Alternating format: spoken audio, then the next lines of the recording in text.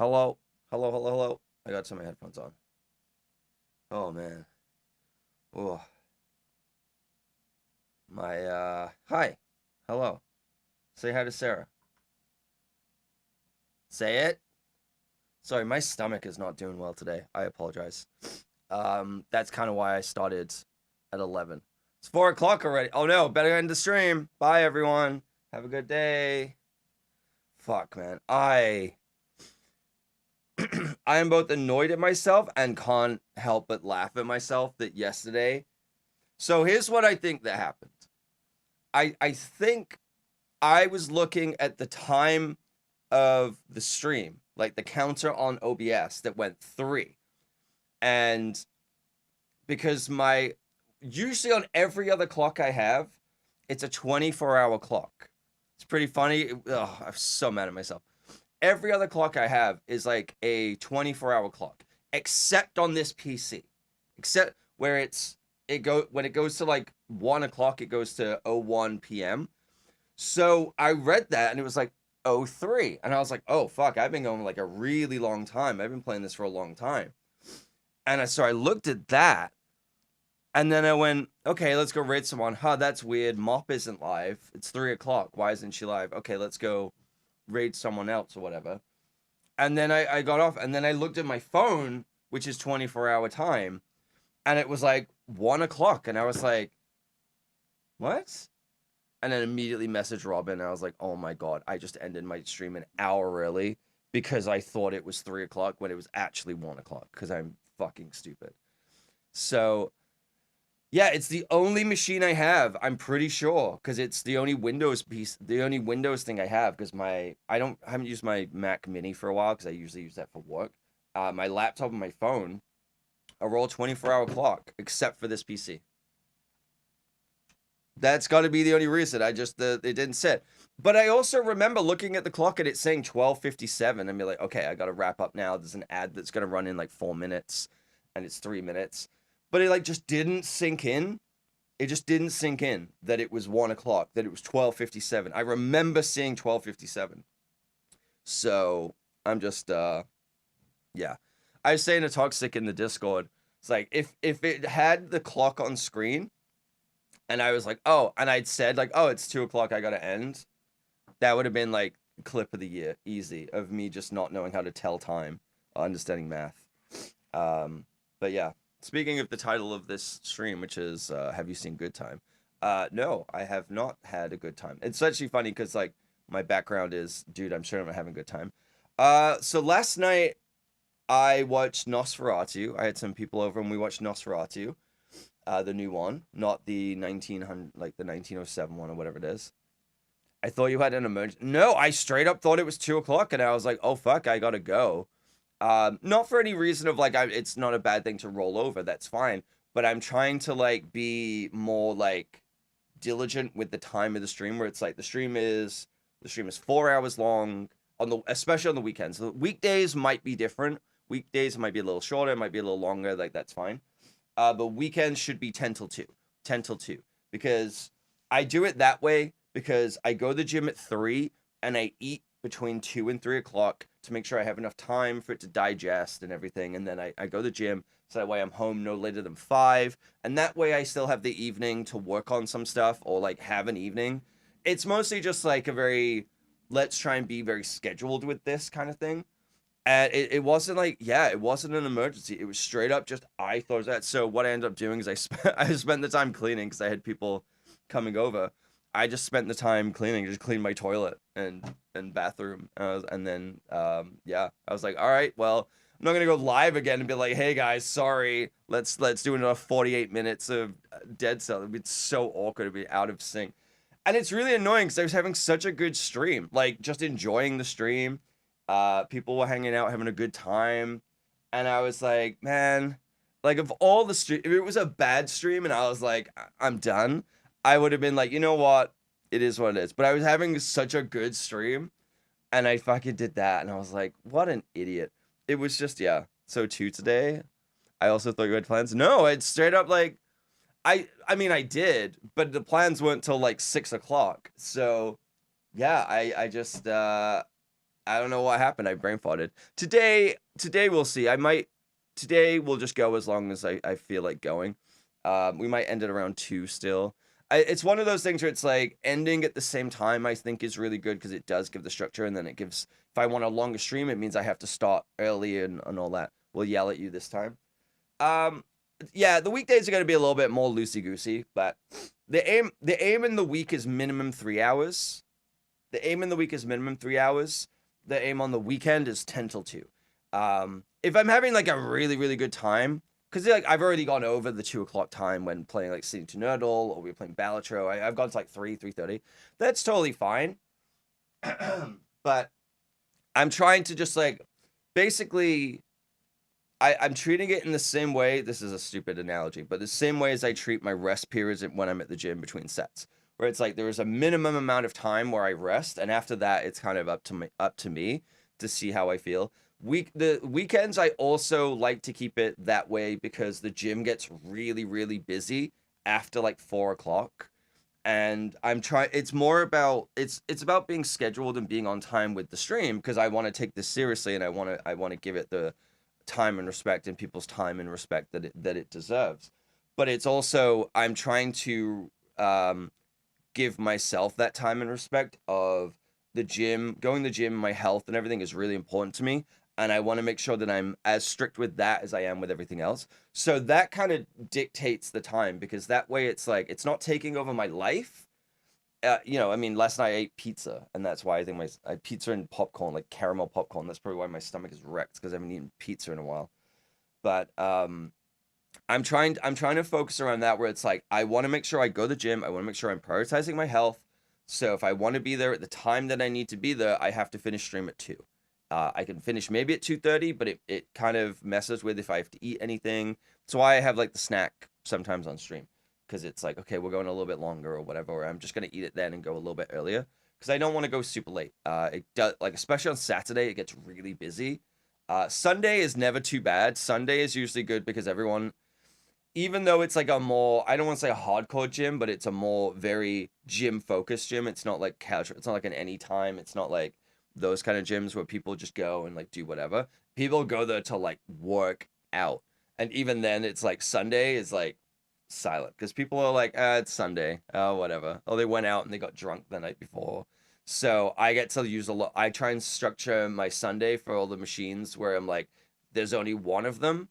And so I do it that way. So there's also that element because it does get busier in the afternoon because people then drag their ass out of bed and drag themselves off the couch. So yeah, it's more about that. In the week, it's kind of a little bit more loosey goosey. I want to start earlier as well because like I know Robin, for you obviously work in the week as well. And I'm not building my schedule just around you, but more of just like the people who I enjoy spending time with are around during these times, and I want to maximize that until basically I can't if I go back to work. I got an email about a job where I have to actually fill out a thing for an interview, which will happen probably next week, and just see what happens. I have like the other job, which I've been doing for the last 2 years, but they don't have any work for me right now. I've told them that I'd give them first right of refusal. So it's like I'll have this interview and see how it goes and see what's said, and then I'll go to them and be like, hey, not as like leverage of like, hey, this and this. I'm like, just so you know, it's like I need to know what's happening because it's like, yeah, because my landlord's being, as I've said, landlord's being super weird about employment stuff. I don't know what's gonna happen for the next 4 years with all of like starting February 1st. There's all of the tariff stuff that's gonna come into play. Who knows like how bad the cost of living is going to get, especially in Canada with like a 50% tariff, because a lot of our economy is based on the US. It's like, obviously, I don't like, true. I do base my entire schedule on you, Robin. It's just like there's a lot of scary stuff happening, and I need to make sure that I'm good, right? There's only so much I can do. Like the whole stock market today fucking tanked. Like tanked.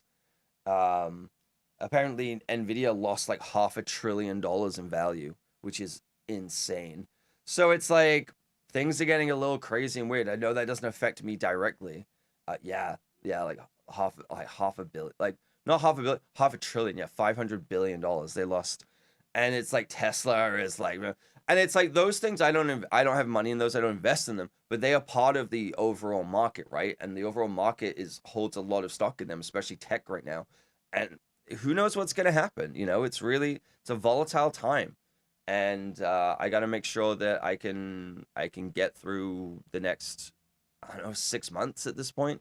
Just got to make sure that I'm dedicating that. So again, that's why the weekend stream is so important to me, because the week might be so fucked up, and like the timing, the schedule, and whatever, I can go live and whatever. But if I can hold the weekends kind of there, I think I'm in a good spot with that. I think I can make that work. Regardless of the situation. Maybe Saturday streams, if I'm working overtime during the end of a project, might get a little crazy. But Sunday, that's important to me. I've really driven that home to myself, and I think I've driven it home to everyone here. This is important to me, and I'm really having a good time doing it, and I want to do it more, and it is a priority in my life. There are obviously other priorities where it's like, one of these pays my bills, and keeps me employed, and one of them doesn't. But in terms of hobbies and enjoyment and doing the things I love doing, it is a priority on that list. So, yeah. Toxic, you just got to get me to that 300 sub mesh shirt stream, and then we're good. We're good. We're good, my dude. Is that work? I'm gonna check. Is it sub goals? Is stream elements not working? Where is it? Hello? Did I not enable this? Oh, I just typed it wrong because I'm a moron. There we go. Sub goal. There we go. There you go. Just gotta get me to a sweet thing though. I gotta think of more things to do other than just squats. That's gonna kill me. I gotta come up with better things to. Give me one sec. I am just setting up this. There we go. Well, wait, I'm gonna get a drink. My mouth is really dry. Really dry.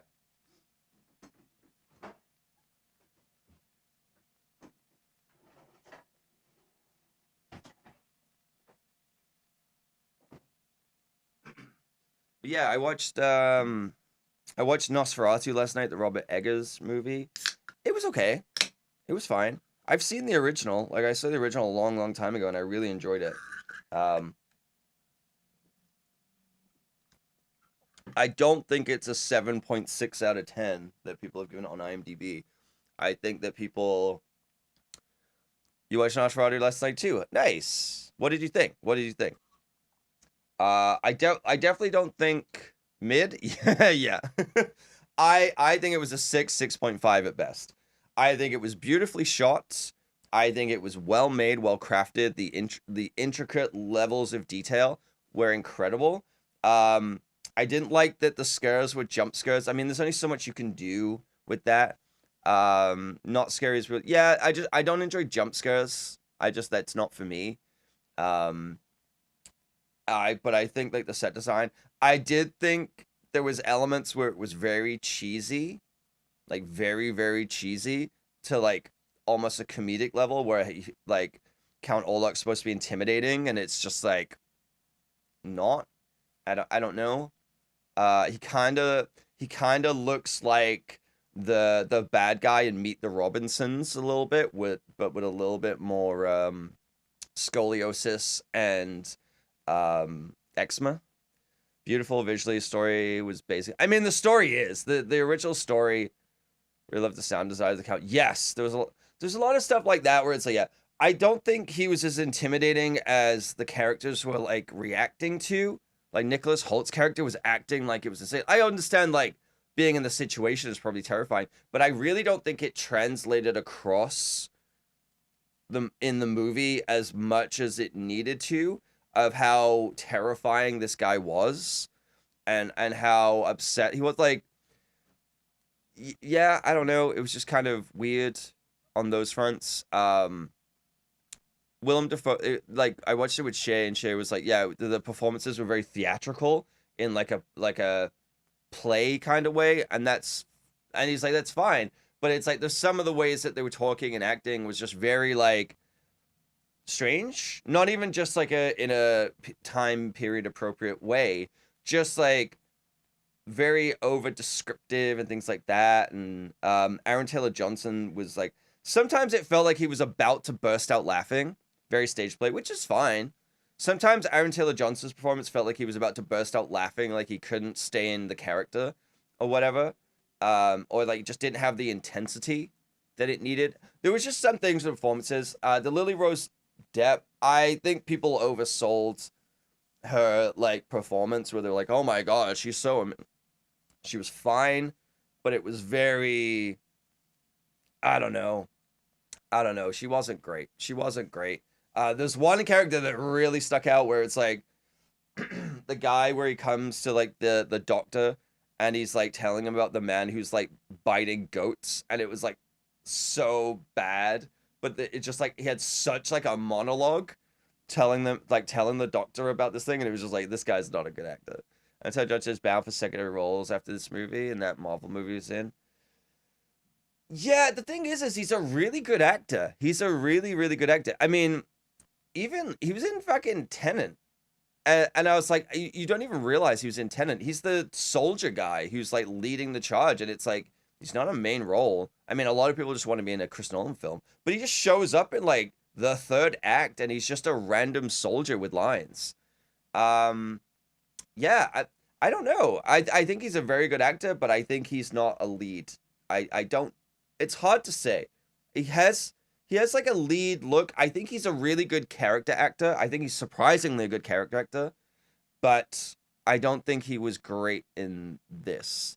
It just the way I could describe it is I felt like everyone I could see the wheels turning of them thinking about what they had to do next rather than it feeling natural. It felt like they were going through, like I could feel like the hitting the marks, if you will. It maybe that's from the direction where it's like, I want you to do it this way, and they had to be a little weird and do it a certain like robotic kind of way. But there was just certain things where it was like it felt I could feel them hitting the marks, and it kind of didn't feel as fluid as it could be. Yeah, he's not bad. His role choices have been bad. Maybe he needs to well, he definitely needs to get away from you know who. But maybe, I mean, in the same way of like Dakota Johnson, right? She's been in, I don't think she's a bad actor. I think she's an okay actor. I think she's just been in terrible films. And she finally fired her agents because she's like, I'm done. After Madam Web, it's like, yeah, like you probably made a lot of money from 50 Shades, and that's all well and good. But like there's a certain point, I assume, as an actor where you're like, I mean, there's some where it's like, no, you're clearly going for money, but even those, like even Zoe Saldana, where I'm like, you definitely went for big roles. You've done really well in those roles, but you definitely went for roles where they paid a lot. And she's even spoken about that. She wishes that she did things that had more fulfillment of characters. That's why she's in things like Emilia Perez. She was in, was it Colombiana or something? Like she tried, but they weren't really like breakout roles in that way. But she was in a lot of huge movies. So I think at a certain point when you've made the money, you're like, I need the fulfillment. I'm sure Tom Holland feels the same way, especially when he has people like naysaying him of like, oh, guy's washed because he's pushing 30 and he's still only playing Spider-Man. Now he's in a Chris Nolan movie. And it's like, yeah, I bet that they really want to break out and do other stuff. Oh, chat disconnected. So if anyone typed, the last thing I see is Pyro saying, Madam Web, just yikes. Kind of Robert Pattinson made deliberate choices role. Yeah, because like he's not a bad like the only role that I can really pick out of him before Twilight really is Goblet of Fire. And he's not great in it, but it's also he's fucking 17 years old. He's still learning how to be an actor, and it's kind of like also those movies don't really, the acting doesn't really matter. But then I mean, look at my title, Good Time. Good Time, honestly, every time I like think about that movie, it gives me like goosebumps because I cannot stress. I don't ever want to. It's hard because I don't ever want to oversell it, but I think it is genuinely one of my top 5 movies. I don't have a lot of top 5 movies. Good Time is one of my top 5 movies. Robert Pattinson is fucking incredible in that movie. That is arguably one of his best performances ever, and it is such a solid film. It's by the same people who made Uncut Gems. It is definitely one of like I would say top tier. That is worth people's. Remember Me That's right. Remember Me is an incredible movie where he dies in 9/11 at the end. Spoilers for Remember Me. But yeah, that's, I mean, it's like he did Remember Me because his agents were like, "Oh, you're the romance guy. Let's try and get you out of the cheesy one. But let's get you in." It's the same with Matthew McConaughey, right? Matthew McConaughey was the romance guy in the early 2000s. He was doing like Blue Crush. Um, no, that wasn't him. That was Paul Walker. He was doing Fool's Gold, How Lose a Guy in 10 Days, things like that. And he was like, I don't want to do. He did like Ed TV. It's like he's like, I don't want to do this anymore. He's like, yeah, I could do another one of these romance films for $20 million, but I am going to be stuck doing these forever. And he took a big acting break and he came back, and he is like I gotta say, he's a weird dude, but he's an incredible actor. Where it's like Dallas Buyers Club. I haven't seen Lincoln Lawyer, but like Interstellar, he's incredible in Interstellar. He's incredible in Interstellar, and I'm just like, yeah, you know, he made that choice. A lot of actors do that, where they're like, I need to reinvent myself. A lot of people saying like Demi Moore, right, where she was kind of like a blockbuster actor. Let's not say she was a bad actor. It's just she was a blockbuster actor, right? She was a box office draw, but like the movies she did weren't exactly great movies, but the movie is built around her, and she comes back and does Substance, and I think she was very good in the Substance, but it's the same kind of thing, right? Same kind of thing happened with Kurt Russell. He was a Disney kid first, a Disney movie actor, and then took to break him out. Yeah, yeah. No, I didn't watch a YouTube video about that yesterday. Sure. What is this cinematic music is playing? It'd be blasting in my ears. Turned it down a little bit. Like, it's not a bad thing because it's like, look, they established their name where it gets them in the door of other roles. They made their money, so worst case they have the money. Hopefully, if they're good with the money. And then, but then at the same time, it's like they want to do something that's more fulfilling. That's where there's the adage of like one for them, one for me. There's no, and I think I don't know who came out and said that. They're like, there is no one for them, one for me. It's all that's all bullshit. But it's this kind of thing of you got to do projects and find projects that you're passionate about. And usually that happens with finding filmmakers that you want to work with. Like Dave Batista is a great example of that. Like he didn't really have acting ability. Like he was in stuff. Like he was a wrestler though. It's not like he was like a mainstream actor, but he made a choice, and I think he made the right choice versus like people compare him with The Rock, where it's like The Rock just went after like blockbuster movies and made a lot of money. He makes an insane amount of money, but his career has no foundation, right? It has no depth to it, where it's like it's very hard to point at a role that of like a movie that The Rock was in and go, that was an incredible piece of cinema that is going to stand the test of time, right? True, The Rock kind of bores me. He was good in me on it. Yeah, he was. He was EC. He was like he was good in that, but I don't think any of like his movies like that's not technically a Rock movie. Like a fucking Rampage and those kind of things where it's like the movies built around him, like Red One. These movies are not going to stand the test of time. People are not going to watch it in 20, 30 years. But people are going to watch fucking Knives Out, Glass Onion, most likely. I don't think that was the best one, but like he did, with Dave Bautista. I think Blade Runner 2049, he was very good in that. He was only in it for a minute, but like he did the little short film. I don't know if anyone saw that, where he did a little short film that was like online as part of like the world of Blade Runner 2049. He's a good actor. He's got good comedic timing. He's like he picked roles where they weren't the best. Like he did like Stuber and things like that. But it's also just like, I think he still has made better choices in that way. His movies are all kind of Fast and Furious to you, kind of okay, watch but not great. With The Rock, yeah. The popcorn movies. They're all popcorn movies. Like Jumanji, all of the Jumanji movies. I mean, there's that meme that goes around, right? Where it's like four pictures of The Rock and they're like, this is from four different movies, but he's wearing the same shirt, doing the same face.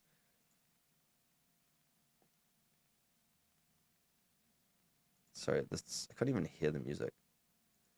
And I'm just like, yeah, if they all kind of blend together and it's not unique, then, I mean, Dave Bautista still done action movies. He did what was it, the of the Dead one. I can't even remember. Casino of the Dead, the Vegas one.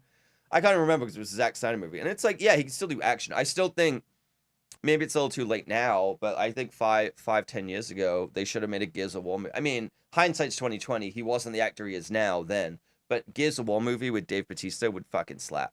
So, I know it's cliche to say DiCaprio because remember performance in there. Yeah, I don't think Leonardo DiCaprio has a lot of range, but he knows his range very well, and he plays every one of those roles very, very well.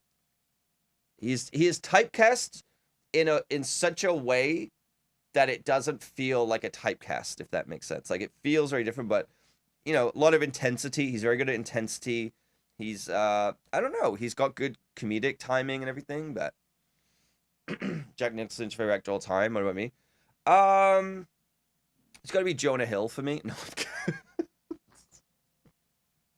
Imagine. So you know what? The worst part is someone probably says that. It's Dave Franco. My apologies. It's Dave Franco. Gary Oldman. I'm trying to think. I'm trying to think of like hell, even not to talk about like my favorite actor. I'm trying while I think, but like Arnold Schwarzenegger, right? It's like he is not really a great actor, but he picked incredible filmmakers to work with, and he's had a career because of it. You know, Gary Oldman is a good one. He is a chameleon. Um, are you ready? What happened, Paragon? What did you do? What am I ready for? My favorite actors. Oh, fuck's sake. This. I need to disable that. Okay. I need to disable that because I fucked my shoulder up. Okay, I'm gonna do. Is this working? Okay, there you go. Ugh. 1, 2, 3, 4, 5, 6, 7, 8, 9, 10. I need to disable that. I forgot about that. My shoulder is. I literally am trying to not work out my shoulder because it's injured really badly. I'm gonna turn that off right now. uh.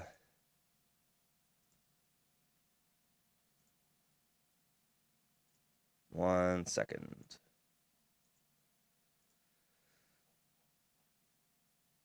Boop. Goodbye. There we go. Okay, I hurt my shoulder. It's been months now here, and it like clicks and it slides over my collarbone with the muscle, and so I'm trying to like not work it out for a little bit. I forgot that I left that on. Nothing like. Just want to clarify. You did nothing wrong. I'm not annoyed. I know my demeanor seems really off. It's more just like I was like, oh fuck, I forgot I turned that off. You did absolutely nothing wrong. That's totally fine. I'm happy to do it. It's just I've messed it up and I'm trying to like let it rest for the week because I don't think I keep injuring it. I keep aggravating it. So I was doing face pulls and I like when I was like returning it back, something just felt weird, and then it clicked, and then it's just since then my shoulder's been like fucked up, and I think I just need to leave it alone. Uh, my doctor said you probably should go to a physio to speak to it, but I don't have the money to do it, so I think I'm gonna go to the doctor soon to have them take a look at it because it's been too long. It's been like 2, maybe 3 months at this point. But anyway, enjoy using the points. Jean Reno. Ackwards is Cage. Leonardo did a number on you. What can you say? Old man, when you old, I keep saying old man. It's Oldman. When you over with his Leon in Fifth Element. Yeah, I mean he's really good in Dawn of the Planet of the Apes too. He's really good in that. I mean he's good in everything. Cream that in French. Jean Reno. I don't know what you're talking about. Jean Reno, the car maker, the Renault Clio.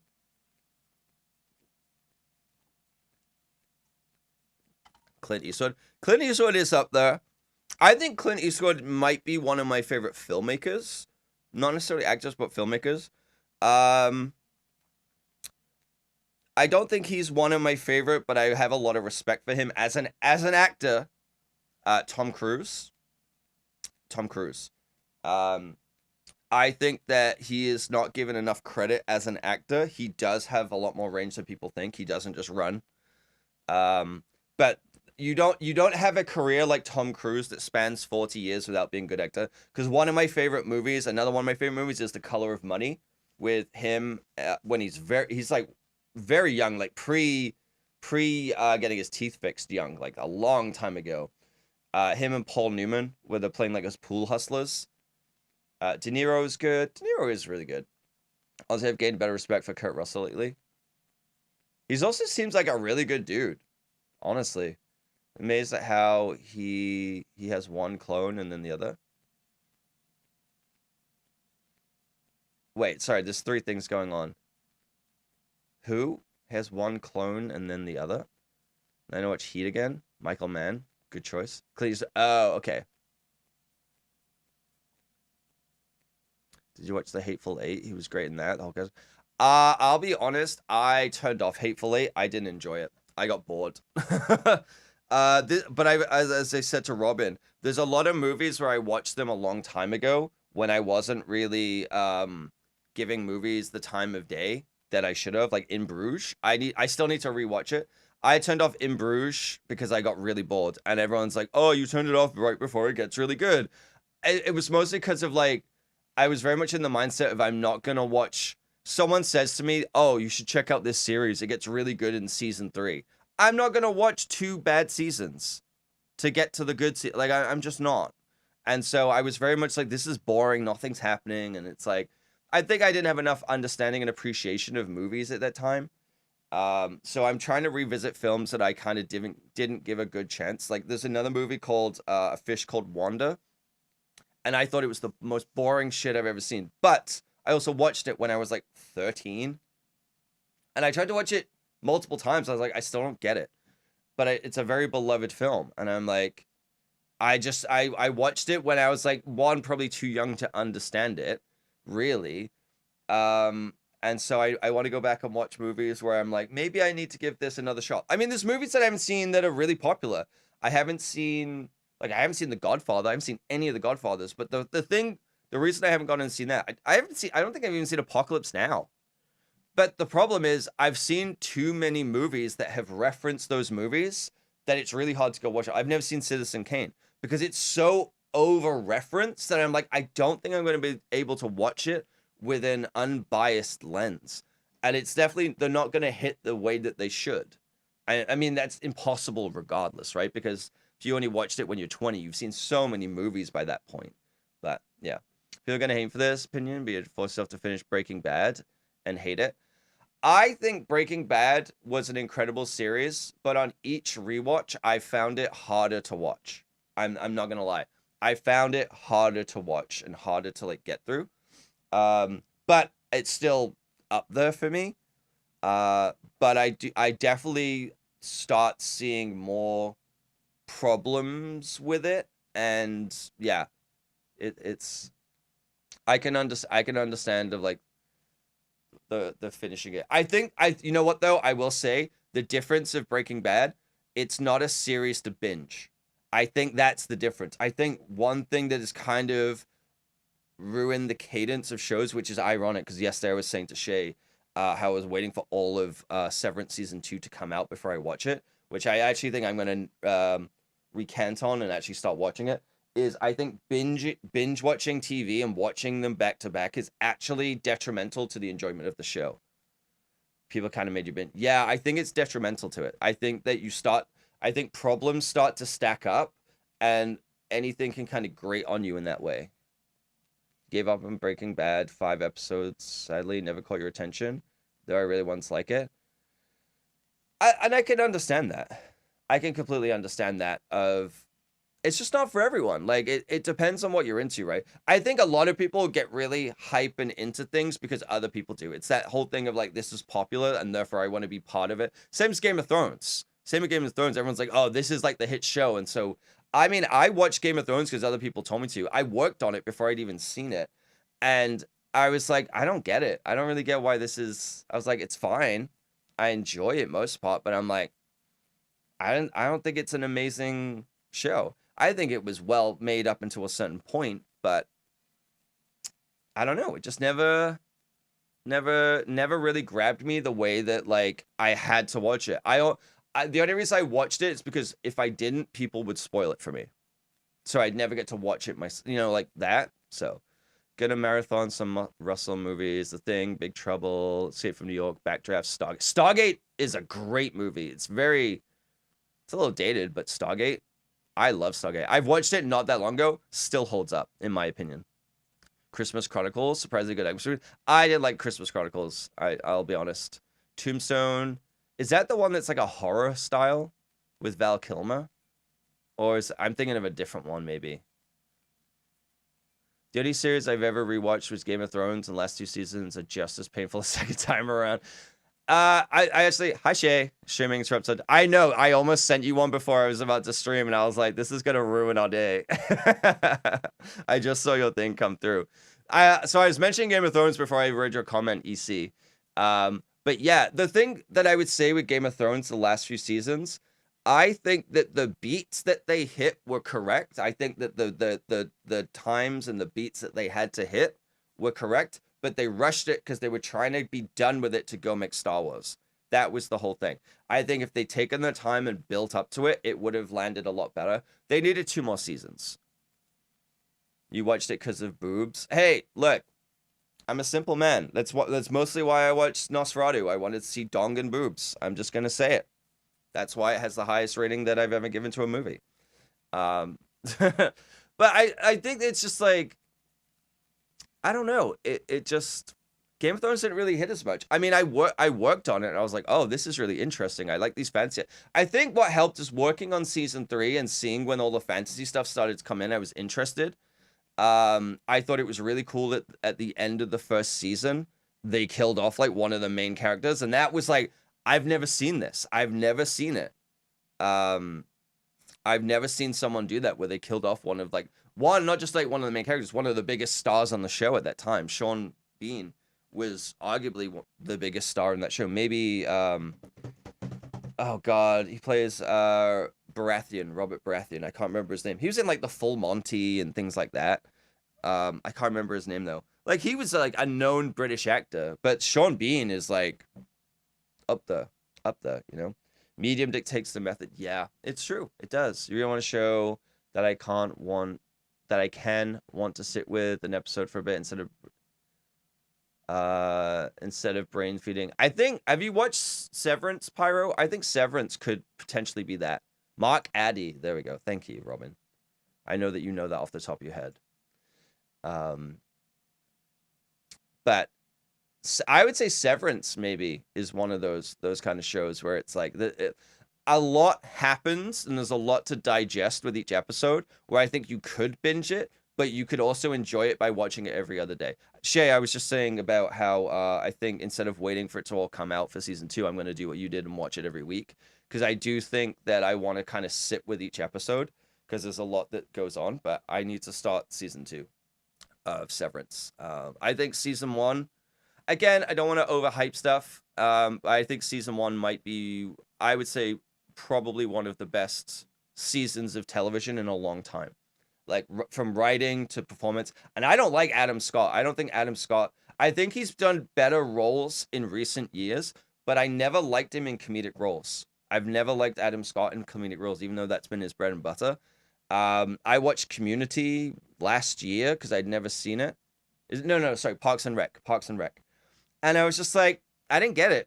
I was just like, I don't find this good. And I binge watched that and I was like, this is probably not the right way to watch it. I've got more and more like Tom Cruise. He does. You know what? He does. He could definitely be like Tom Cruise's older brother. He's a good straight man. He's a very good straight man. In the same way of like Jason Bateman, right? He is very good in that role. I just never really enjoyed him in comedic roles. He's always been like a smarmy character too. That's been like, is either the straight man or the smarmy character. But Parks and Rec, it didn't hit for me. Maybe I watched it at the wrong time. Maybe I missed that period of time where it's like the U.S. Office was coming up and you had Parks and Rec, and I didn't watch the U.S. Office for a really long time because being British, I held the British one in such high regard. And season 1 of the U.S. Office is like verbatim the British show. And I was like, this is really bad. I was like, this is really bad. And then they changed it. And I was like, I'll fully admit, I think the US Office, aside from maybe the last season, is pretty good comedy TV. It's pretty good. I don't think it's incredible. I can't stand Ed Helm. I can't stand him. I don't like him in anything. Parks and Rec is not good. It was a hard watch. It was is Adam Cruz just him running from his gay thoughts? Is that what you're saying, Shay? Yeah, and I think that's the thing, right? It's that you had to like really like those people and those actors to get through the first season, like Amy Poehler. I can't think of any of the fucking names, but like I never grew up with these people. Saturday Night Live was not a thing for me, right? No, that's you every day. Yeah, you're not running away from them, okay? Your legs spread on the bed, waiting for them to come inside you. You are Lily Rose Depp. He's coming! He's coming! That's you every day. I've seen it. With the secret webcam I have in your place. Skipping to... Oh, yeah, I've seen it. With the gold shorts on. Yeah, it's just I never grew up with these actors. I know, like, you know, Chris Pratt. I will say Chris Pratt was very funny in that show. And then obviously he blew up and everyone hates him now. But I'm like, he's another one of those actors where I'm like, you know what? He's actually a really good actor, as much as people don't like him. And there's a lot of weird stuff that he says and does. Moneyball. He's really good in Moneyball. He's a really good dramatic actor. He was in Wanted. He's the guy that gets hit in the face with a keyboard. He also plays a really good sleazy guy. Which is very funny to just see him get smacked in the face with a keyboard. What's happening? Why is my phone freaking out? What is happening? Oh, one sec. It's about a job thing. Okay.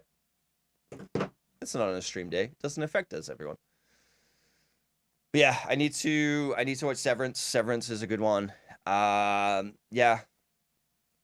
Yeah, just Game of Thrones. I don't know. It was fine. It was okay. It just kind of didn't hit for me. I'm trying to think of anything else. I like one of my favorite comedy shows that you can watch for free on YouTube is a show called Garth Marenghi's Dark Place. It's a British show. It's only 6 episodes. They're 20 minutes long each. It's very funny. It has Matt Berry in it from What We Do in the Shadows. And I genuinely think that's one of the funniest shows that's ever been made. Especially the first episode. Like if you've ever wanted to understand my sense of humor, or like I would say like peak British comedy, the pilot of that. The rest of them are good, like they're good, but like the pilot one, every person I've ever introduced and showed that to, they're like, "Oh my god, this is the most insane thing," and have become an instant fan of that show. And I will stand by that of like Garth Marenghi. It's where the meme comes from, where it's like, I know writers who use subtext and they're all cowards. That's the show where that comes from. But if you like the IT Crowd, it has Richard Ayoade in, it has Matt Berry in, it has a bunch of other people like good British comedians in it, and it's great. I love it. I remember being so shocked when I saw him in Guardians, just going, "Is this the kid from Everwood with Chris Pratt?" Yeah, I mean when he's only played comedic, like the butt of the joke kind of characters before, and then he's suddenly playing the suave, pirate in space, if you will. It's kind of like jarring, right? But at the same time, I think he was perfect for that role of Star-Lord. I think the first one, I still think the first Guardians film is the best one. The second one's okay. There's another Kurt Russell one for you, Pyro. The third one, it wasn't for me. Both while working on it and after, when I saw it a year after it came out.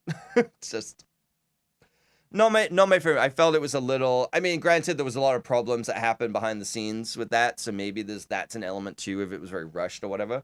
I don't know. I didn't think Guardians 3 was as great. I actually think the Avengers movies ruins the Guardians movies. That's my hot take, because I think the Russo brothers making it where it's like Peter and Gamora was suddenly in love and then all that stuff happens, I think ruins the Guardians movie, the third one. That's my hot take. That's my lukewarm take. I just don't think they did it. I think they forced something to have an emotional response out of an audience and ruined part of a franchise because of it. Because then he had to like have another Gamora and then just completely reset all of the stuff that was built up, right? I think James Gunn did. I will say James Gunn did an amazing job given the situation he was put into. I just think that he was screwed over in more ways than one. I am interested in the new Superman movie.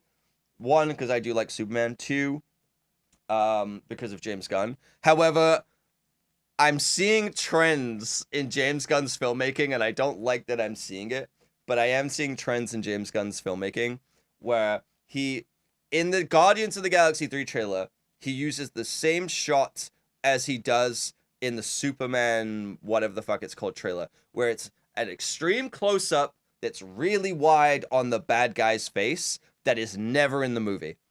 And he keeps using the word progeny in every movie. He always uses the word progeny. And I'm like, seeing your patterns, James Gunn. I'm seeing it. I'm seeing through your tricks.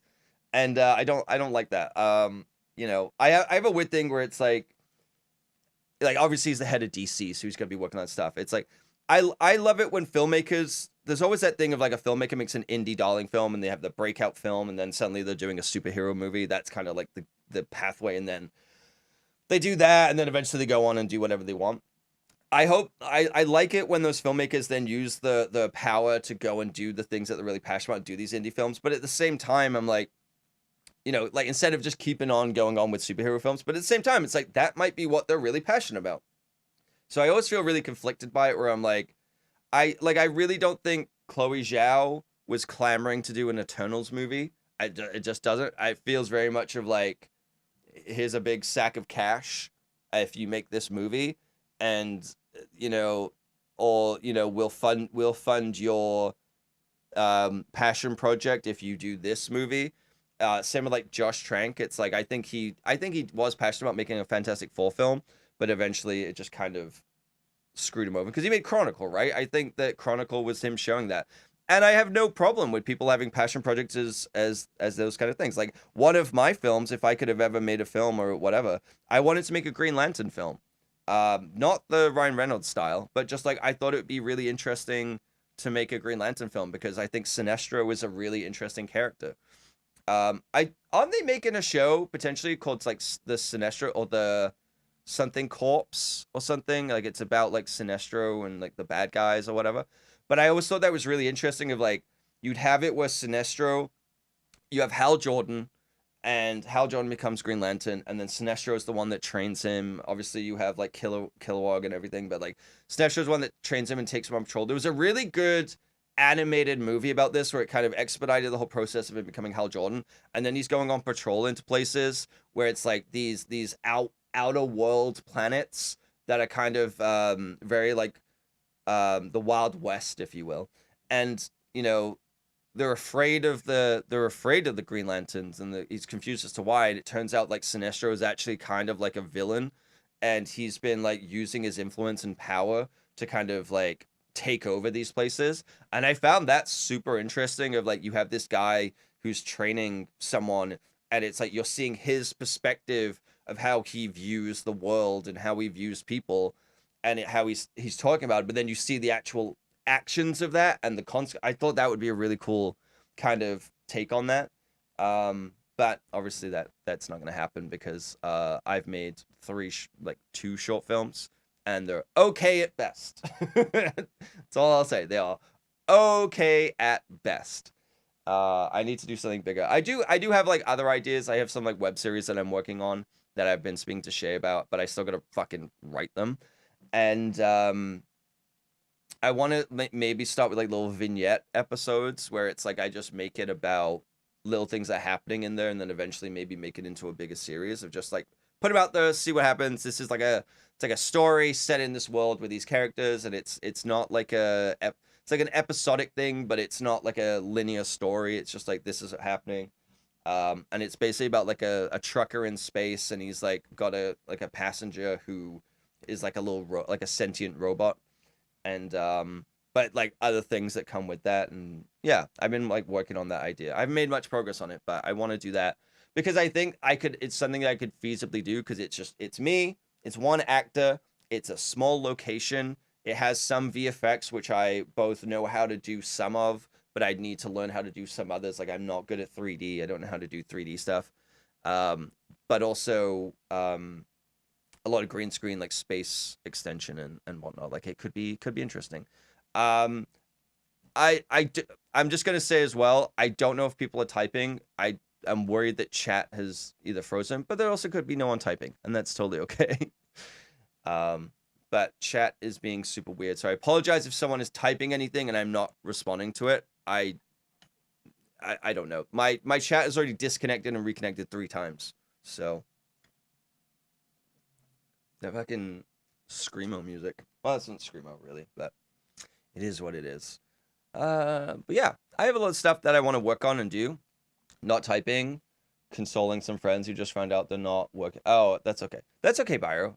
It's more just like that's okay. Sorry, I wasn't trying to call anyone out of lurk. It's just because of the chat disconnections that keep happening.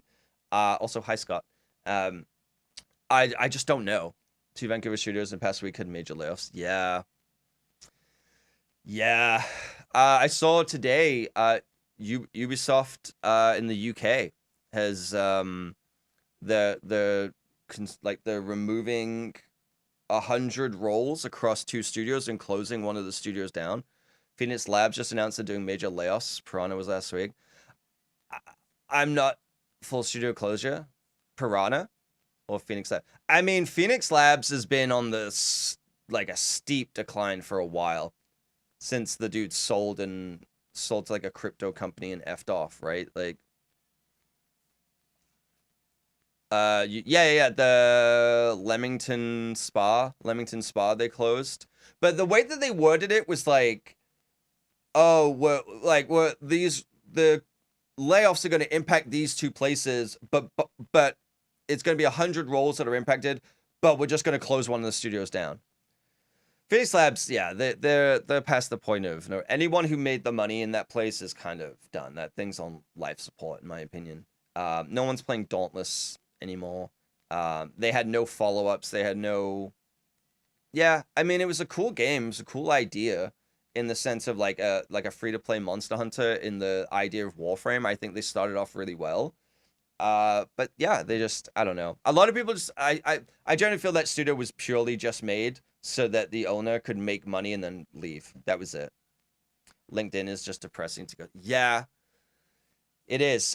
Because I see all that stuff because a lot of recruiters that work in the film industry also work in the game industry. And so it's like, I see, hey, finally film jobs are happening. And then it's like, by the way, all these people looking for, and it's like, it's never good. It's never just like both are in a good spot. When one's doing well, one is like struggling, not failing, but struggling. And it's sad. I mean, like, yeah, I have like potentially 2 things lined up coming up, which is good, but I'm also scared about it. So Phoenix Labs grew too fast. They went from 1 game to trying to do 3 more behind the scenes, and 1 successful game couldn't float the others. Yeah, I think that they tried to start doing other games too quickly before they got the other one in a really good spot. Like, I think that Dauntless was probably like, I don't even know if Dauntless was really breaking even. Like, obviously I'm not privy to that, but they clearly put a lot of money into it and had a lot of VC money behind it too, that their only option really was to like build it up to a certain point and sell. That was it. That was the only way that they would have ever made money, and it was all, the owners and whatnot. But did they sell originally to like Tencent and then it got sold to like another company, or was it just straight to a crypto company? It was very very weird situation. I don't even know what other games they're making. They were hiring a video editor or a video something at the time, and I was trying to apply and get in. But then I know people who work there, and like Christina Chopsky on who's like a game dev, and they were just like, fuck that place. They were like, fuck the owners. Like, the boys club was insane. Yeah, it was not good. It was not a good situation for anyone involved. Okay, there is an ad that's gonna run in like 50 seconds I'm going to use this as a break. I'm going to run a longer ad, which means that I'll take a little bit of a slightly longer break, but means that we don't get ads for another hour. So I'm going to run that ad now. Take a pee break, get a drink, I don't have time to make coffee because the espresso machine takes too long and I refuse to clean it right now. So that's going to be an after stream thing. But I will be right back and go make a coffee. Go dance in the rain. I don't know, it's not raining, but if it's raining where you are, go dance in it. BRB, keep an eye on Sarah for me.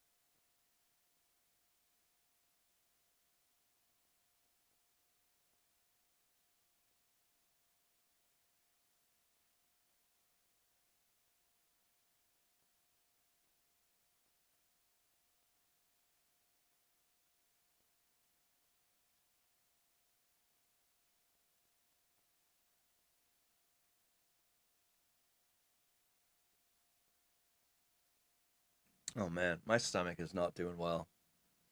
It is not doing well. I don't know what that pizza did to me last night, or the popcorn. Maybe it was the popcorn. It tasted very chemically, but is it please anyone like anyone? I'd swipe on you, Pyro. I'd swipe on you so hard. Oh my god, you don't even know. Can Denis Villeneuve take a break? He's apparently adapting Rendezvous with Rama. Well, he's still working on Dune Messiah, right? He's still working on writing that and figuring that out.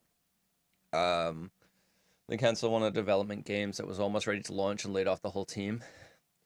I don't like this modern era that we're in of things that are completed being canceled for a write-off. I don't like that. I don't think that is fun. Sorry, I just realized I'm just looking. This is like really vain. I'm just like looking at myself in the little preview, and I'm like, God damn! Look at those traps, dude. Look at that. What is this? Look at this. Look at that. Look at that rear delt. Oh my god. Guys, does he go to the gym or is he just skinny? I don't look at myself a lot, so just gotta stand like this. Just there we go. Oh fucking hell. Oh. Eager to please. Oh baby. I like the fact that I could reject. I finally docked the rewards request into OBS, and I like that you playing that sound effect lets me reject it. It's very funny. Complete all. It's just that he's adapting all the good. Thank you, thank you. Adapting all of the good sci-fi properties and doing a good job, but like he's gonna miss one of these times. My lukewarm take, maybe a hot take potentially. I didn't think the Dune movies were that great. I think in the same way as we talked about with Nosferatu, this epic music is screaming in my ears. I thought they were incredibly made, incredibly acted, looked amazing, were the peak of what a movie can be, and was just an incredibly mediocre story. I think they were incredibly mediocre stories. I liked the ending. I like how simple it was. I loved the filmmaking. I loved everything about it, except the story was the most 6 out of 10 story. That's my take with Dune. I think it deserves to win all the awards. I want to see more of Denis Villeneuve's movies and him do stuff. I think he's one of the greatest filmmakers to exist so far, because I think that he knows what he's doing. I think that, you know, he's got an incredible eye. And same with like Robert Eggers. I don't want to give Eggers that title because he's only done like 4 films, but I think he's incredibly competent and incredibly detail orientated. And he knows how to put a film together, and he has a vision. And I think that's where I'm like, they're great filmmakers. In the same way as like I put Chris Nolan in that. I think Chris Nolan can be a little sloppy when it comes to some stuff, but overall I think that I'd rather watch a sloppy Chris Nolan film than a Brett Ratner film. That's what I'll say about that. But you know, because at least they have a unique vision and a voice, and they are doing what I was saying before, where they're like looking at films that they can make. They have the power to make these films, and they're doing it, and they're making the films their way, and I love that, and I will always support that. But yeah, Dune was okay. It was fine. Felt like the story of Dune was more approachable for it. And that's totally fine. I mean, they didn't have like the weird space worms and stuff. Maybe that's why he's struggling with Messiah, because it's kind of, he skipped a lot of the weirdness. But at the same time, it's like, yeah, I don't know. I don't want to say it felt safe. Do you know how hard it is to not tell you what sloppy stuff? I mean, I don't want to know about your incognito history, Robin. Or maybe I do. I don't know. Look, here's the thing. I have watched more crap movies than good movies. And I will repeatedly watch crap movies over good movies, because my brain just needs something to turn off to. The amount of times I've watched Doctor Strange, I don't think it's a terrible film. Please, loud and proud. Oh, Zuckerberg is honing in on your search history right now. The amount of times I've watched like really, really not great movies, just because I'm just like, I need crap on the screen. That's crap. I do. I've watched Borderlands 3 times since we watched it, Scott. I invited Scott over to my place. I set up a projector, and I made him watch Borderlands with me. And then after he left, I watched it again, and then I've watched it 2 more times. But I still haven't watched In Bruges again. I haven't watched The Godfather. Why? Because my brain just loves it, man. My brain loves it. Mindless background noise. It wasn't background noise. I straight up sat there and watched it with my eyeballs. With no phone. I'm not even kidding. I raw dogged that shit. Watched Borderlands, and the next day I forgot to watch it. It was that bad, forgettable. Yeah. I don't know what it is. There's some kind of schadenfreude that just itches something in the back of my brain when I watch stuff like that. I'm trying to think of another film. I've watched Deadpool and Wolverine, I think, like 9 times. And I don't like it. I don't like it. I don't enjoy a lot of the films by that filmmaker. I watched Free Guy 3 times, and I think Free Guy is one of the worst films I've ever seen. And I've watched it 3 times. But I've only seen, I don't know. No, I have it on Blu-ray. But I think I've watched Blade Runner 2049 like 3 times. So I've seen films that I hate more than films that I love and own. Learning from other people's mistakes. I don't think that's what it is. I think there's just something about it where it's like, I don't know, like they took a swing. Free Guy is a hard watch for me. A lot of people liked it. I don't know why. Free Guy, I do think is one of the worst films ever made. I think it is a painful slog. And I will watch it again. I will watch it again. I know that I will, because I'm just like, my brain just can't handle it. Can't do it. I don't like the second Spider-Verse film either. But I've watched that more than the first one, and I like the first one. I know what it is. I think I find things that I enjoy boring. I think that's what it is. I love the fact that me talking about me watching Borderlands. Sorry, I don't care about metrics, but I think it's really funny that I had like 5 people on YouTube watching, and as soon as I started saying that I've watched Borderlands like 5 times, it dropped to 0 like immediately. I do think that's really funny.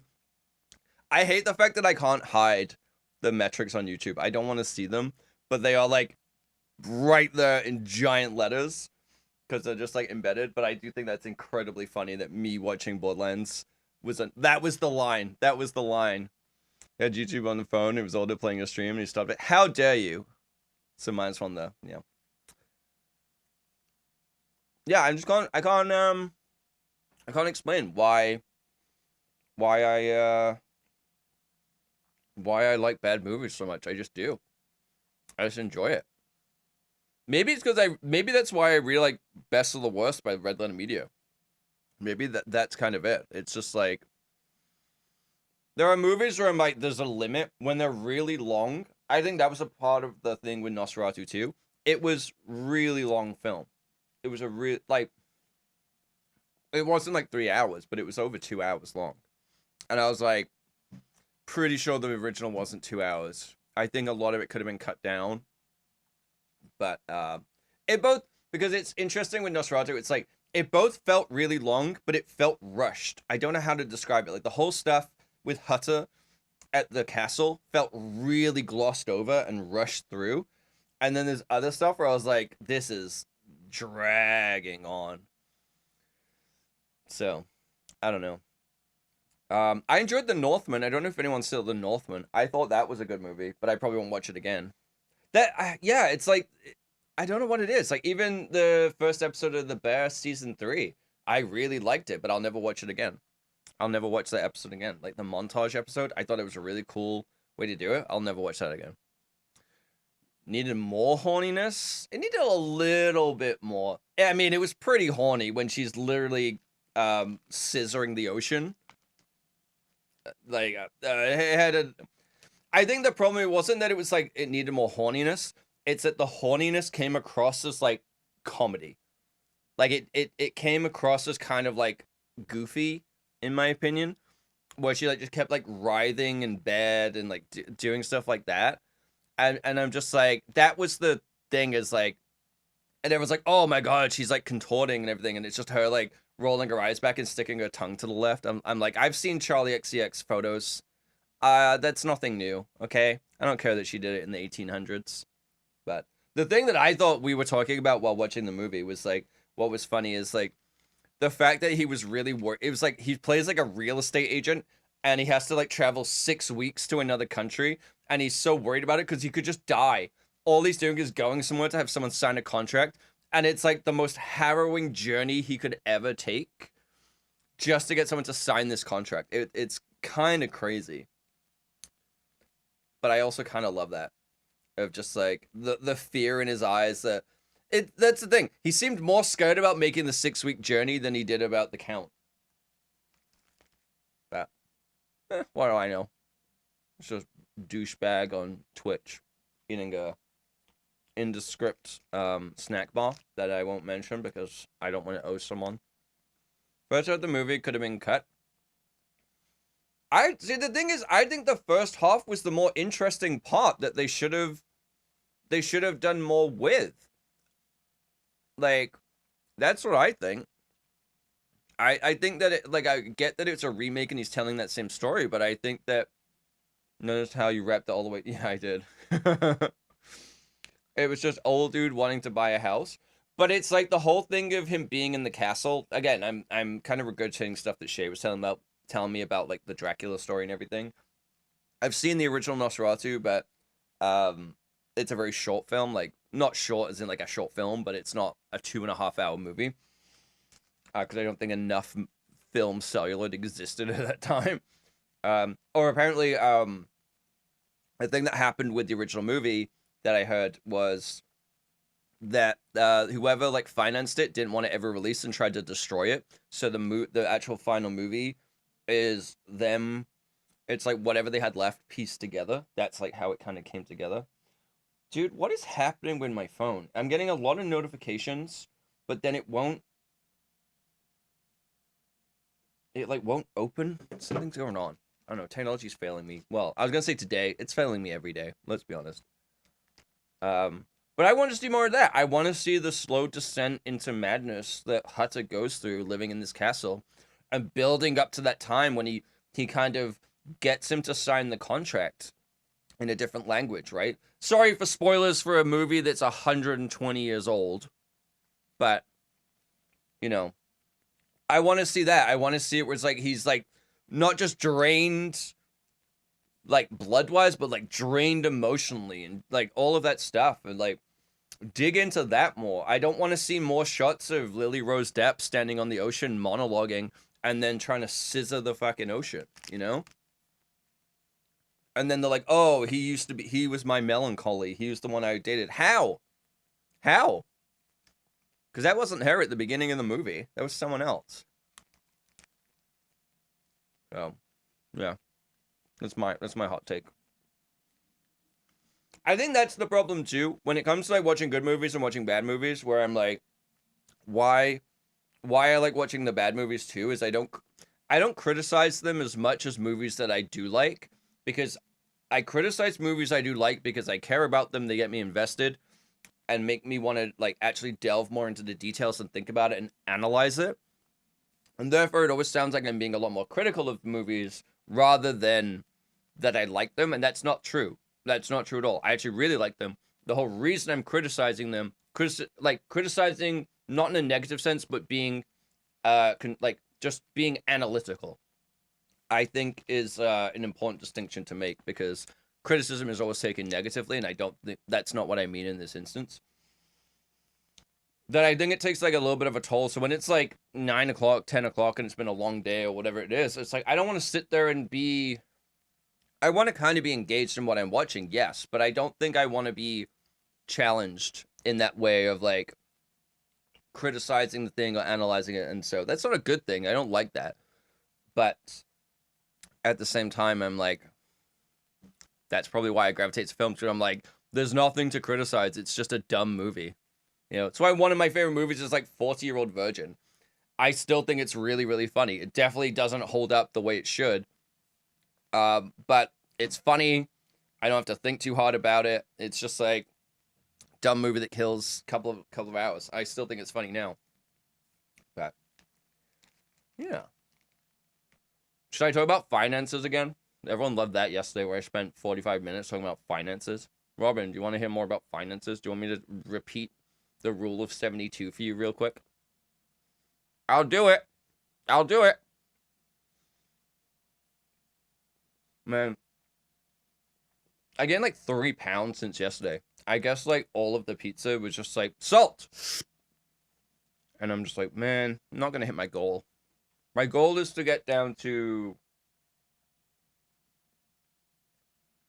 My goal is to get to like as close to 160 as I can pounds, which is. How many stone is that? Someone do the conversion real quick. 10 stone is 140, so like 12 stone. I think I blacked out. Go for it. Okay. Pyro, trust me, I looked and I was like, holy. I think my RSP is just down so much. I think. I don't know exactly how much. 11.4. Nice. 11.4 stone. Perfect. Thank you, Robin. Stone is such a stupid measurement that the British came up with, and I kind of love it. I think it's just so funny that 1 stone is 14 pounds. I also knew that. Nice. Yeah. You are an encyclopedia, a thesaurus, and a horse girl all rolled into one. I'm gonna throw this wrapper away.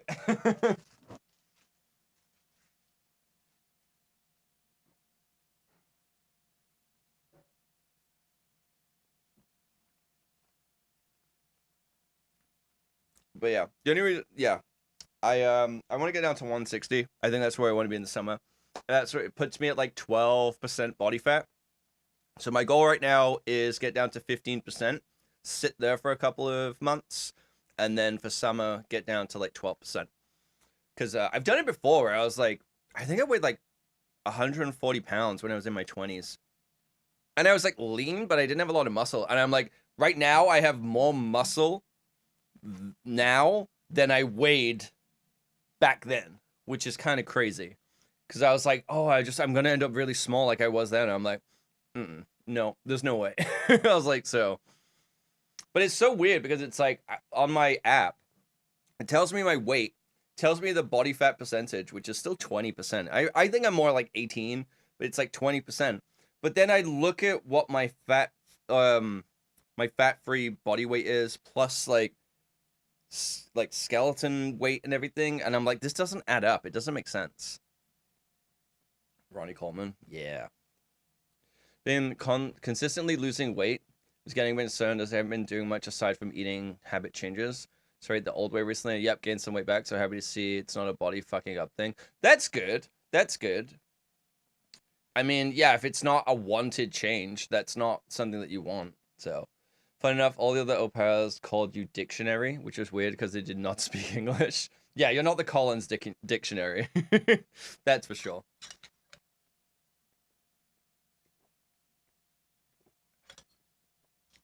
Encyclopedia. No, that doesn't work. Okay, there's something there. We can workshop this. We can workshop a name for you.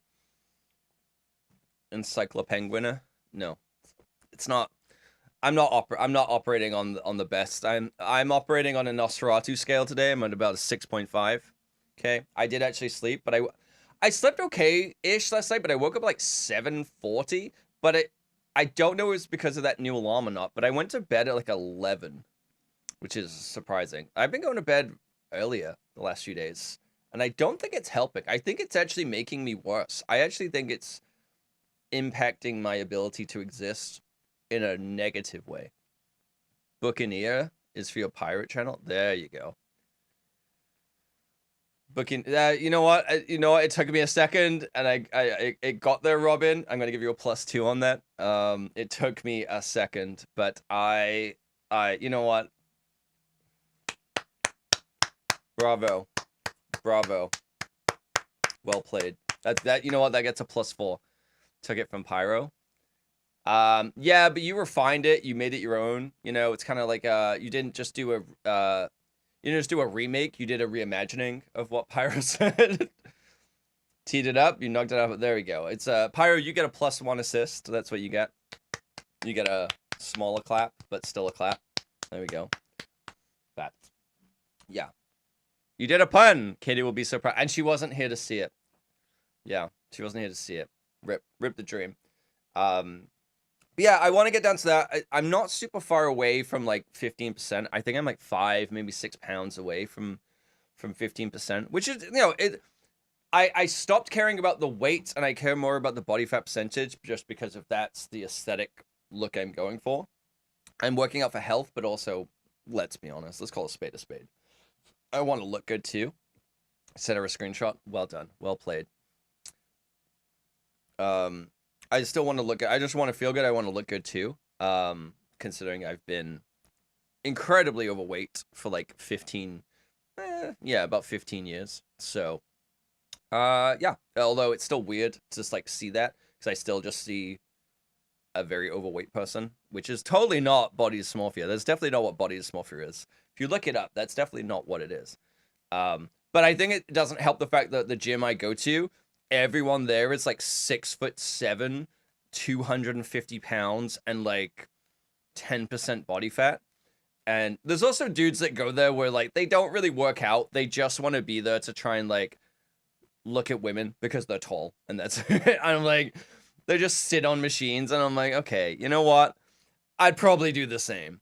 No, I wouldn't do the same, but I'm just like, yeah, that's it. Like, that's why they go there. But there are a lot of dudes, there's a lot of like bodybuilder dudes and like aesthetic dudes, and I'm just like, I feel awful about myself when I'm there. But at the same time, I'm like, nah, this is motivation to like do it more, do it better, and whatever. I don't think I'm ever going to truly be happy with it, and that's not in a body dysmorphia way because I don't give a shit. Like, I ate pizza. Like I said, I ate pizza and popcorn last night. I've been eating nachos last week because I factor it all in. I don't want to live a compromised life where I'm not enjoying the things that I'm doing or feel so restricted. Like, I want to be able to go out and have a burger. I want to be able to eat pizza. And I just plan and incorporate those things into the diet so I can do those things.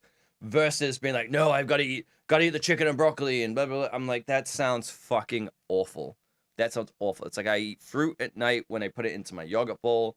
That has a lot of protein in. I try and make like my couscous stew that has a ton of vegetables in it. That has like celery, onions, garlic, carrots, mushroom broth, veggie broth, like all of that stuff, and it like has, I think it's like 600 calories for a giant ass bowl. It's really good. So it's like it's all about balance, you know.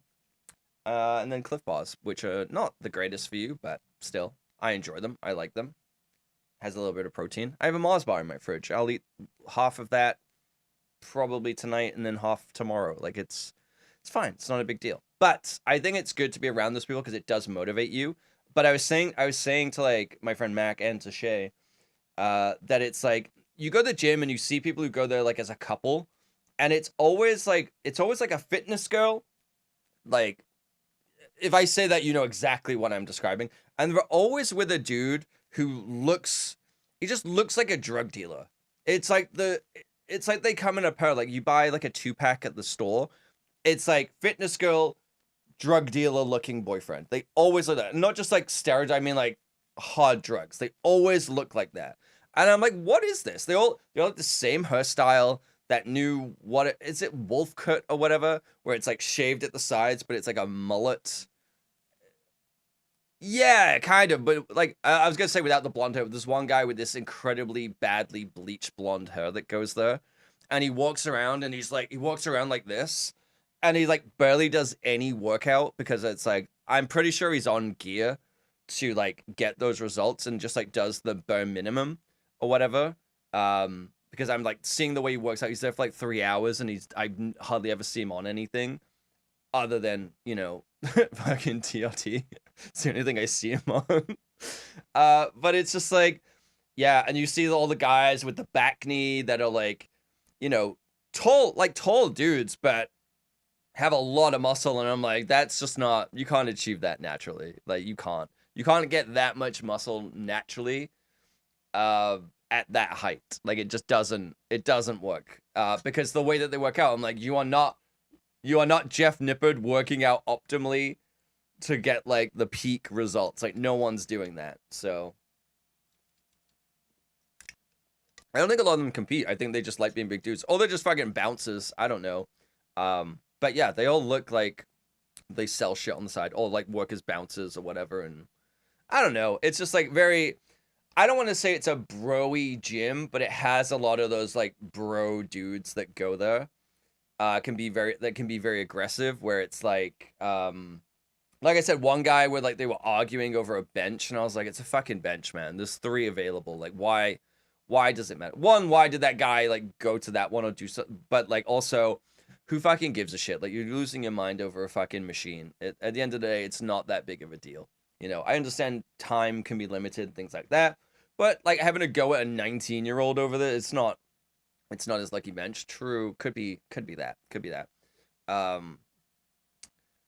yeah, it's an interesting gym. I know I talk about it a lot, but I like it. They're adding new machines. I'm not gonna go today, but I think after stream, when I accidentally end early again, I still can't believe I did that. Can't believe I ended my stream an hour early. I think I'm gonna go walk on the treadmill in my building gym for like an hour or whatever. Because like I said, my focus is just kind of getting getting my body moving, getting down a little bit of the stuff. Blame daylights. That's totally what it was. That's totally what it was. Did that change? That didn't change, right? Okay. It's a weird name. I don't think that changed. Not yet. No, nowhere near. Yeah, there we go.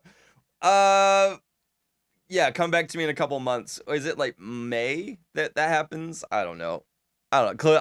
I don't trust myself with time anymore after the things I've been through. I don't trust myself with time. I had to put reminders in my phone for reminders. That's where I'm at. So yeah, doing great, doing great. But it is what it is. I'm looking forward to summer, though. I am looking forward to summer. I think I'm going to try and spend more time outside. Again, that's the other reason with the stream schedule. It's like I'll get to still do this with everyone, but then I still can go out and do stuff in the afternoons when it's nice and like still bright and sunny and people want to do stuff. I think that's going to be a really fun balance. Dude, I don't know. It keeps disconnecting. November and March, that makes sense. It keeps disconnecting all the time. That's why I was like paranoid earlier. Today, I was watching a stream before I started stream. I got the same ad 3 times in a row. Like it was like 3 or 4. It was like the 4 ads are gonna play. It played the same TD investing app, not the one with the kid who has a voice break because he's going through puberty, but the other guy with glasses. I got that same exact one 3 times in a row. I was just like, what the hell? It's like, I get that you're like struggling for advertisers, but come on. Because it's like after the holidays, it's always really bad for advertisers, right? Like everyone's like, oh, adpocalypse. No, it's just everyone spent their money for the holidays and now it's a quiet time. So ad revenue goes down. But yeah. The other thing is like StreamerBot. Sorry, I'm on like all tangents now. My ear is itchy too. StreamerBot doesn't connect to YouTube properly, which is disappointing. Not that I have anything really set up for it, but it like has a weird authentication issue. But it works with Twitch, so I'm still focusing heavily more on Twitch than I am YouTube. But if anyone is like, no one's there now, but if anyone watches on YouTube, I do try and like interact if they're chatting and everything, and it should show up.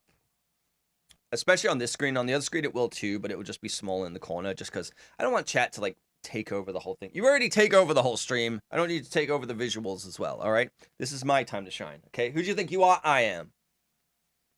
That's my thing. So Toxic is actually gonna roast me as well because I've now spent an hour and a half just chatting, and he's like, "What the fuck is this?" He's like, "I don't follow you for you.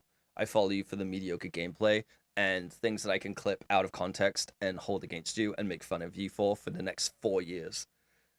It's like, why are you still talking? I know you're still here. I assumed. But I'm just like, yeah, you're just absolutely gonna roast me. He's like, hey, you gonna play a game today? Or like, what the fuck is this? I might do. I might just talk for 3 hours. I'll see how I feel. I don't know. We're hanging out. It's a Monday. Everyone's having a good time. I still gotta try these. I still haven't opened them, Robin. I know, I've been bad. But my stomach's off today. So I'm gonna hold on these. I might try them on Wednesday. I didn't want to eat them off stream. I want to try them on stream because I appreciate you sending them. So they are here. Yeah, yes, that's how. Yeah, you're having a great time. You're having a fantastic time.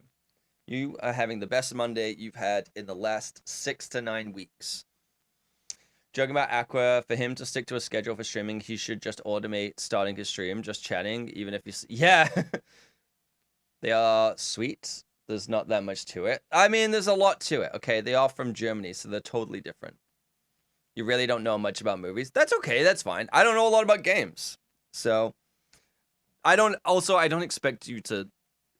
Like, don't ever feel compelled that you have to be here or have to chat or anything. Like, look away. That is all good. I don't expect anyone to chat. Like I said, the only reason I asked earlier was I was paranoid that the chat kind of disconnected again because it keeps being weird. But they were also stuck at airports for 6 weeks, and they did get in a destroyed bag and then repackaged. So they might not be in the peak, in the prime, but that does say. Okay, so it says I don't know what MHD means. I'm assuming that's like the best before. It just say 01/2025. So I should probably. Ooh, okay. That's looking a little. I don't know if you can see. There's like one of these little starfish dudes that's not having a great time. This guy, he's gone a little yellow. Maybe I should eat these sooner than later. It says zoom Tealin on the top border for sharing. Absolutely not. Yeah, I think that I think I should eat these soon. That one doesn't look like it's gonna survive much longer. MHD is best by date. Yeah, it says basically January 2025. I mean, to be fair, it was sitting in a airport for like almost 2 months and then finally arrived. So maybe I just avoid that one for sharing with your own. Yes, with 2 hands. I have 2 hands and you just like this. Oh God, no, let's not do that. That could be gift.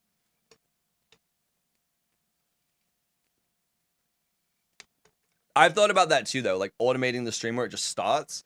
But I don't like the fact of having the cameras on the whole time because I do walk in my office while I'm getting ready, and I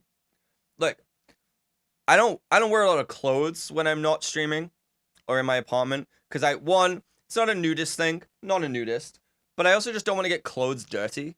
I just don't. So I just don't wear a shirt or like whatever. And I will forget and I will just walk in this room and just be like checking on my computer, not wearing an appropriate attire for just chatting. Maybe for hot tubs and swimming pools, but no physical covers for the camera. Not for, well, for this one I can put a lens cap on it if I want to. I can always just turn it off after every stream, but I can always put a lens cap on. This one down here, no, but it's very much framed just on. I made sure to frame it so you can't see into the kitchen as well. It doesn't have one of those. The one that's here, I could maybe use that one instead. Does have a thing on it, but I don't want to have it where I'm touching the. I don't want to touch the camera every time because it knocks it, even though it's got like a little closey thing on it. And also that one is used for work. It's one I've used before. It's fine, but it has like the privacy thing where it's like orange. But I use that one for work, for Zoom calls and stuff. So, because I don't want to keep moving everything over, which I'm gonna have to figure out. I think, yeah, I don't know how to do that. I'm gonna have to figure out how to do that because I just realized I wired in my mixer to the computer, but I need to switch the mixer to my Mac as well, and the Mac is on top of the desk. I didn't think this through. Oh no. Oh no. I might have to do a call on Thursday.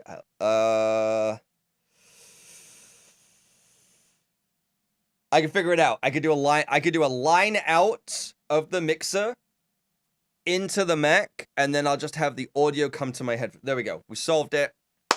We did it. The problem is corrected. It will sound like shit for whoever's listening, but I don't care as long as I can hear. Geared. We did it. We solved it. We solved word hunger. That should work. I've done that before. That's how I would do dual streaming when I would be playing on the game PC. I would send my microphone to the game PC so I could do in-game chat, like voice comms, but not send music and stuff. So that should work. That should work fine. I think. I hope. It should. I'm looking at the OBS timer again instead of the clock. Yeah. Not good. Not a good idea. Let's not do that again. Okay. I'm trying to think if I want to. Honestly, I'm trying to think if I want to play Dead Cells today. I'm really enjoying Dead Cells. I am actually really enjoying it. I don't know if it's necessarily what I want to do right now. I didn't really think this far ahead, which is not a good idea.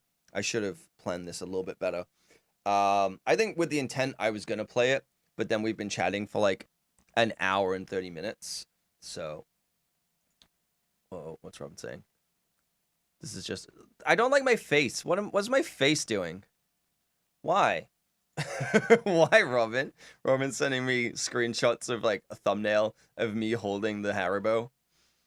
It's like one of those in between faces like that. So Me doing that is now gonna get someone to clip it too.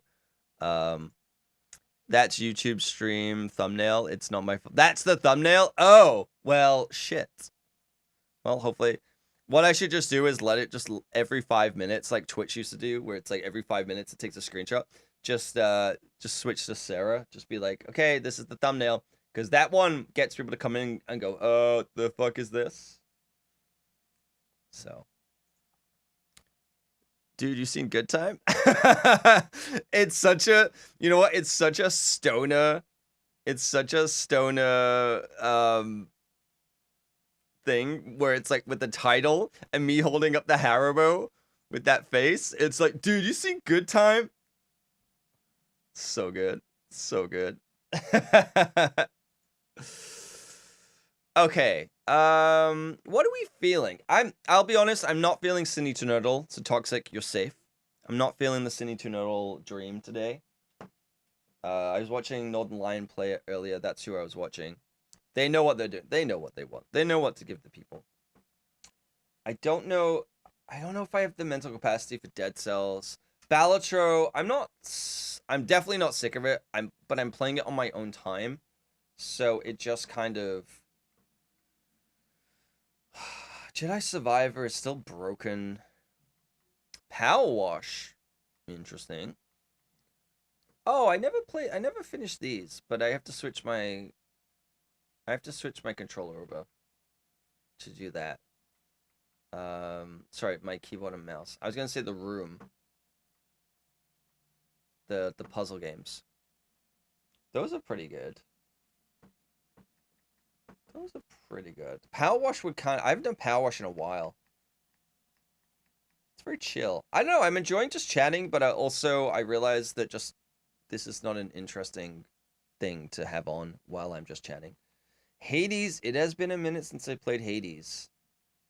Has been a minute. I don't know, man. I think I gotta go Power Wash as much as it's such a cop-out. I do love me some Power Wash. Dave? I uninstalled it. I uninstalled it. I think I just like hit. I was really liking it, but it just kept going. It just kept going, and I was like, I am probably like maybe halfway through that game, 20 hours in, because it just started introducing all of like the fishing stuff where you fish and you have to like you're fishing, but then you also can like raise the fish in order for the sushi farm, and I was just like, this is getting like, I love the idea of this game having these elements in it, but the fact that it's not like an open world game, it's not like a Stardew, it felt really weird. I was like, this just keeps like going and going. I think I'm going to do Power Wash. It is, as much as it's just kind of silly. Oh, Blankfoot's been playing it. That's fun. Last played. Oh my god. The last time I played this was almost exactly 1 year ago. That's crazy. That's really funny. I guess it's like my January game. I'm like, how do I start this year off? Oh, Power Wash. January 28th, 2024. It's been almost exactly. That's really funny. That's really funny. Okay. 50 out. Hey, man, it's a good game. What do you want from me? And they've got updates. It's a fun game. To be fair, my ex used to play this too. It was like the only game that she would play. She hated video games. But she would play this because it was like really satisfying. And she was like, I don't like this. I don't like this. And then it would ding and she'd be like, oh. And then that was it. She played it for like 6 hours straight one time. And I was just like, okay. So we have to eat. Okay, eat. And she ate food and then went back and played. And I was like, okay, bet. Like, what the fuck is going on? So it's not all me, but it's mostly me. It's at least that. Yeah, don't judge my playtime in Power Wash. It's a good game. It's also co-op. It's really fun. Okay, there's an ad that's gonna run in like 16 minutes. I do need to pee. Because it's been 45 minutes, and I do have a tiny squirrel bladder, so. I'll run the ad on Twitch, and then we'll play some Power Wash. Because then I just keep look, the benefit of this, I I get to keep yapping, which is what I love doing.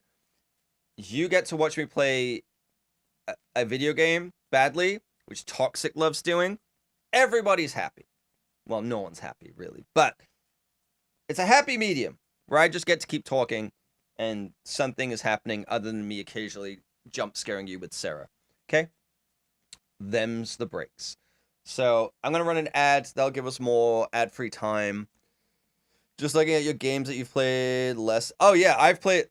Scott, the bad movie thing doesn't just stop there. It extends into games where I'm like, I've played some terrible games for like 200 hours. Maybe not that long.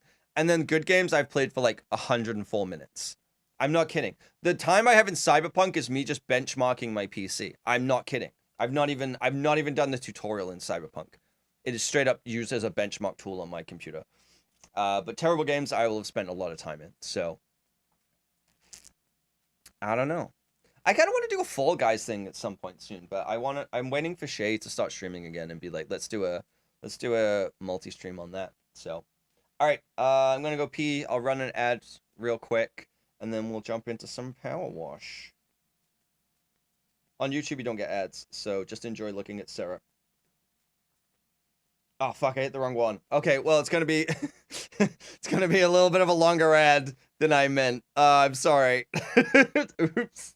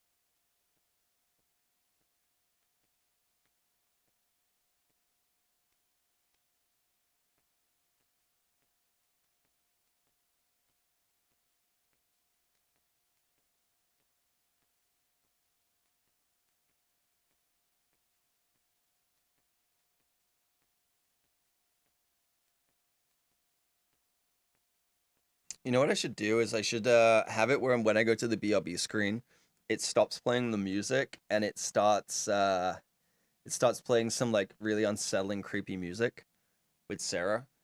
Or I'll like make a fake one where it's just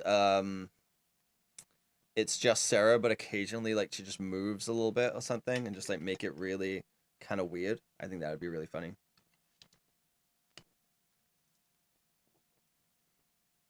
We should all design at least one level on Fall Guys. Yeah, with a slow zoom. Occasionally she just like jumps from a place and then jumps back. Okay. I finished my Coke Zero. I'm gonna get a bubbly.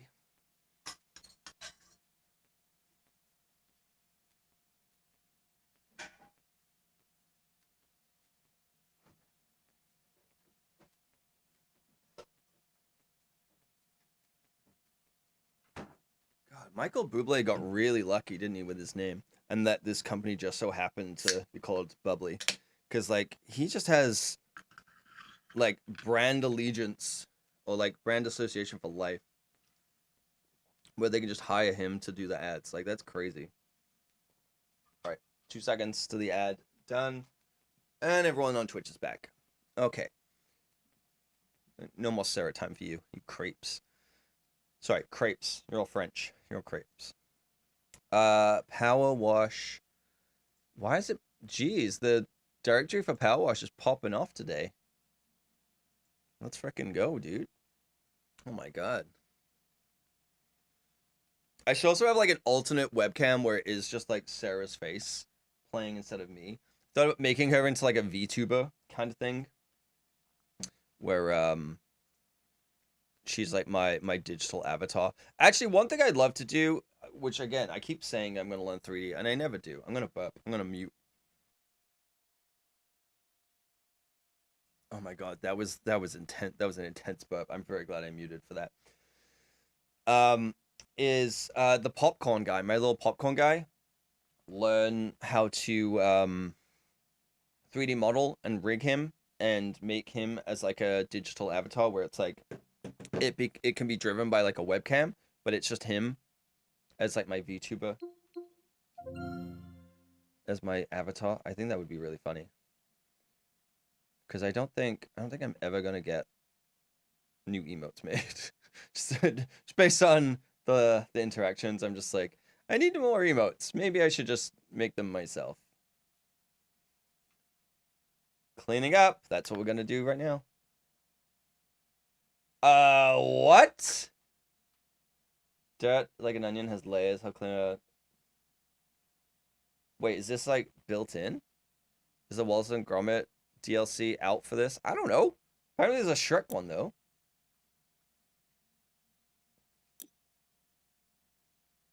Let's see. Back to the Future. Are these all paid? Are these paid or are these like included? Okay, never mind. I answered my own question. Paid. I need to get more of the DLC. The Shrek one would kind of be fun. Most are paid. I wish that they'd, I guess the ones with the arrow, these ones where it takes you to the Steam store are paid. That would make sense. Midgar, that could be cool. Tomb Raider. Visit the world, Lara Croft. Is she going to be there with triangle boobs or no? Mix of paid and free. I guess you can tell with if it has a little arrow. Warhammer one, SpongeBob. I mean, the ones that are licensed make sense, right? Like these ones make sense. Korea. Bonus jobs. Did we finish the career mode on this?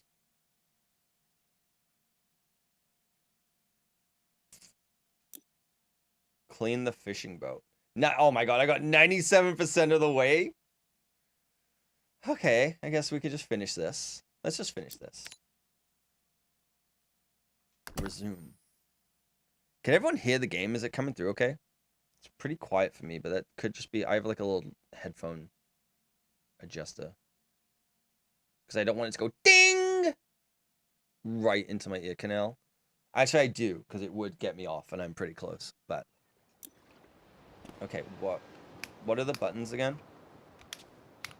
Chat, what do I do? What do I do? He's camping. He's camping. What's the... Oh, there it is. What does this do? Why is this wiggling? It's the whole point of the game. To get me close. I knew it. Alright, well, the market's about to close. So that's good. Which means I don't have to worry about... Kissing prank. Oh my god. Gone sexual! Carrie! What in the time? I know, mine came through for yours the other day. It was crazy. Do that, I love. What in the time? Carrie, thank you so much. Can I get a shout out for Kid Kerrigan, please? AKA Carrie. That sound so far has come through fine. Oh, baby. How the heck are you doing? Yeah, I swear, like, mine came through for you the other day, and I was like, I swear I just subbed, like, a day ago. How is it going? Good to see you. I don't know what, can I do this? There we go. You literally just woke up. That's fine. You're in Australia. What is it, like 9 a.m.? Big day? What's going on? Have you got an acting gig? I saw you posting some acting stuff on Instagram. I can't reach up there. Oh my god, this is so loud in my ears. That pelican just... Oh my god. You know when a girl is like, yeah, whisper in my ear? That's not what she means. Oh my god, why can I... What? What is happening? So lots of little things. Have to take car for service. Also watching We Live in Time Sniper. Ooh, I need to watch that one too. That's the Garfield one, right? There we go. I couldn't remember the button to like turn it. That's the Garfield Florence Pugh movie. Which, I don't know. I need to watch more A24. I still need to watch Iron Claw, even though it's been spoiled for me by both the trailer and every single person that's ever talked about it. I still want to see Iron Claw because I've heard it's really, really good. Is there any dirt? Any dirt? Is that dirt or a reflection? I think that's a reflection. Okay. Hello? It's so hard to see. Where is it? When I was redeeming my ticket, the manager said he was beautiful, but it's a shame no one's coming to see it. Guess everyone feels intimate couch. Yeah, I think being in a theater crying in front of people while masturbating is kind of embarrassing, so I'm waiting until it's on TV. Sorry. No, I cannot say. I think that rom-coms, I don't think that's a rom-com, but like romantic movies, comedy movies, things like that, really aren't doing as well anymore because people enjoy watching them at home, right? Which is a shame because I do kind of miss the days where it's like the big event movie was like, you know, When Harry Met Sally or You Got Mail. I say this when I was like 3 years old when these came out, but I can still be nostalgic for a time where I existed despite not being sentient, okay? Let me live my life. Sony gave this game away for free for PlayStation Plus members. Yeah, but then you gotta pay Sony money. That's the rub, you know? I have so many games that were like for free with PlayStation Plus, and then I stopped. Oh, that ding. I've missed it. Sorry. That's my own little emotional moment of We Live in Time. No, I really need to see We Live in Time. I've heard great things. And I love Andrew Garfield. I think he is an incredible actor. I think Florence Pugh is. Oh, dude, so close. A24 movie, sign me up. Okay, yeah, I was gonna say, you're just being pedantic if you're, like, still... Okay, it's a little... There it is. 98%, baby. Let's go. Oh, I see you. I see London. I see France.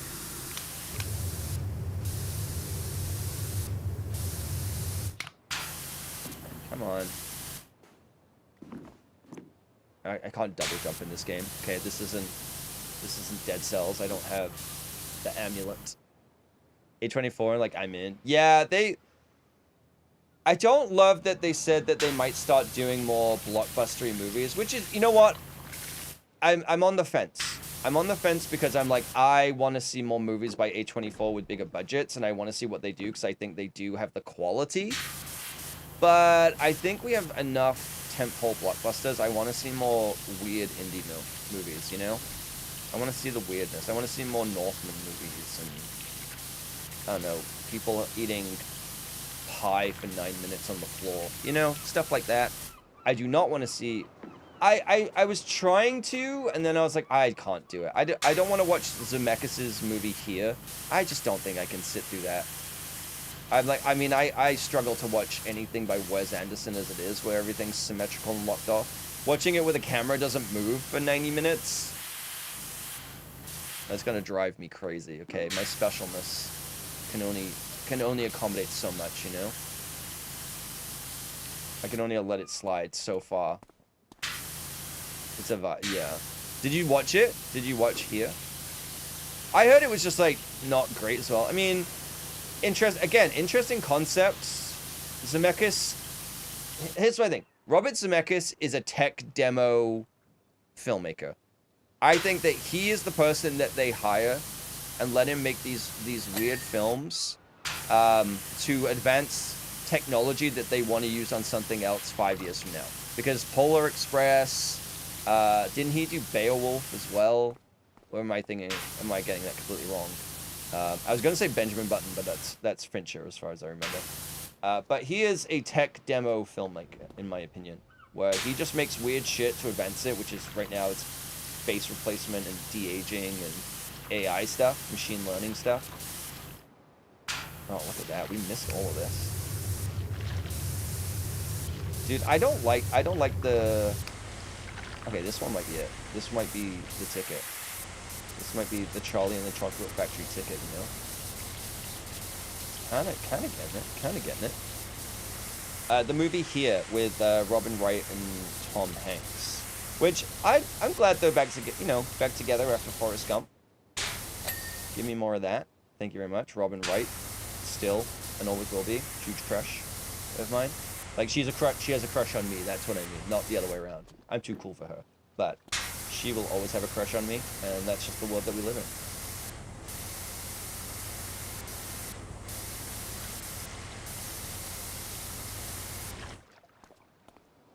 Oh, this is filthy. What did they do?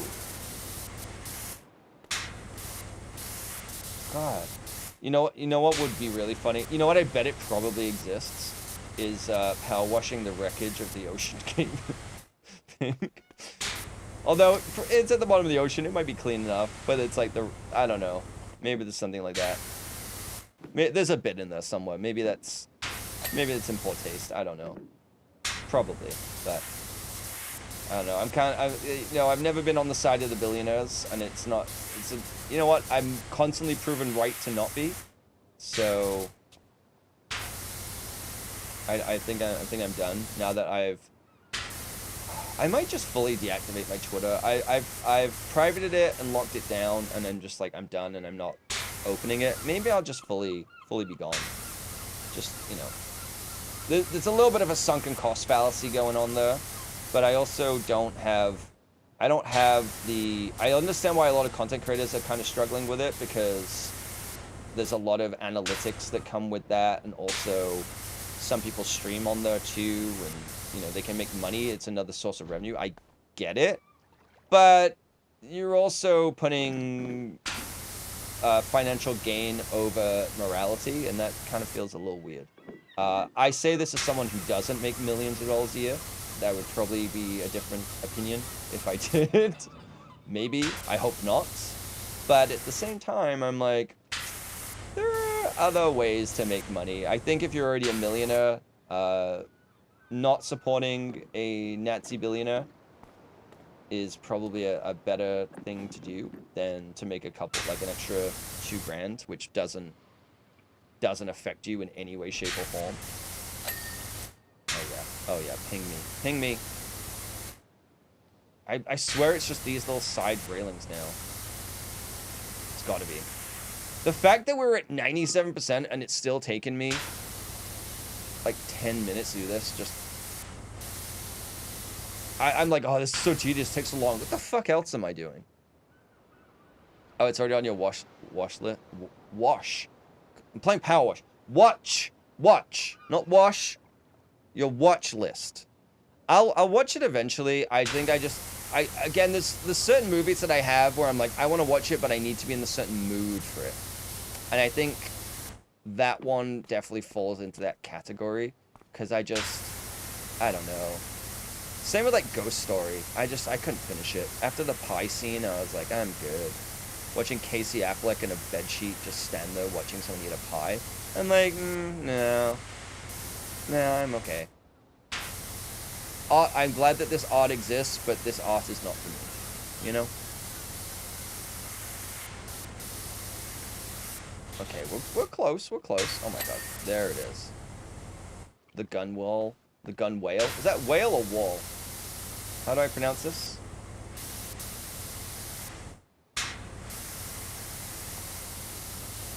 Is that with a silent T?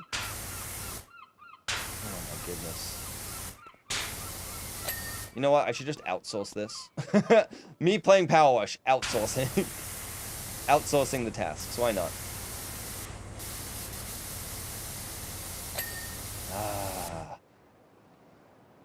What's left? Oh. I heard a cat. Where did I hear a cat? Ganol? Ganol? What? Can I drive this? Is that allowed? Let me drive it. No, okay, but I can't. Oh god, I'm stuck. I'm inside it and I'm stuck. Oh no. It happens to the best of us. Sometimes, you know, there's a little kink in the... in the end, and it just hooks in. Silent with apparently blame Google. Silent W.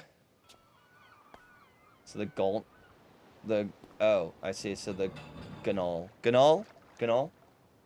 This boat has so many tiny spots that go uncleaned. I know, right? It's like me. Need a little rag to get in there all. Yeah, this is kind of like, I think this is probably why I gave up at like 97%, because I was like, man, this is still taking so long. Like look at this. Oh my god. Okay.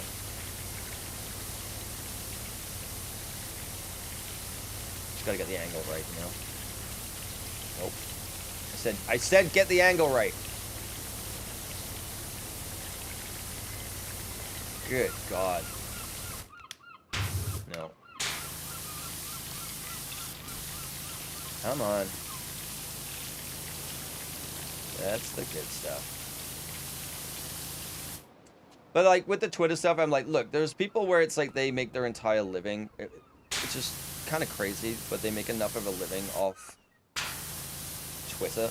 I don't love the fact that some of them are doing it by just posting about Elon Musk and just trying to bait people so they get payouts. Don't love that. But I understand if it is like the only way that you are able to pay your bills. There are far better ways to do it, but it's a way.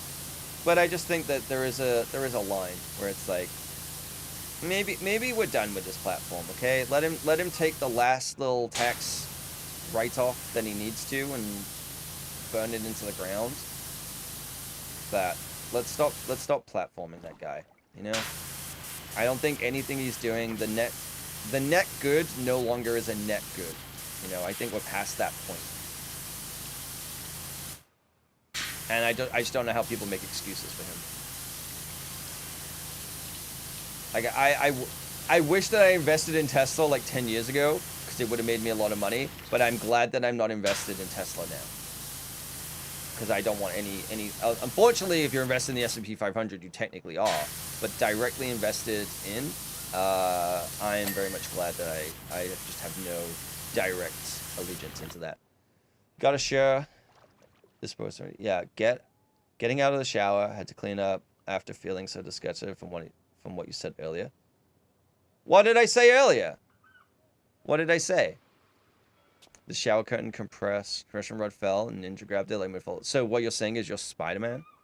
What did I say that made you need to take a shower? Is this about me saying Lily Rose Depp needs to stop scissoring the ocean in Nosferatu? Is that what you're referring to, Pyro? The only thing I do on Twitter now is unfollow people to disincentivize in the tiniest way for people to stop. Yeah.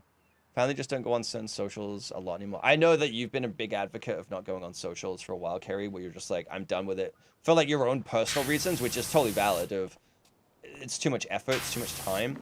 It's giving up too much of yourself, right? Whereas you're just focused on Twitch. Like I'm just streaming on YouTube at the same time as Twitch. Occasionally I'll post a very rare meme on Instagram or send a DM on Instagram. That's about it.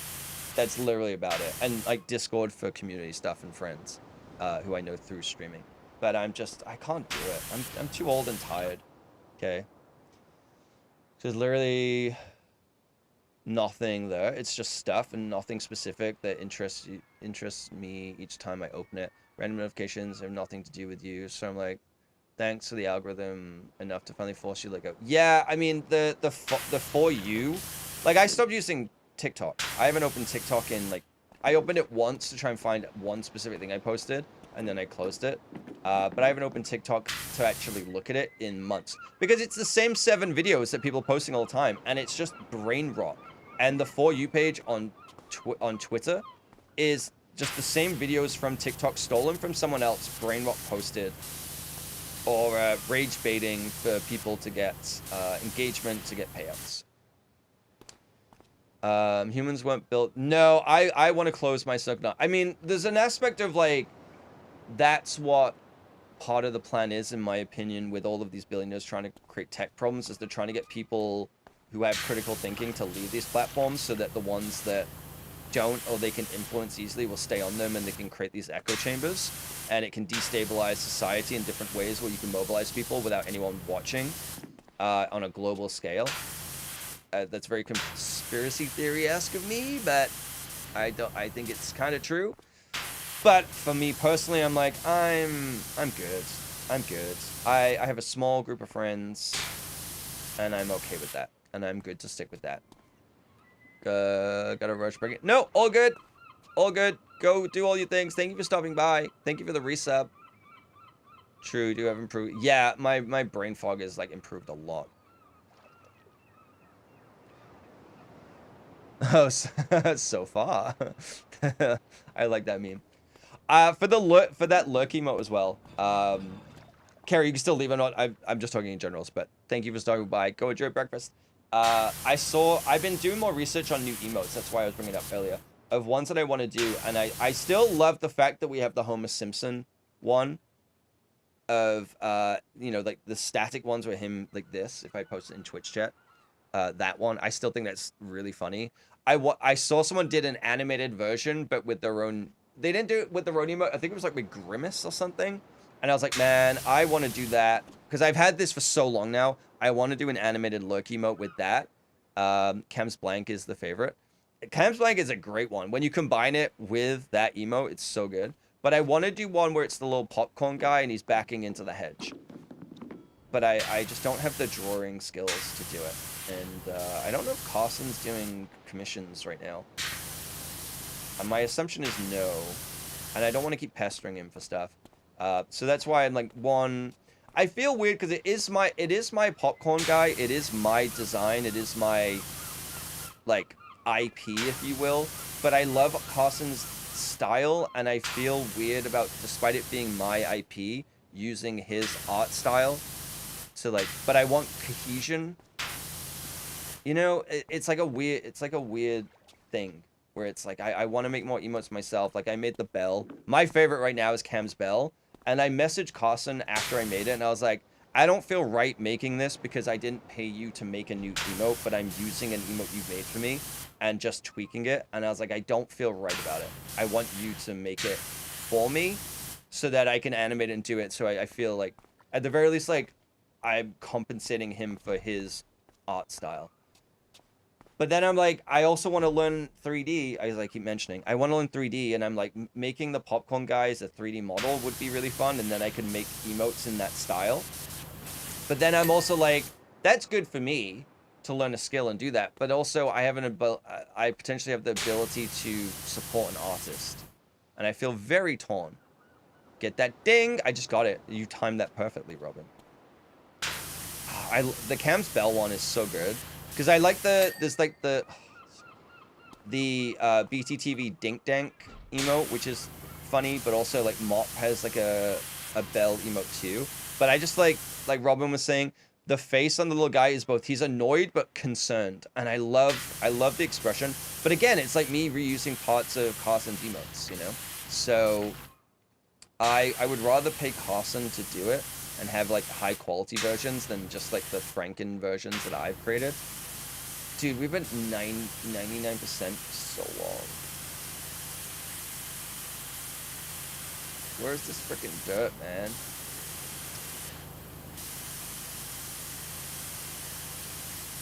I've paid my dues. Let me out. That chain is clean. Get out of here. That is clean as a whistle. Please. Wasn't gonna wait, but it but it worked out anyway. It was perfectly timed. That Cam spell emote was perfectly timed. Oh my god. But yeah, Cam's Bell is absolutely my favorite right now. But yeah, I wanna make a couple more emotes. I have ideas. I saw another one where it was like an awkward. I think they had it named something else, but it was like a really good one where it's like a face where it looks to the side and the eyes kind of like narrow and then looks away like. And I was like, that'd be a really good like awkward emote. And I want to do something similar to that. I don't know if I want to do a popcorn guy with my face, but I like the meme ones with my face, but I really like the popcorn guy. It's a, you know, I like that we have both. I think some stuff just works so well. Like the Cam's Y, which is, you know, Carson did that one. It's influenced by, In-game Asylum's Yay. I really like that Yay emote. But I like still making it our own and like doing it slightly differently. I have a really good selection right now. Yeah, and I think there's a couple where I can like the small is just a funny one for me, where it's just Shay's face doing like the little small, like that kind of thing, and I think that one's kind of funny. But that one is just like, it's more for me, right? But there's just a couple where I'm like, these would be really good to add. I don't like this one. Maybe this will do it.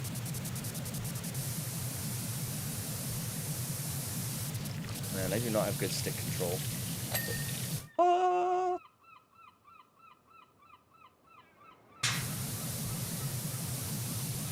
Come on. Yay! Oh my god, we're getting there. We're getting there. This is like freaking RuneScape right now. It's like the last... Getting from 99 to 100% takes as much time as it did to get from 1 to 99. That's how it feels.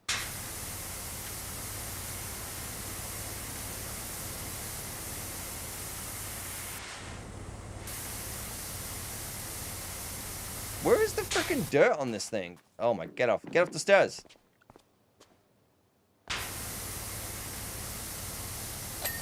Ah. Beautiful. This trim. Okay, there's some dirt over there. Like, here's the thing as well. We're not going to unlock any new emote slots for a really long time. Because... so we need to get to 650 sub points just to unlock one more animated emote. Not a normal emote, just an animated emote. That's how far away we are of getting another emote. So we ain't getting new slots for a while. Okay, where's the rest of this dirt? So I really want to optimize the ones that we do have, even though it's just like a couple people get to use them. I'm like, I want them to be the best that they can be. Okay, sneaky little anchor dirt. That would be the goal, you know?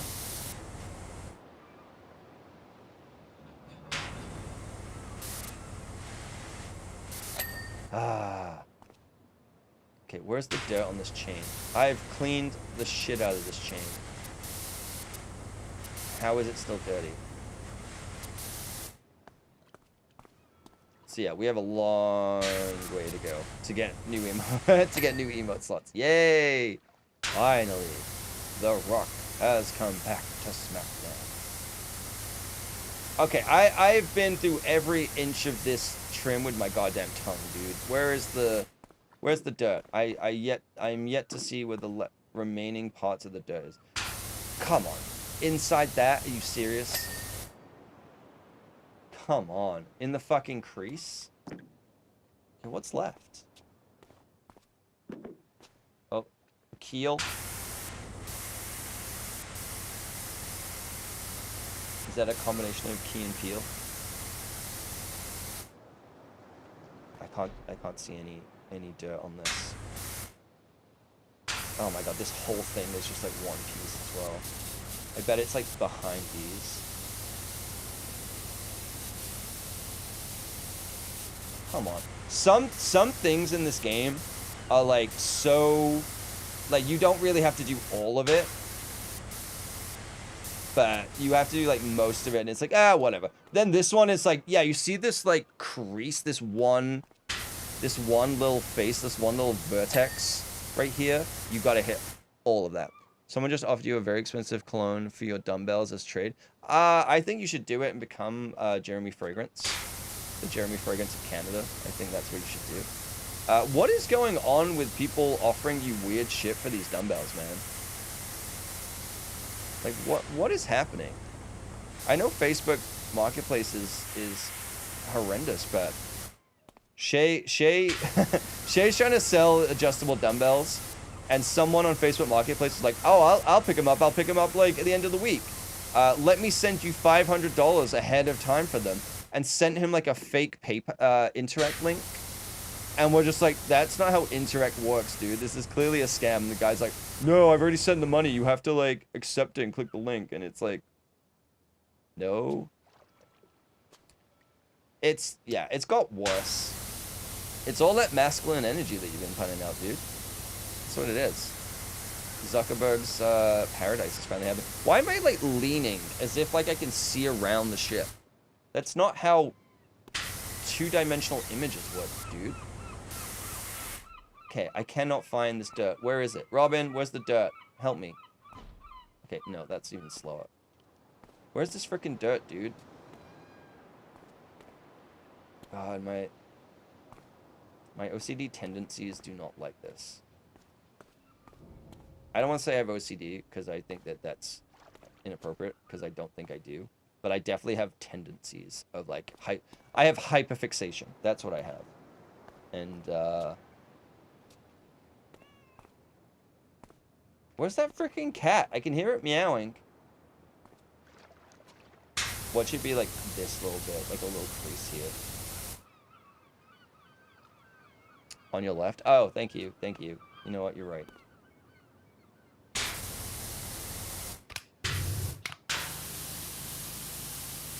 These crevices, man.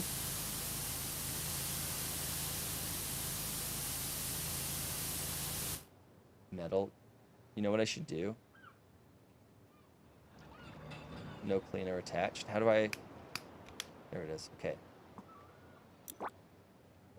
Let's go with a metal cleaner.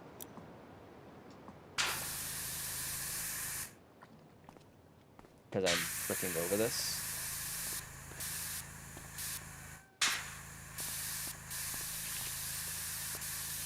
How have I not done it yet? How is this not done? Oh, that would help. That would help if I'd fucking put the liquid in.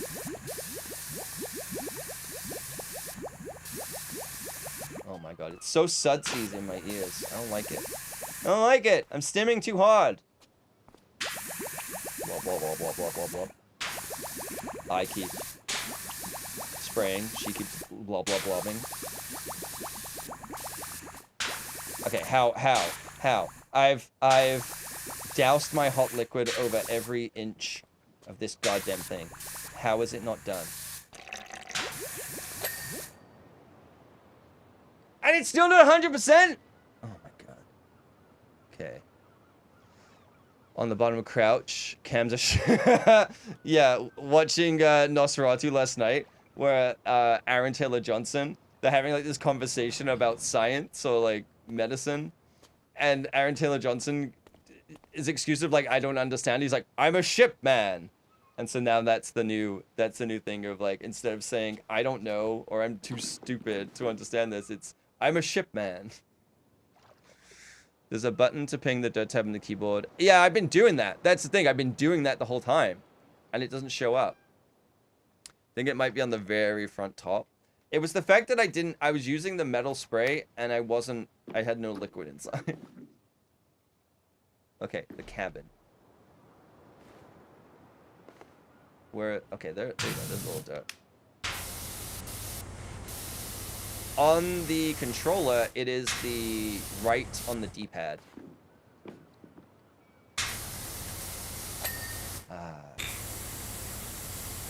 And then to turn it is left trigger.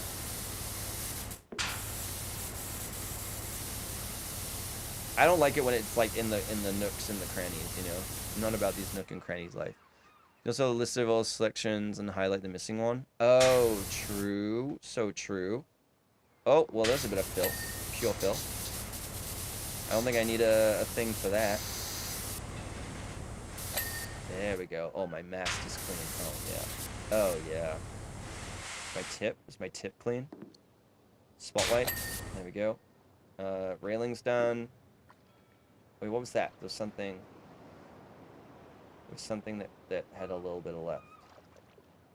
Hello? Show me. The deck wall. Deck the wall with bouts of holly.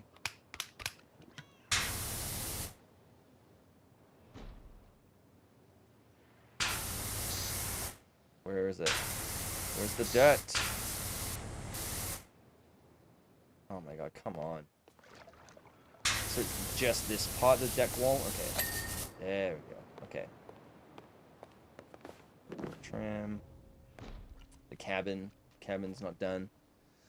The VP of marketing just told me your strategy is perfect. You've never felt so relieved. Well, you know, sometimes women lie to men to make them feel better about themselves, okay? It's an ego-driven world shit. No, that's fucking awesome, dude. That's fucking awesome. That's great. You've been working hard on that. You've been busting your ass. It's nice to see that come to fruition. Because I know you were worried last time when you were like, they said that maybe you've done too much and to focus it down and like trim it down. So that's awesome. No, your strategy isn't too short. Yes. She's taking the Goldilocks approach, just gonna neg you till it gets absolutely perfect when it was really perfect the first time. You know, your approach to our friendship.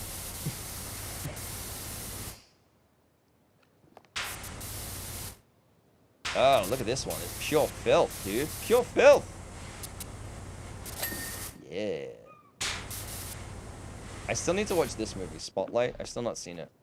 I probably should watch that. I've heard it's okay.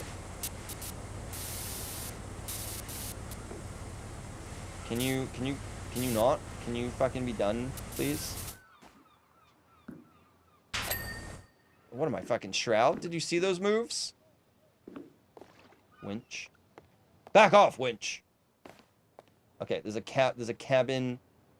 There's some dirt on this cabin.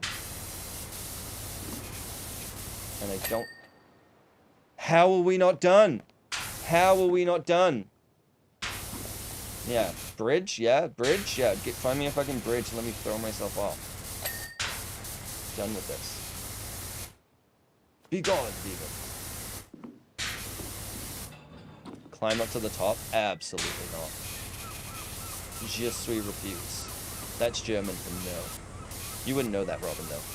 You wouldn't know that. See, the reflection on the metal is like the same color as the pingy ping. So, like, how am I supposed to know? Okay.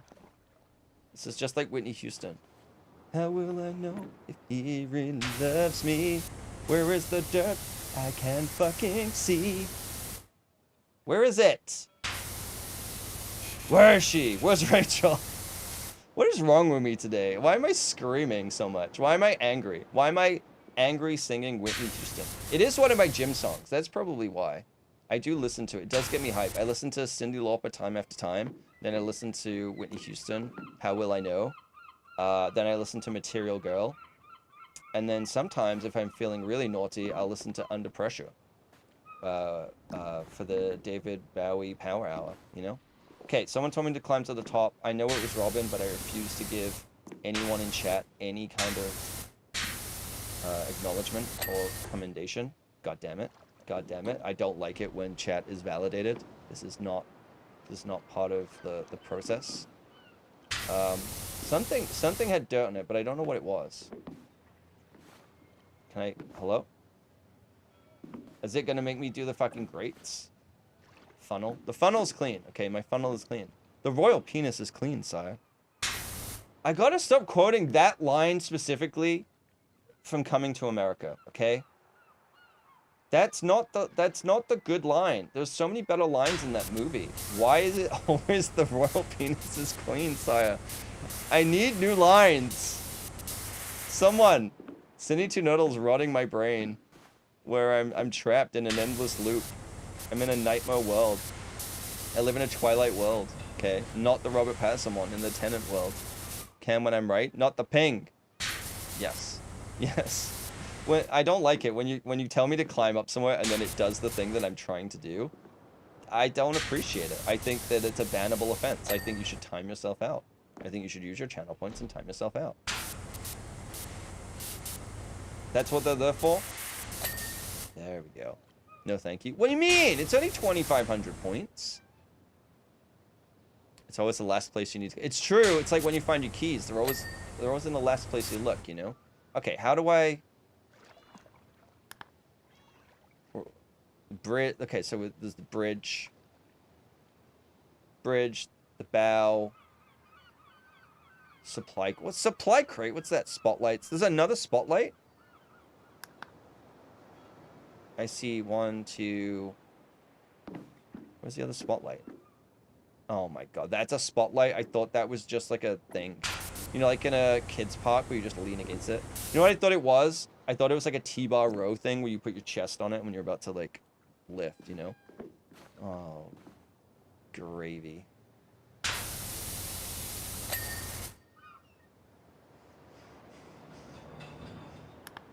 Okay. Supply crate. What supply crate? Fair leads. What the fuck is a fair lead? What is a fair lead? I don't know what that means. Is it like a fairy thing? Does it highlight it for me? What's a fair lead? Is it Fair Elise? Police Navidad? Something about a deck. Like something. There's a hatch door. What is a fair lead? Someone whose boats. Shay, you're a ship man. What's a fair lead? Fair lead is the gray duck thing on the sides. Those things with holes. Women? The game is too silent for that joke. The game fucking gave me crickets, let alone chat. Okay, that was not a good joke. That was... There's something there. There's something there. But that wasn't my best joke. I'm gonna keep workshopping it, you know? He found the divider, but didn't find the fair lead right beside the divider. Robin was so mad that she spelled it wrong. But that's... Okay, that's the divider. Well, where's the fair lead?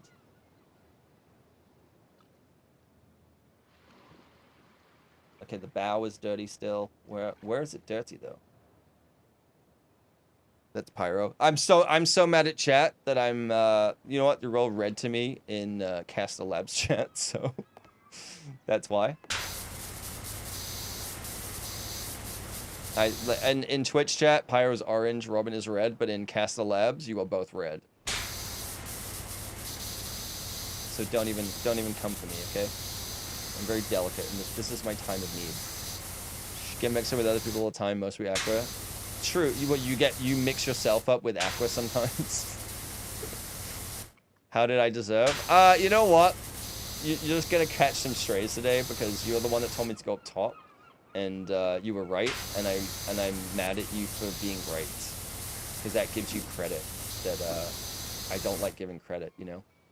I'm a member of the film industry. We don't like to give credit. We like to just take other people's ideas and pass them off as our own. And if they do well, we take the praise. And if they don't do well, then we give you credit for the blame. That's the way. That's the way. I like it. Where the fuck is the dirt, man? Like it's orange. It's an orange highlight on frickin' orange wood. Oh, there it is. Oh, no. Don't clip that. Don't clip that. Nobody clip that. God damn it.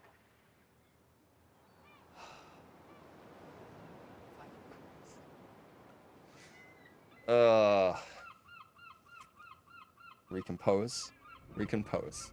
Okay.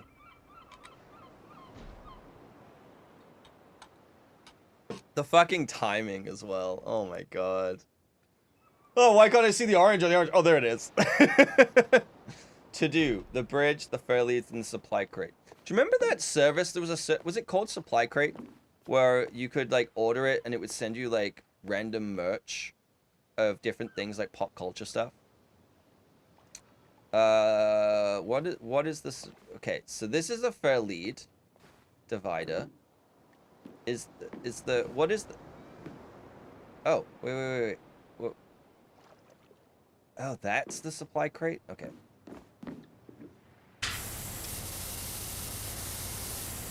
Oh, come on. That's pedantic. To, like, get me to do the absolute nooks and the crannies. Come on.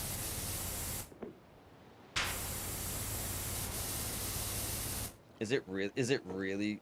Oh, come on. That's too much, okay? You're asking too much of me.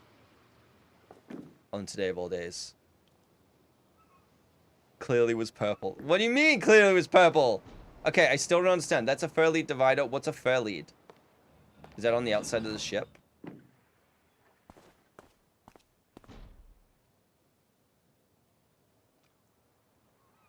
I saw another bit. Yeah, so that's the fur lead divider. What's a fur lead?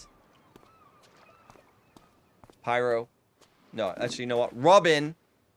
Explain. Explain. I already yelled at you for something you didn't do. Gotta make sure we got that. Oh, my God. It's the worst Christmas ever. A fur lead is a turning point for running rigging like rope, chain, wire. Guidelines such the lead is spare and therefore low friction and low chafe. A fur lead can be a hook, ring, pulley, chock, a horse, sometimes surrounded by rollers. But what is it? This isn't... Is it this? These things?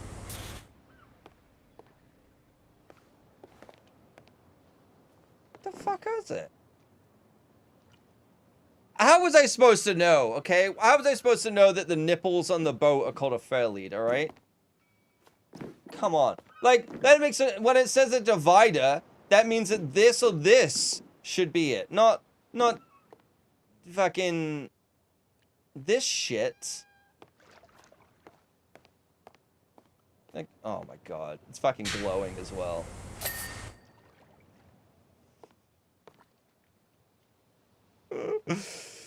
He has a point. This boat has a point. Like, come on. That doesn't make sense. That's called a fur lead, and then you're saying it's a fucking chafe or chock. Okay? All I think of when you say chock is Chocks Ahoy. Alright? And that's the thing that stops planes from rolling away. You put it under the wheels, okay? That's a chock.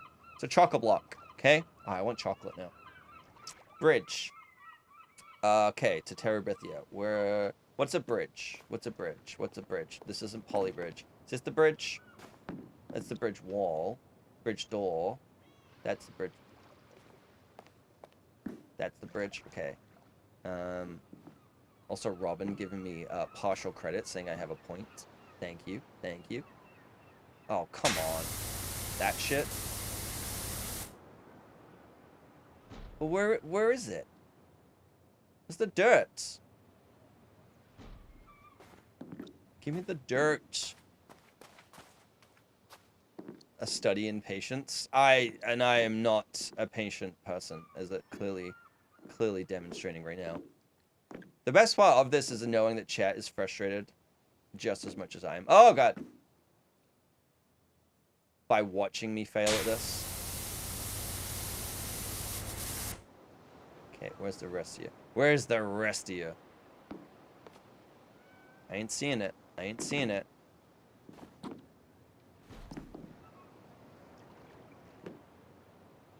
Oh, come on.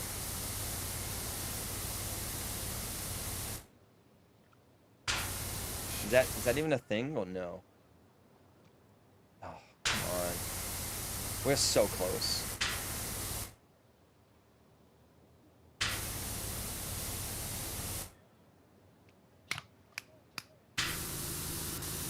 This has got to be it. How is it not dinged? Oh, good. Castle Labs is disconnected. That's wonderful. Now even that's having a problem. You got that and it didn't 100%. Yeah, because I've still got to do the bridge. What? Yes! Can I get some cams bells in chat from Robin? No one else has it. I could do it. I want some freaking cams bell. Let's go. Let's go. 100%. Took me 35 minutes. Yes. Yes. So hype. So hype. There it is. Thank you. Thank you. It's a long journey. It's been a long road getting from there to here. But my time is finally here. I don't remember the rest of the words, but it's the song that's used for the intro of Star Trek Universe. Not Universe. What's the one with Scott Bakula? I can't remember what it was called. It was good. It was good until it wasn't good. Enterprise. That was it? No, that's the ship. It's like Star Trek, or was that what it was actually called? Wait, I don't remember. The Scott Bakula one, was it Enterprise? Been a long road getting from there to here. And we did like one season. All right, well, we did it. Wait, what's this button do? Oh my god. Yeah! It was Star Trek Enterprise. Okay, well, they should have named it something else because I'm getting it confused with the show. Okay. I actually didn't mind that show, but I wasn't a Star Trek person. I was going to say, a lot of that would just be, that time lapse is just me standing there going, where the fuck is it? Jerry, Jambalaya, you better not put it in the frickin' ocean again. I ain't cleaning this for you ever again. That took so long. Okay, speaking of Breaking Bad, no, I'm not cleaning the same thing again. What else do we got? What time is it? It's 2:45. I'm kidding. That's what OBS says. Okay, so let's just revisit. This feels lazy to make me clean this again. Come on, game. Let's see. I don't want to do challenge mode. Let's look at the specials. Let's do Midgard. I think. Okay, Midgard or Tomb Raider? Midgard or Tomb Raider? Which one? Yeah, I'm not doing a poll, but I'm gonna just ask. Midgard or Tomb Raider? Midgard, Tomb Raider. Okay, well you know what? Society is falling apart. Democracy doesn't work because that's one for each. And Robin, you're the tiebreaker right now. And so we're just gonna wait for you. Robin's gonna be gone. Midgard has more moving part things. That's okay. Tomb Raider. Oh boy. Okay, Tomb Raider. two against one. No, you can't both switch. You can't both switch so that it's still 1-1.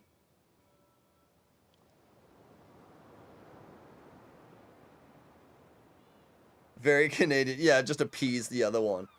Oh my god. Okay. Scott, it's too late. We're already on Tomb Raider. All right.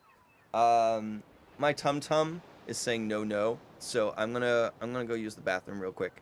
But I'll run an ad while I'm gone, so that you come back and you won't get ads. No high fives. No high fives. Okay, not in this economy. Okay, those are too expensive. BRB. Gotta go browse Blue Sky for a minute. Euphemisms.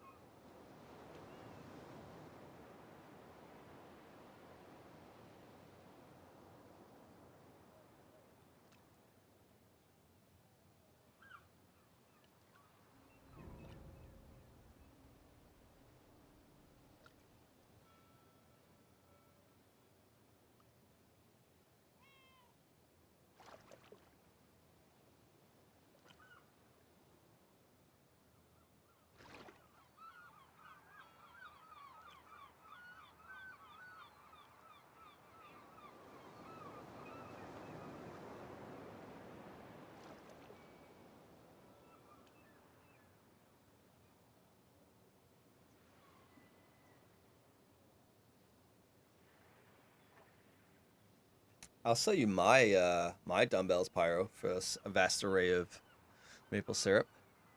So honestly, not the worst offer you've had on the table. True, so true. So it's me scratching my back. I'm not scratching my ass. My ass is here. My back is here. Okay? Just had to clarify. Just had to clarify that. For those of you coming back and looking at Sarah. Oh, there we go, Castle Labs. 20 minutes later. Welcome back to the fold. Good God. Lying to me as well, saying that you reconnected 30 seconds later. Bullshit. Bullshit, bullshit, bullshit. Spoken by someone who clearly is scratching his ass. I mean, my ass is pretty high up. Okay, I'm all legs, no body. And that's saying a lot because I'm very short, so. Not a lot of legs to begin with. I'm gonna go with, we're gonna go rate this womb. Winston Smith. I'm gonna do my Aaron Taylor Johnson right now. I've been requested by my esteemed employer, Miss Lara Croft, to... You know what? I'll let you read it as well, because it's very awkward me doing that while full screen. To commission a cleaner for the exterior of her residence, Croft Manor, and acquire your details from a mutual friend.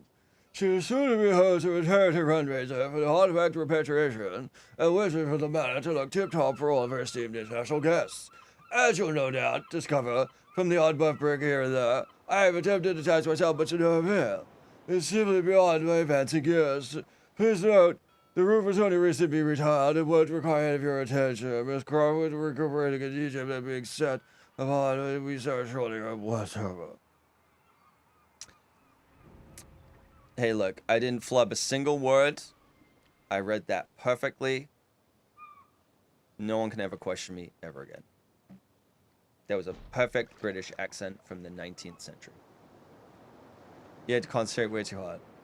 So there's a show in the UK called The Fast Show from like the 90s, early 2000s. And there was a character where it's like this old eccentric man. And his whole thing would just be like, he'd just mumble the whole time. And then you'd only catch like a couple of words. And then at the end, he's like, he always ended it. It was very like Little Britain, where it's like a sketch comedy show. He's like, but I was very, very drunk. And that was it. It's just him telling stories while drunk, saying the story was bad because he was drunk. That was the whole bit. British comedy wasn't really that great. Let's be real. But it did give us Kevin and Perry Go Lodge. We did get that out of it, and that was a weird film of two 40-year-old people playing teenagers getting erections. It was very strange. But then we got Garth Marenghi's Dark Place, and it saved us all. Okay, as a society, as a people, as a nation. I think it really put us back on the map. And then we ended up with Rishi Sunak for 15 years. He wasn't 15 years, but it felt like 15 years. He's finally gone. And yeah, the world's in a much... the world's doing great. 'Twas all in an accent. Dear Diary, today I caught Miss Lara Croft taking a dump in the shrubbery. She keeps doing this because she won't stop drinking Merlot on Tuesdays at 3 p.m. I told her that winery has been poisoned by the rats, but she refuses to stop, calling me a little bitch every single time. Or something like that, I don't know. Is that good? Oh! I trust you wait, you can't see it. Hang on. I trust you have everything you need to make it work. I should finish it with tea and biscuits. This was just came out. Perfect. Nailed it. That voice is going to be Robin's sleep paralysis demon. That's what that's going to be. Sounds exactly like that. I'm just doing my regular voice. It's nothing to worry. Hang on, there's more. He keeps chatting to me. It's nothing to worry about, by the way. Miss Croft likes to send me these challenges from time to time. Otherwise, one can get rather dull. My ovaries. Is that it? Sleep paralysis occur. You have to sleep. True. It's just a demon. It's just a demon at this point for Robin. It's not even sleep paralysis. Okay. I feel like this fountain, if you just turned it on, it would clean most of itself, to be honest. Not the outside, but... Oh my god, when we get that first ding, though, it's gonna be so sweet. Alright, Castle Labs is absolutely wrecked. It's not working. So, that's really fun. So, no double chat for me, I guess. His name is Frank. roasted Frankenberry. I don't know what that means, but I'm gonna have to like get on my hands and knees and like do the underside of this too. The undercroft, if you will. Ha ha ha ha. Chortle, chortle, chortle. I say I'm a shipman, damn it.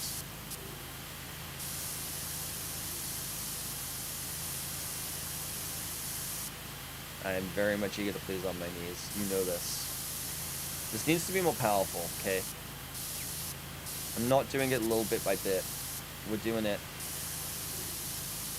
this way. This game is so loud. Just the constant sound of spraying water against stone in my ear. It's the closest I've been to heaven in a long, long time. This statue is gonna be pretty insane to try and clean, you know? But I think we can manage it. I think with a little gumption, a little will, a little Robitussin, we can get through it together as a family, you know, as a unit. Because we're all family here, and at Olive Garden, you're family. What is happening? I think I'm having like, my brain is like deteriorating into just infomercials, and that's how I'm going to be able to communicate. That's the only way I'm going to be able to communicate. In like 3 months, that's all that's going to be left.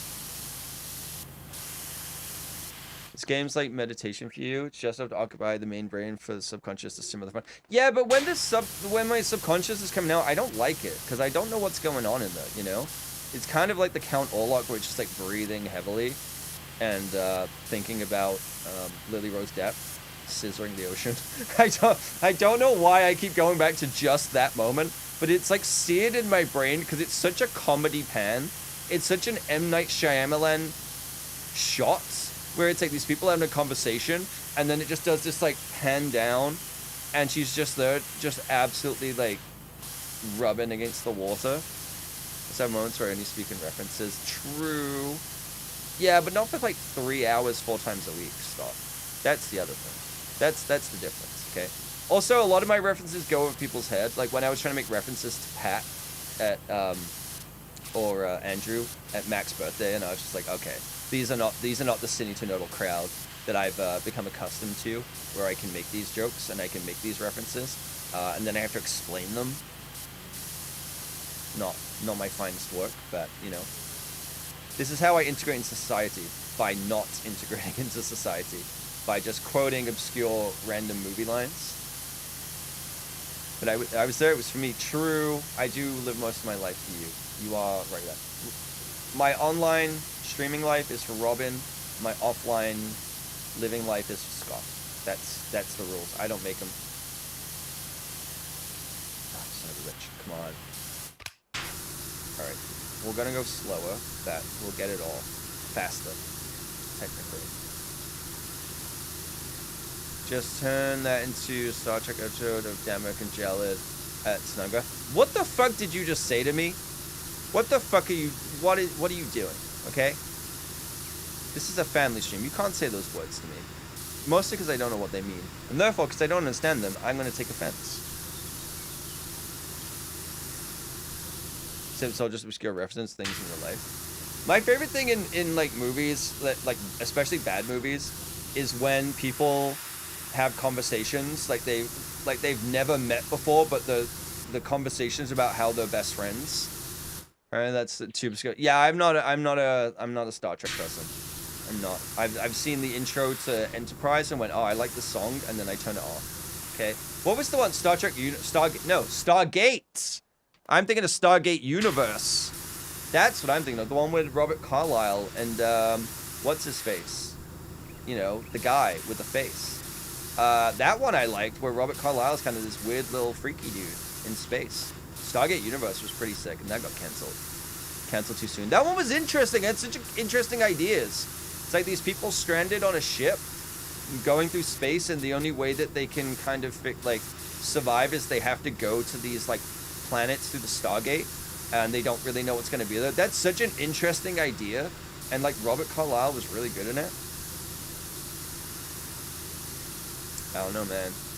I don't know. Like I said earlier, though, that Stargate movie, Kurt Russell, James Spader, hell yeah, still good. You know what? You know what's good about it, even though it's a Roland Emmerich, is it builds up the excitement so well to like the first time they open the gate, and you're just like, holy fuck. Like, it builds its suspense so well that when it first happens, even now you watch it, you're like, oh, this is cool. Like, this is really interesting, exciting. Nothing does it for me like that anymore. Okay, except for Lily Rose Depp scissoring the ocean. I can't. I need a new reference. I can't keep referencing Nosferatu and Lily Rose Depp. I need to stop. Okay.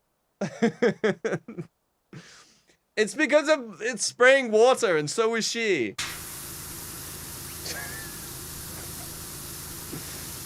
Oh my god. Just don't crouch. I don't want to. You know what? Look at all the dirt under here. I'm totally gonna forget about this. I'm gonna forget all about this, but we'll come back to it. It's fine.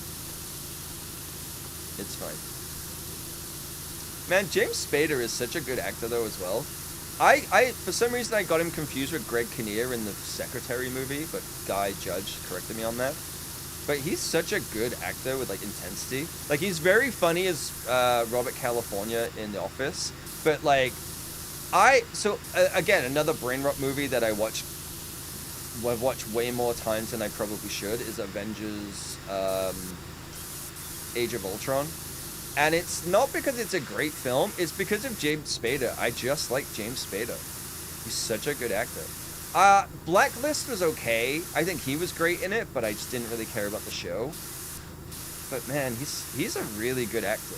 Like, he needs to do more. He needs to do like a Walton Goggins, where it's like kind of bad guy, kind of. I think maybe he's a little too old for that now. But I guess we have Walton Goggins, and I do love Walton Goggins. But playing like the yuppie, sleazy businessman that's kind of bad, like, I think he could really do something there, you know? You want Kevin Smith to make a reference to scissoring the ocean when he puts in his next movie? Oh, no one's been in Kevin Smith's next movies. He's done. We kind of talked about that yesterday because she's in Yoga Hoses, which is a film he made for his daughter and her to kind of get them off the ground, I guess, as actors, which apparently is a horror film, according to Sinnington Nerdle. I've never seen it. I can't watch a Kevin Smith film anymore. His old stuff I can go back and watch and enjoy. I think, like, it definitely captured an era, like Mallrats, things like that. I surprisingly think Jersey Girl is a semi-decent film. I don't think it's the best film, but I think it's, like, for him to do that. I've never seen Cop Out because I just don't care about that. I don't like Tracy Morgan. I don't think he's a very good actor. But like, I just don't care about that. But it's just like, I don't think he knows how to make a movie anymore. I don't think he ever learned. I feel like I would say one of his funniest movies of modern era is Zack and Miri Make a Porno. I really would. I think that one holds up. But I'd say that's like the start of the end for him, because I think that film he's talked about it. He expected it to be like his biggest film. It had Seth Rogen in, who was like huge at the time, and it barely made like $30 million or something. And I think it broke him a little bit. And then now he just makes sequels to his own movies, and yeah, I don't know. Like, I like Clerks 2, I like Zack and Miri, but I just don't know what he's been doing. I will say actually, Red State was not bad for his like foray into horror. It wasn't bad, but it wasn't great. But it was good for the performances. Like Cal Gallner, or Gallner, I think it is. He was great in that. By the way, go watch Strange Darlings. If you haven't seen Strange Darlings, that was a really good film. We watched that not that long ago. I really enjoyed it. That was a really interesting movie. Cal Gallner's really good in that. But yeah, I don't know. It's really disappointing because I like the idea of like what Kevin Smith represents as a filmmaker, especially as an indie filmmaker, and I have a lot of respect for him on that front. But I just don't like any of the new movies that he's done. I don't know. Good for him for like still making them and like crowdfunding them, and he's like he crowdfunds them through his audience and then makes them, and those people enjoy it, and that's good. I'd rather have more movies exist than less, and more interesting, weird ideas. But I just like, they're not for me anymore. Either I aged out of his style of filmmaking and comedy, which is interesting because maybe I go back and watch his old films with a touch of nostalgia. But I think they're better. I think they're better. I think the less he knew about filmmaking, the better his films were. I think the more he's learned about it. Also, I think he's like maybe running out of ideas. Like he's good at quippy writing and dialogue. I think that's our first ding. But I think that he just keeps referencing the same thing over and over, and it's like he's ran out. Sequels and podcasts. Yeah, I mean, look, as a guy who likes to yap, I respect the hustle. He's a good yapper. I watched all of his birthday things. I think they were really cool. Where he did like on his birthday, he would do like Q&As and go and speak to people. And I thought those were great, and I enjoyed them. But I think it's just like, I don't know. I don't know what happened. I don't know what happened. How did we get here? Maybe the passing of Stan Lee broke him. I don't know. Nah, no, his films were bad before Stan Lee passed away, but I digress. Horror movie in the sense that it was that bad. Yoga Hoses? I don't know. I'm never gonna watch it. I have no desire to watch that film at all. But like I said, Red State was an interesting one. And I think he had something there, and then he made Tusk, and it's like, never mind. I don't want to say it ruined Justin Long's career, but it definitely didn't help. I know he did Barbarian, but I don't know what else Justin Long's kind of been in. Because he was kind of the comedy guy for a long time, and then he's kind of done horror. But I don't really know what Justin Long does anymore. Is he even acting? Is he even in anything aside from Barbarian? Is that like his latest movie? Because I don't think he was a bad actor. I actually surprisingly still think the movie Accepted holds up fairly well. Maybe it has some problematic things, like Blake Lively. But I'm kidding. The stuff that she went through on that set was horrendous. But they're all kind of strange. He was actually the Ocean. Oh, okay. So that's why he was credited as Scissor. That makes sense. Justin Long's another person who made choices roles that I think stifled his career. The thing is like he did, but he made some really good ones. Like I don't want to put him in the same category as like Robert Sheehan, because we talk about him very frequently. Robert Sheehan truly is the quintessential of that, where it's like he was in Misfits and he made that show what it was. I'm just going to be honest. But after that, he's just been in just dog shite. I will say, okay, another film that's really bad that I can't stop watching is Mortal Instruments. No, not Mortal Instruments, but he is in that. Mortal Engines. It is a terrible garbage film, but I love watching it. I just love watching it. But he's in that. But yeah, it's just like, I don't know, man. Justin Long was really good as like a witty side character. I don't think he was leading man. Like he doesn't have that quality to him. I think he could definitely play like creepy dude in horror film. But yeah, I don't know. I see him kind of like almost, not to the same extent of fame, but I see him kind of like a Melissa McCarthy, where he's only as good as the writing that he's given. He needs to be talked about. He does. I'll talk about him every damn day. I see Justin Long as like a Melissa McCarthy, where she's only as good as the writing that she's given. That's kind of where she's at for me. I think she can be very funny and she has great delivery, but I think she is both propped up and held back by the quality of the writing that she's given. That's just my 2 cents as a no-name filmmaker that makes crap. Okay, we're doing it slow and steady, but you know what? We will win the race. We will win the race. We will win the race. Okay? We will do it. We will persevere.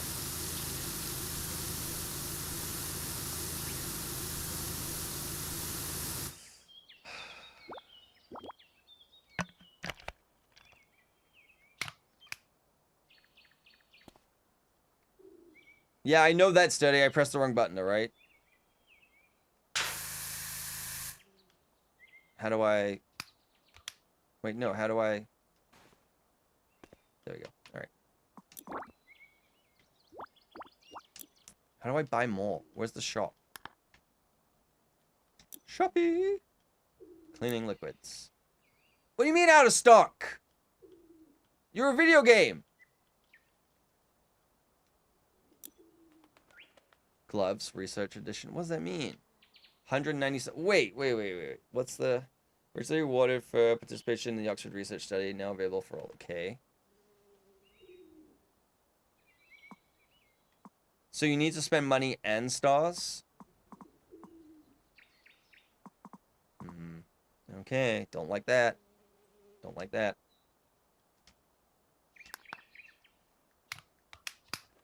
Maybe this... No, this isn't going to go faster. Maybe. Maybe go a little faster. No, but it's not as wide of a spread. Let's spread him as wide as Lily Rose Depp did with the ocean. God damn it. That, I don't know. People need... Like, I'm surprised that the level of discourse... Like, there's not a level of discourse about the horniness of Nosferatu as there is, like, other movies that are significantly less horny. Like, Nosferatu is just for freaky little guys, you know? Like, if Barry Keoghan was in that film, my god. That would have been the ultimate freaky little guy movie, you know? After Saltburn. Oh, I don't like this. What is this?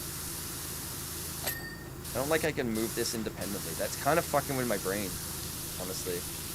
I don't like it.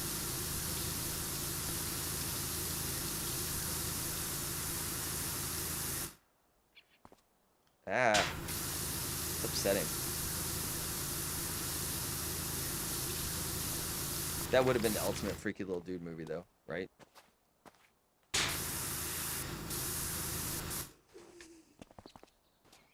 Oh my god. The camera moves so slow, man.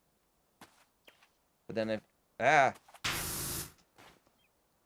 Double jump, okay? Double jump. Put the amulet on. So, this is the thing. Okay, if I want to turn the camera, I have to go all the way to there to then turn. That's crazy, man.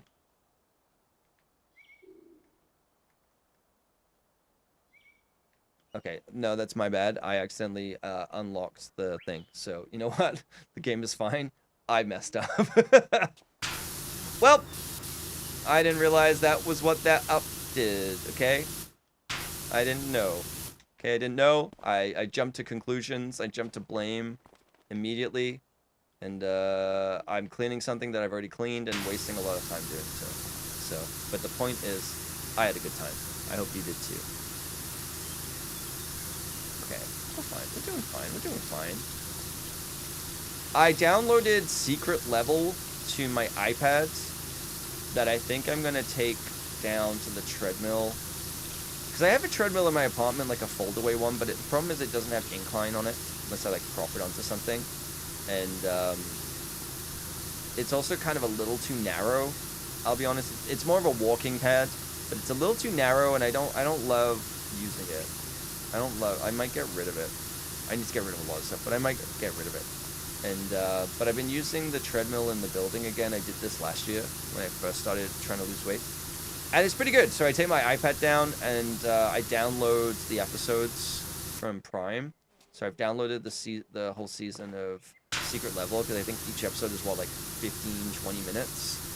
And just go down there and watch that. So I'm going to start that, I think, today. I actually haven't seen a lot of people talk about that show. I've heard it was, like, good, but I've not really heard a lot of people talk about things. Like, the most I've heard someone speak about was Moist Critical did a review. Well, it wasn't even a review of it. They were talking about how Microsoft Studio wouldn't allow them to do a Halo Doom crossover, even though they own both IPs or something like that. And then they're like, well, maybe in season 2 or whatever, but they made a Concord one, but not that. Like, they wouldn't let them do it. So I don't know. I don't know much about it. I don't really know what properties are actually covered, other than like maybe a Warhammer one. I don't really fully know what games are actually in it, and maybe I won't even recognize some of them, to be honest. I just realized I got all of this to do. I haven't even touched the fucking house yet. Oh my god. We're gonna be, like, the other one took us, what, 40 minutes? 30 minutes? we're gonna be here for a while. And I can't buy any of the stone cleaner, so I have to do it all the slowest way possible.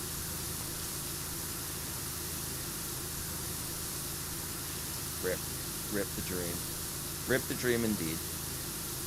Game is really loud.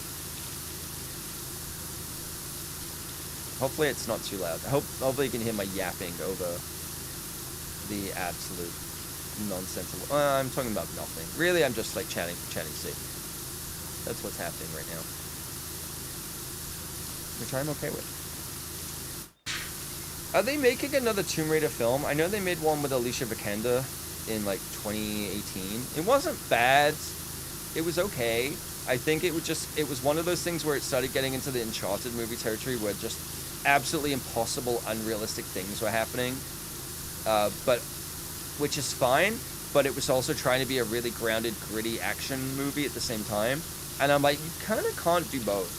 You kind of need to pick. Are you a ridiculous action movie, or are you a grounded one? Because it doesn't work if you're trying to do both, in my opinion. But it wasn't terrible. I think it was like the first thing she did after Ex Machina. Maybe it was, maybe not. I don't know. I haven't seen her in a lot of movies. I know that she's married to Michael Fassbender of the Snowman fame, one of the greatest pieces of Kino in movie history. If you haven't seen it, you should definitely go watch it, and don't tell me how you feel about it after. Okay? Don't tell me how you feel about Val Kilmer's really bad dubbing, or the color grading, or any of that. Or that his name is Harry Hole. Maybe don't tell me why they decided to anglicize his name as Harry Hole, so it sounds like everyone's saying Harry Hole. Maybe don't tell me about those things. I don't want to know. I don't know what you do with time. Okay, I'm not Lily Rose Depp scissoring the ocean. I'm not into that. I'm not into your freaky little games. Okay, chat. You ever consider that? Oh my god. I like that I'm like, this is gonna take forever, as if I have anything else to do. I'm playing Power Wash Simulator on a Monday afternoon, okay? Life isn't that hard. Life is not that hard.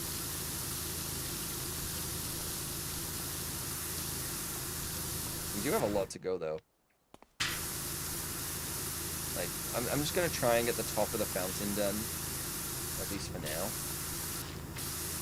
And then we'll make a start in the house, I think. Okay. I'm like, every time my phone goes off, I'm like paranoid because I'm waiting for my landlord to send me my fucking signed lease. I don't know why he's taking forever. But, yeah. He's not followed up on any of the stuff that I called him out on. But, he's just, I'm like, dude, it's 3 days before the end of the month. Well, 4 days, I guess. If you want to get real about it.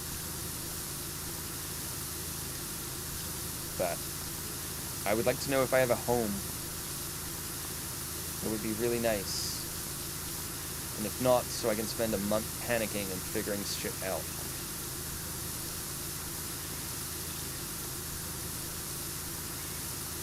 As is tradition. The annual thing of how I get to spend my January. Just absolutely stressed to the gills.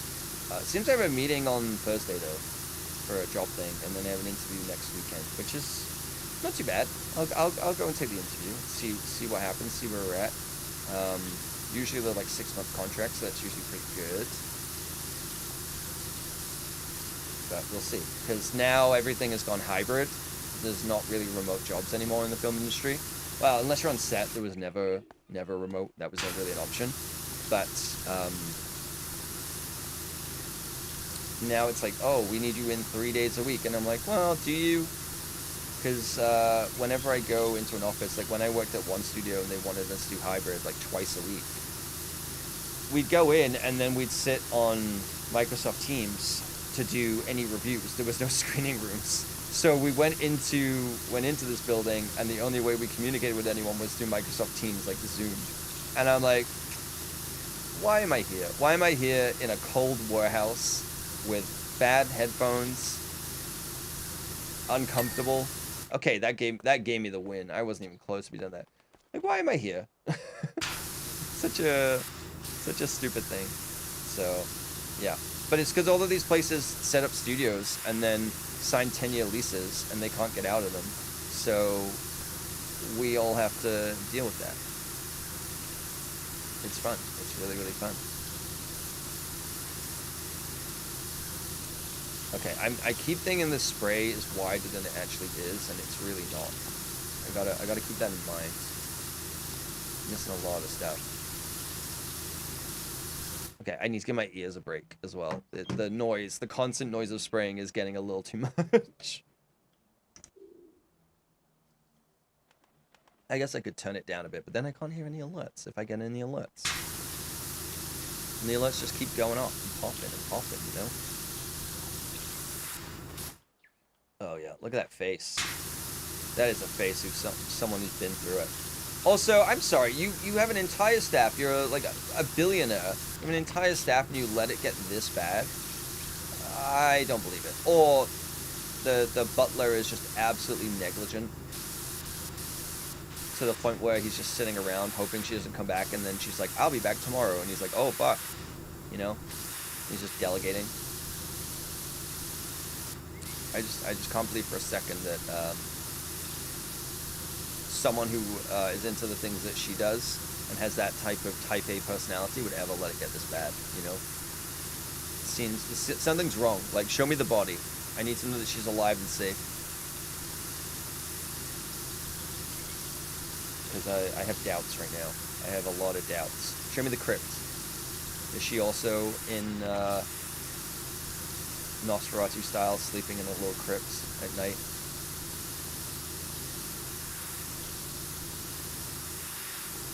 I gotta say, Nicholas Hoult, Shay was pointing this out yesterday, Nicholas Hoult being in 2 movies about Dracula in like 2 years span is kind of crazy.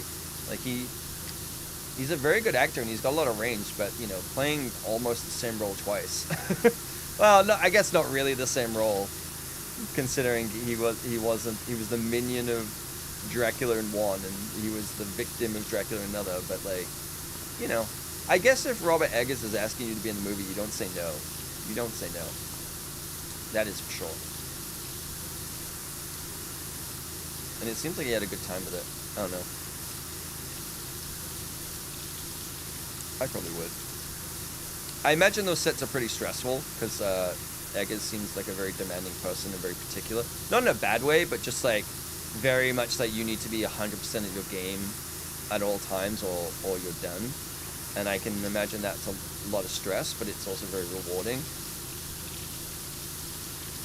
That's, I don't know, it'd be interesting to be in a Robert Eggers movie. Another film that I really like, not a Robert Eggers one, but an A24 one, which might not be for everyone, but I actually really liked, was not Green Lantern, The Green Knight. The Green Knight. I was about to say Green Inferno, but that's not it either. Pretty sure that's an Eli Roth movie. I don't think it was very good. I think that's the one where it's like they're all doing poops. They're all like having diarrhea in a cage and then get eaten by cannibals. What's the other one with Seth Rogen? The Green Hornet. Also a very, very bad film. But yeah, the Green Knight. I actually really, really like that one. Dev Patel's really good in that. Speaking of freaky little dudes, Barry Kogan's in that too, very quickly. But I know a lot of people didn't like The Green Knight because it can be very slow. But I actually really, really liked I don't know, I just really like the tone, the aesthetics, and the pacing is slow but very controlled, if that makes sense, where you feel like you're in the hands of someone who knows what they're doing. And yeah, I think it's a super interesting story. There's a lot of really good actors in that too, but I digress. Man, I'm so annoyed that we don't have any of the stone cleanup. Let's get more stars as well. I want those gloves. Suddenly I've decided I want those gloves. I don't even care about the costume. We need the gloves, okay? I don't even know if I get stars off this. I don't know if I can get 5 stars. I think I have to do story mode. I just don't want to clean the Breaking Bad thing again. I already did it. I don't like when games do that, when they make you play the same level again. Like, I understand it's all meaningless regardless, but at the same time, I'm like, yeah, this feels lazy. This feels like you just recycle the map to make this keep going. So, don't love it. I still haven't played the gardening one. Because this had some gardening elements too, where you could play like a haunted house one. I think at Halloween, you like mowed the lawn and things like that, and it was interesting. But there's one where it's like all about like actual gardening. Oh my god. Winston Smith is back. Perhaps it might be judicious to say a few pertinent points whilst you're at work. Okay. Go on. Pop off, King. Miss Croft is quite an extraordinary woman.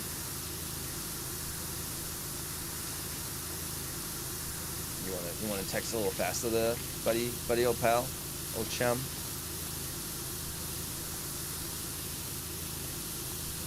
She demands exacting standards, both from herself and from others. Okay, so she's Robert Eggers too. And yet she let her fountain get like this, or specifically, you did, okay? I think, feel like a pink slip is coming your way, buddy. Sorry, Winston. Okay, hope you've been paying your national insurance. If you excel, you'll meet with her generous side. Yes, she's busy raiding tombs. True, but she expects a lot from them. Why did they let it get so bad? If not, well, Miss Croft has an extensive, colorful vocabulary. Okay, so she's very British. Okay, so she's gonna use a lot of slurs. I get it. I'm onto her game. And yet again, he let it get this bad. I feel like the green one is the play, because it's like, it's a balance of speed and precision.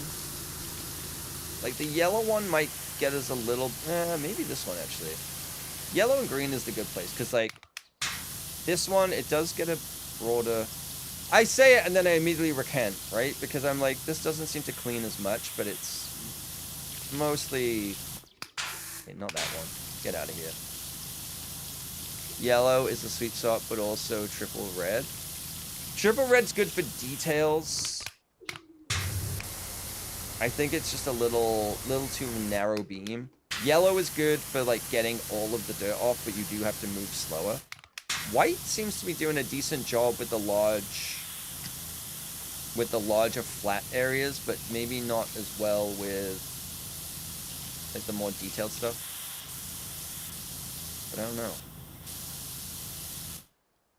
My go-to is short extension, triple red and yellow. Yeah. Okay, so every time you type, the Caster Labs thing just sends me another successfully connected to YouTube chat instead of actually showing me the text. Thank God I still have Twitch chat embedded. Do I even have any extensions put onto this? I don't think I do.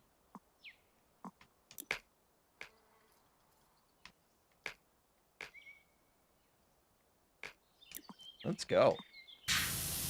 Let's do this so we can get even further away. Might as well. I don't think I need to. Successfully connected. It just keeps like popping as if like something's coming through, but nothing's coming through on it. But I do have like Twitch chat embedded next to it. I have technically I have 3 chats open. I have combined chat that isn't working. I have Twitch chat, and then I have the YouTube chat because it's part of the dashboard and you can't get rid of it, which is really stupid. The YouTube stuff still has a little bit of problems to deal with. It works well, it works fine, but I don't want the chat open. I don't want to chat open because I have it elsewhere. I mean, granted, right now it's being useful. Not that anyone's typing there, but it's useful if someone does, because the other thing's broken. But yeah, it's just not as customized. Whereas the Twitch one is really good because I have the stream information panel, I have the ads manager, and now I have rewards and chat. I have a lot of stuff docked actually. It's surprising how good you can kind of get a layout going in OBS on like it's, and I'm not even like full screen on it. I still have like a little bit of real estate so I can click out to Discord, things like that. But yeah. Okay, well, you know what? Maybe we'll switch to the. We're gonna switch to the Pro Stubby.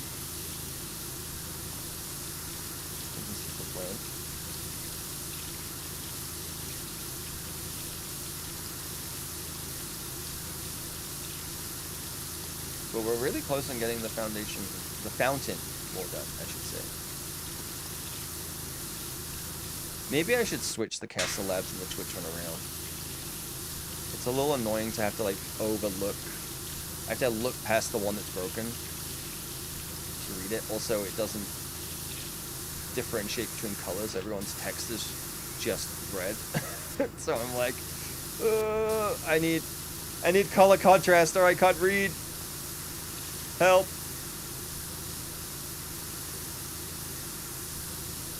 Okay, the pedestal's coming along. The floor is almost done. That's good. Probably gonna have, there it is. See, it's being very forgiving. It's being very forgiving today on this one particular. Maybe because it knows there's so much detail.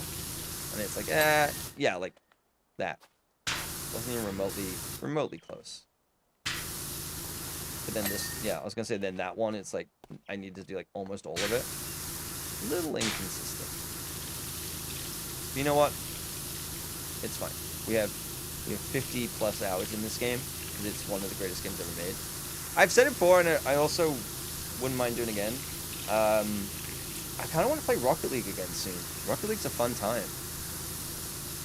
Kind of a weird one for people to watch me play Rocket League. I mean, this is also a weird one if people watch me play Rocket League. But Rocket League's a good time, at least from what I remember. Maybe I'll hate it. Maybe I'm like, this is why I stopped playing. But Rocket League's pretty fun, man.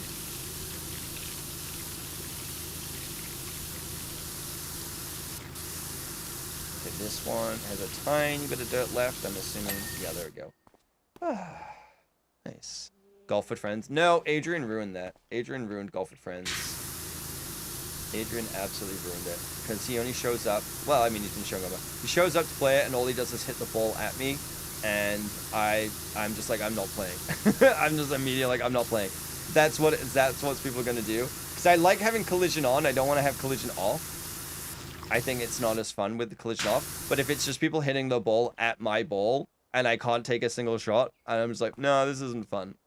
This isn't fun. It's fun for everyone else, not for me, and it's all about me. I'm really sad that Twitch has Mount Your Friends banned. I don't get why. There's so many other games that are far worse. It's just dudes with banana hammocks like that swing around. You don't even see dicks, you know. Like I mean, there's far worse things on this platform, you know, than Mount Your Friends.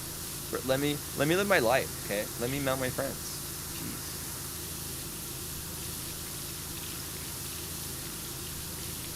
Is there any other good ones that are like good where everyone can play? Not in like a Twitch can like chat control me kind of way.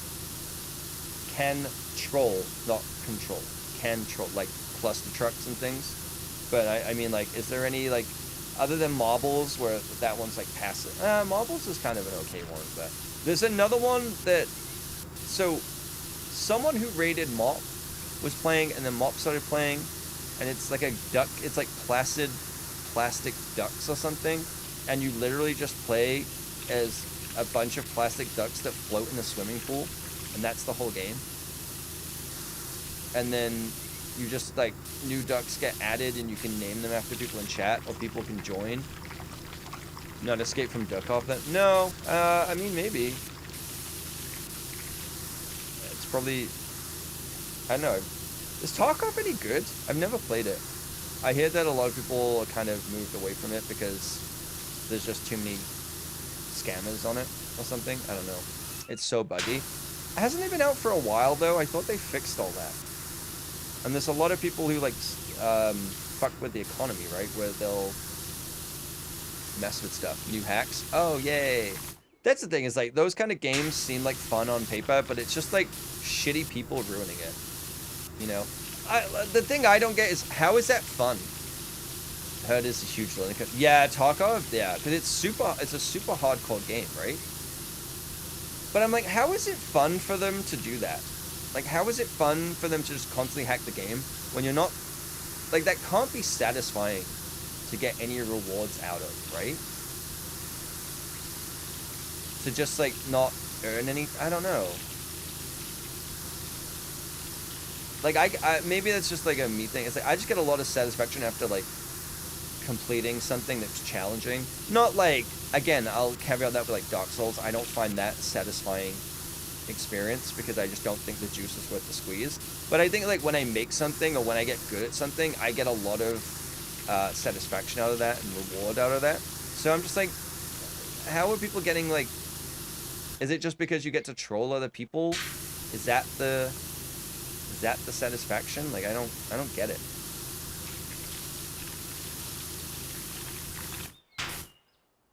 But yeah, a lot of people, like, bigger streamers who were really into Tarkov just stopped playing it because they were like, fuck this. I think Zhao was talking about it as well. It's just like the game, but it's too full of hackers. I don't agree with it, but the paying for hacks thing is a different type of enjoyment than the intended game, ruining others' fun. Yeah. I mean, like, the Schadenfreude aspect has got to get old fast, right? Unless it's like you really get that much enjoyment of like people being frustrated and quitting, but I'm like, it's got to get old pretty quick, surely. Maybe I'm wrong though, but I like trolling people and it can be fun, but I don't want to necessarily like I troll people when I'm in City Snowdle, right? We kind of not taunt, like not trying to be like mean spirited, but just like making jokes and whatnot. But it's not out of like a malicious intent. Like I want them to play. The times when I get frustrated and then I do that is when they're not playing the game. I don't want to say the way I think they should play, because there's many ways you should play. But I think when they play it, when it's a way that's not in the spirit of the game, or the way the game's meant to be played, I don't like that, right? Like when we were playing the other day, and it was someone was playing. They had the assemble the team win condition, and all they were doing was just spamming Guardians of the Galaxy, and I was like, this is not... I was like, how is this fun? I was like, how is this fun for you? Where you just spam it. You're just spamming the same movie over and over. Rather than watching movies and being good at the game, you'd rather just like play and like a potentially easy win and just spam it. And then they got banned from spamming that movie, so then they couldn't play it. And I was just like, this is dumb. Like, it's a waste of my time. It's a waste of their time. I don't know. I don't get why you would spend money on a game to just, like, ruin it when you could just, like, play it and enjoy it. Call me crazy. It's easy for them to get perceived skill. Yeah, that whole thing with that, where he's, like, so adamant that he's such an elite gamer that, and he has to, like, brag about it, but it's, like, very clear that someone else is like boosting accounts, or he's just using accounts that people have made for him, but he doesn't understand the basic mechanics of games. Yeah. I don't know. I don't like weird kind of like trying to look good in front of like trying to look good in front of like a group of people where it's just such a weird thing. It's like, why, you know? You're like a 50-year-old man. Why do you care about this? Like, why have you tied your entire personality to this? It's so bizarre. Can I seriously not climb under this? There we go. Okay. Like me. Whereas me, I'm just trying to also impress a bunch of gamers as well. But I'm trying to impress them with my power washing skills, you know? And I don't think it's working.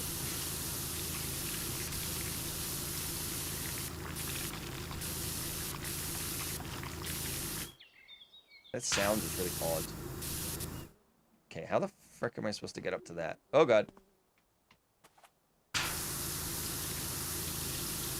the pedestal. Pedestal's gotta be almost done, man. How long until you run into Chat GPT? You know what? I genuinely think that probably already exists. That probably... like a bot playing, probably, because you see some people and you're like, how are you playing this so fast? And not in a you clearly know everything. It's way too quick. Like, it's way too quick, where they either have something open on the sides, or something, and you're just like, especially when the score is really low, and suddenly it's just like, oh, you know all of these obscure movies, like, I call bullshit, you know? Okay, it might not be here. It might be on... There we go. Okay, it was there. I lied.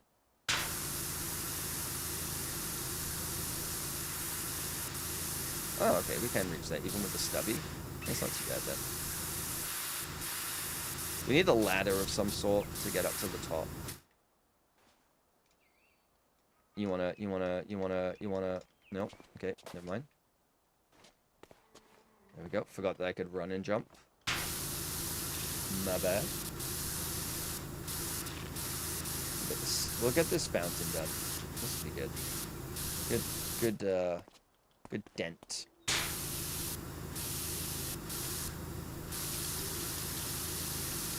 We're gonna need a ladder of some sort. I don't think I can climb this. Maybe I can, I don't know. Could try it. But I can't get to the top, you know? This is all of that. Is there a ladder? Okay, there's a stepping stool. Oh, there's a scaffold. Okay, let's go grab the scaffold, maybe. Oh, it's right here. Never mind. Okay. Along.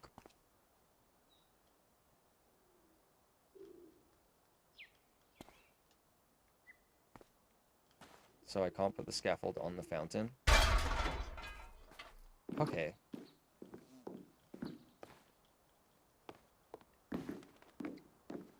Okay, stop getting stuck. Embrace my inner parkour? Absolutely not. I refuse. Let's go extra long. Let's really go, Zaboomafoo on this. That doesn't make any sense.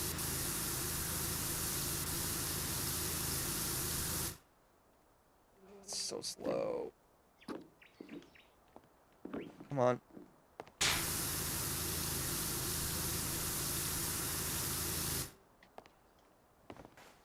Yeah! I did it. I'm a king. I didn't think I'd actually make it, to be honest, but we'll take that. We'll take that. Let's switch to the Stubbylicious. Just because, we're gonna get a little stuck otherwise. Come on. Come on. You can do it. We can probably get that from the other side. That's fine. That's fine. Yeah, getting that nape. Don't think that's what a nape is, but it's fine. I don't need to know what the words mean. I just gotta say them confidently. It's the American way.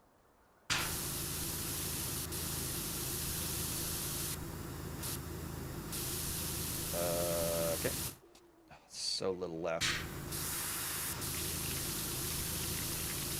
And I just gotta...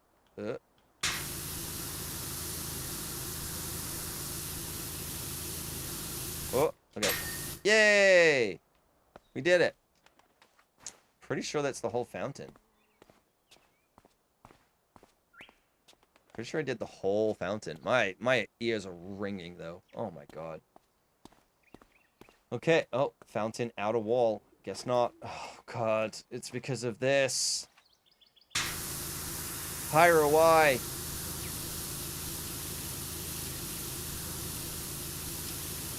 Why you do this to me?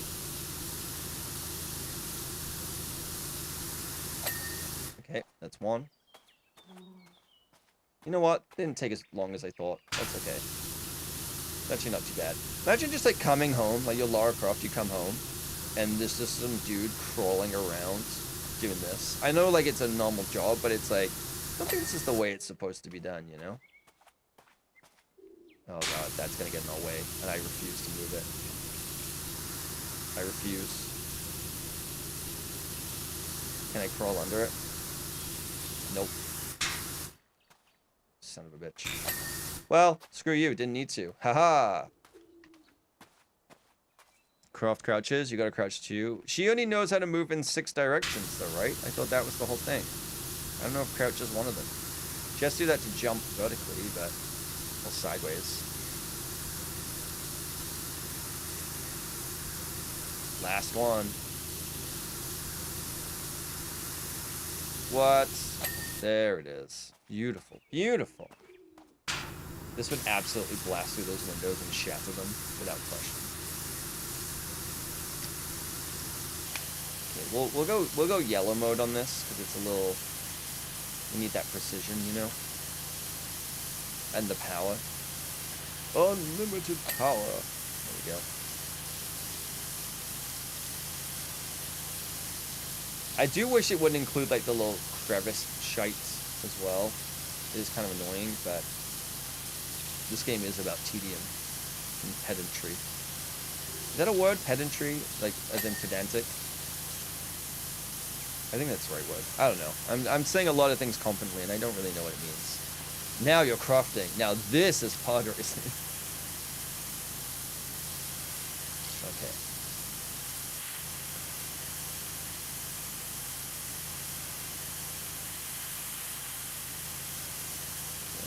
We'll try and get a little bit of this done. Now you're crafting with polygons.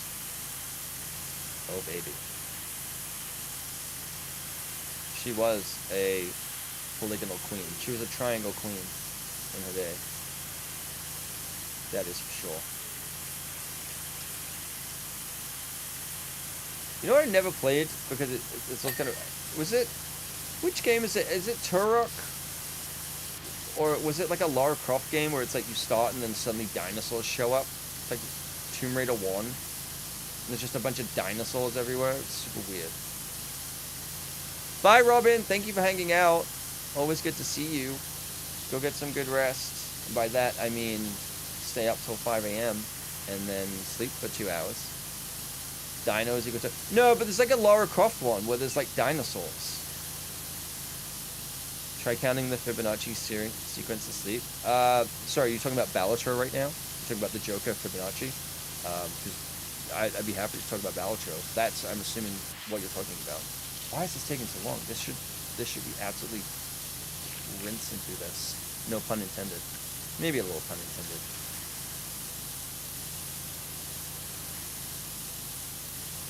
Okay, scaffolding might have to come back. I don't think I can get to the top of that. It's like me trying to reach the top shelf, you know? It ain't gonna happen. My tiptoes don't get me that far up.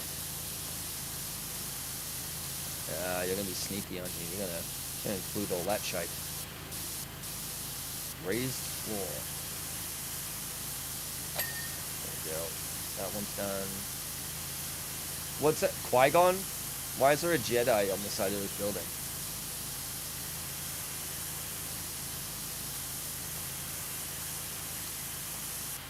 Can I even reach that?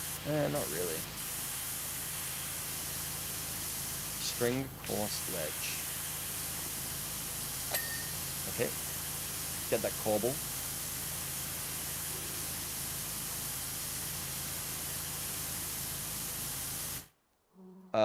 Okay then, Ocean Sister. Just like your base card.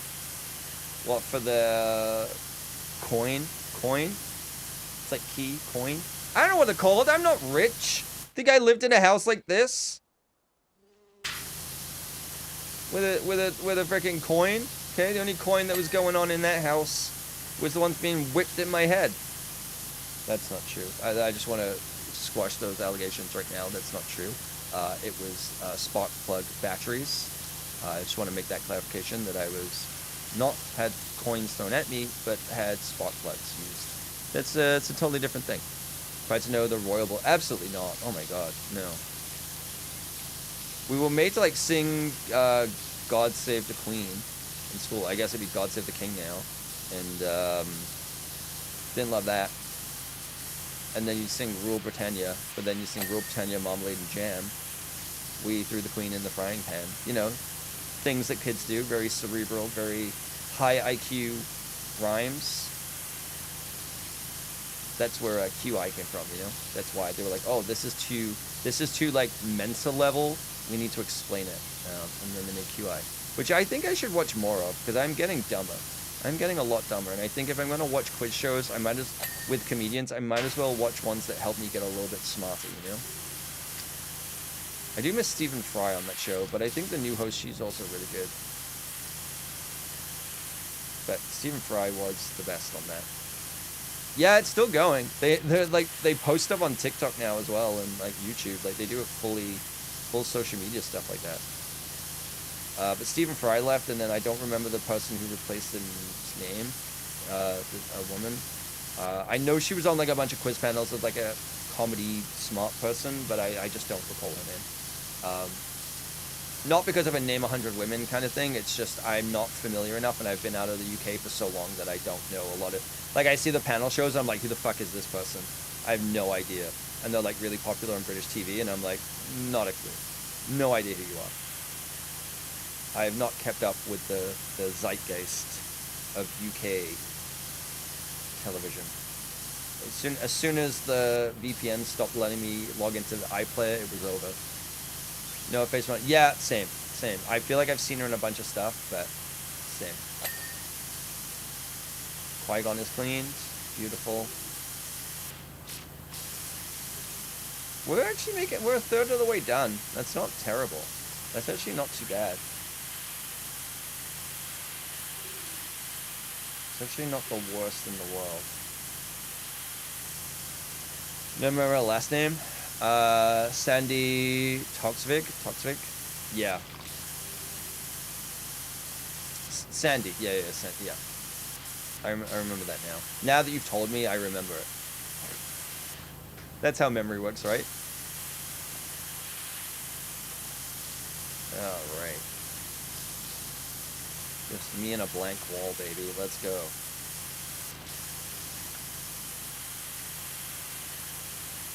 I want to see Ewan McGregor in more movies. Sorry, the reason I'm thinking of Ewan McGregor is whenever I'm saying Qui-Gon for this thing instead of coin, is I only think of Qui-Gon where it's like in Revenge of the Sith, where he goes, Qui-Gon! And they're like, Yoda is saying to him, you will go be touched by a master, you will, from the other side and teach you all things. He's like, Qui-Gon! That's why. So now I'm thinking of Ewan McGregor. I know he kind of had like a comeback, him and Jude Law, which Jude Law was in a movie that came out that I really want to watch where he's like a cop. There was a screenshot. It was the only thing I saw of it. It was a screenshot of him stood in the street, like dressed as like a 1980s cop with a shotgun, and I was like, oh, this fucking goes hard. So I want to watch that film. Jude Law's kind of come back, having a resurgence. He's done a lot of the big popular IPs, but he's also doing a lot of smaller films. But I don't really know what Ewan McGregor is doing, because he kind of also had a resurgence, but did the same thing where he was in like popular media. Like he was in Birds of Prey, the Harley Quinn movie. He was in, I can't remember what else he was in. But I want to see him doing more stuff. He's a really, really good actor. Like a really, really good actor. And I want to see him do more stuff. Sorry. The little chat thing keeps popping up for me on Castlab, so it makes me think a new message came in. And it wasn't. It was just Pyro's last message. But I do want to see Ewan McGregor in more stuff. I guess I could just watch more of his backlog. EC was asking earlier, I think Ewan McGregor is probably up there as one of my favorite actors. I just think he's very consistent. I'm not including the Star Wars stuff. I know he did the Kenobi show, and I'm not going to hold that against him. But I turned that shit off 10 minutes in. As soon as it got to the part where it was child Leia running through a forest and these grown men couldn't catch her, and they were being like they would run after her, and then like a tiny like a leaf would be in the way, and they'd be like, well, I've done all I could do, and they couldn't. I was like, I'm done.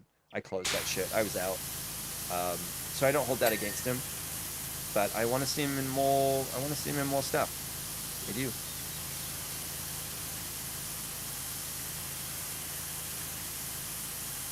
I'm curious how Aaron Taylor-Johnson's going to do in 28 years later as well. I think he's a good actor, but we were talking about, I think we were talking earlier and last night, like, he's not really like a leading man, but he also is kind of a leading man. He's kind of like an in-between. He's a bit of a Taylor Kitsch, you know? Where it's like, he's really good at what he does, but I don't know if he can pull off certain things, but he might be good in this. I don't know. I want to see him in more stuff, like I said. I want more movies to exist, not less. But I'm curious about how that'll go, because and it's also Danny Boyle and Alex Garland are back, which is always good. But Danny Boyle has not been making some of my favorite movies for a long time. I haven't liked a lot of his newer stuff. I really did not like the movie Yesterday. Really, I don't know why that got the accolades it did, but I really disliked that movie. But that always seems to happen, right? It's when things haven't been going well for some people, they just go back to the thing that did really well. Like the director who did It Follows went and did Under the Silver Lake with Andrew Garfield, which is actually a really, really good film. It's kind of weird and convoluted, but I actually enjoyed it. But it didn't do super well, so now he's making a sequel to It Follows, which is, maybe that's something that he really wanted to do. Maybe it's not just out of well, this is the only thing we will fund you for. But I want to see what they do with other ideas. Inconceivable. Hi, Aqua on YouTube. For some reason, you typing on YouTube, fix Caster Labs, but it's completely broken. It's completely broken on Twitch. Like it's not showing Twitch anymore. But it showed your comments on YouTube. He just needs that one roll he pulls off. I think, well, you mean Aaron Taylor Johnson? He did well in Kick-Ass, but then Kick-Ass 2 was kind of eh. Matthew Vaughn's kind of falling into that category for me as well. Like Argyle was a slog. That was a tough film. But it has all of the same cadence and hallmarks of like Kingsman movies, but it just, I don't know, it just didn't work. It was so long. But yeah, I can't even think of like what Aaron Taylor Johnson would be good at. Because I don't think he fits the rom-com style. I didn't like the movie, but I thought he was good in it with Brian Tyree Henry, was Bullet Train. I did not like Bullet Train at all, but I thought he was really good in it. And I think that's where I'm like, he's a really good character actor, because I think he did really well with that. I think he does well in like playing like a serious character in a silly movie, if that makes sense, but also like has comedy chops, right? But I don't know. I don't think, I can't picture what he's like going to be the best at. Not gonna lie, got low expectations 28 years later. Yeah. I didn't mind the second one. Again, Robert Carlyle, Imogen Poots. Sorry, just practicing my Cindy Ternodal, It was okay. The first one still slaps hard. But considering how it was made and everything. But it's interesting because they're like, oh, we're making an iPhone, and then you see the photos and they're using like the biggest $100,000 lens they could ever use, and it's like, that's not really going back to your indie roots. That's just like a little bit of cosplaying indie, But I don't know. What I don't like is the fact that they already announced it as a trilogy. I think that's the thing for me where I'm like, let's maybe make one and see how it does. Let's just start with one. Let's not start with a trilogy. Maybe. And it would be good in an Airplane reboot. Yeah, I think he would do good in like the straight man in a comedy. He could maybe fall into that kind of role. Like maybe that's where his strengths lie. I don't know. I think he's a really good actor. I just can't really think of what really where he sits. I didn't see A Million Little Pieces. And like that was a lot more of a dramatic role, but I just like I don't know. I think he's a good actor. I just can't really think of what really is like his, I don't want to say niche or like his typecast, but like everyone kind of needs a bit of a typecast to kind of get them there, But Craven should have been a comedy. Craven was a weird one. I mean, Craven was a comedy in a certain way, but it really wasn't. I just think it's really, I don't know the other films since then that Derek has done, but J.C. Chandor did All Is Lost with Robert Redford, which is, funny enough, the first film I ever worked on. Now, technically, After Earth is the first film I ever worked on, but it was the first that I only worked on one shot. Sorry, the Winston's texting me. Surprisingly tough work for exterior cleaning, isn't it? I got through 4 flannels on one. Why are you using a flannel, dude? Who's of a flannel on this. Okay? You need some Windex and a paper towel. I expect you to have some high-fangled gizmo on speed. You mean a power washer? You mean a power washer? I don't think that's high-fangled. I think that's existed for a long time. I think you could have easily done this, okay? I don't know why I'm mad, because I'm getting paid for this job. So, you know, really, I'm the problem. Let's be honest. Let's call a spade a spade. Craven was just such a weird one. It was such a, it was tonally all over the place. It didn't really know what it was to be. This is kind of a little bit of a problem with the Sony extended universe. Is they don't really have any cohesion, and they don't have anyone at the helm, which is not necessarily a bad thing because you end up getting more interesting ideas rather than trying to all fit into the same one. Where like with Marvel films, it's like, yes, they can all be good, but they can only really be a 7 out of 10. They can't really go above that because they've got to all fit into these other things. And so you've got to kind of accommodate the lowest common denominator. You know, but I don't know. I think the Russos with Civil War and Winter Soldier really broke the mold on that stuff. But then as it went on, they were like, well, it's got to all fit into the rest of this universe. And then it just kind of, like, Civil War started to become more homogenized, but Winter Soldier was a very, made it the right time where they had the freedom to make it a little bit more gritty, like a gritty action spy movie, if you will. Not really a spy movie, but they had a little bit more freedom, whereas after that, it all became a little more homogenized. So I like the fact that you can have unique voices telling those stories, but you also need someone kind of at the helm doing a little bit of quality control, you know?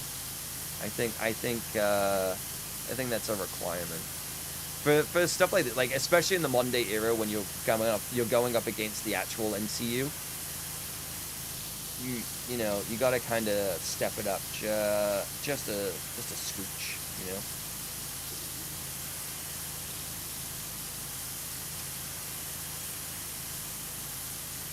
Man, we're getting through this. We're almost halfway done. We're not almost, but we're gonna hit a, no pun intended, we're gonna hit a wall soon where it's like we're into the nitty-gritty details like we were on the boat. The boat was really annoying because it was all of like where the geometry connects, like all the dirt in those little, like I'm worried about like these lines here, you know, it's like overlapping CG elements. It's just that's gonna trip us up later on, you know. So the ones where it's like a bigger building and like bigger vehicle ones aren't my favorite because it is just like a lot of like tedium. I mean, it's all tedium. You're fucking power washing. Let's be real. But more just like I'd rather do like the bigger broad strokes things like this than getting into every crevice of a truck, you know. This is more interesting to me personally. The one that was like a weird bathroom one was interesting though. I don't know. But then it just reminds me that I have a bathroom and I should probably clean that instead, and then it becomes a whole thing. Which I did do. I cleaned my toilet yesterday. I'm so mad. Because the people who came over didn't use my bathroom. So I was like, I cleaned it for nothing, okay? I did. I mean, I get the benefit out of it. But at the same time, you know, can you at least, like, you know, force a little pee out? I went into all this trouble. You can't just, like, Lily Rose Depp in the ocean for me just for like a minute. So that can't become a thing. That can't become a thing. The Lily Rose Depp thing, that can't become a staple of the channel. It might. I'm the one that's going to enjoy it, but force a little what? You heard what I said, Aqua. Force a little Lily Rose Depp from the ocean. Oh, you weren't here for that. We were talking about Lily Rose Depp scissoring the ocean in Nosferatu. And so now that's a whole new thing. So, you know, pooping equals I'm going to go browse Blue Sky. That's that euphemism. Peeing in my toilet is need a little Lily Rose Depp scissoring the ocean. You know, we got to come up with all these things for number 1 and number 2. Speaking of which, I'm gonna go Lily Rose Depp, the ocean, because there's an ad that's gonna run. That's quite an Anglicism. Oh, you bet. If you've seen the film, you know. Because there's an ad that's gonna run in a minute, so I'm gonna preemptively run that ad and go take a pee break. Sorry, anyone that's on YouTube, because you don't get the ads, but Twitch people sucks to suck. BRB. Keep an eye on Sarah for me.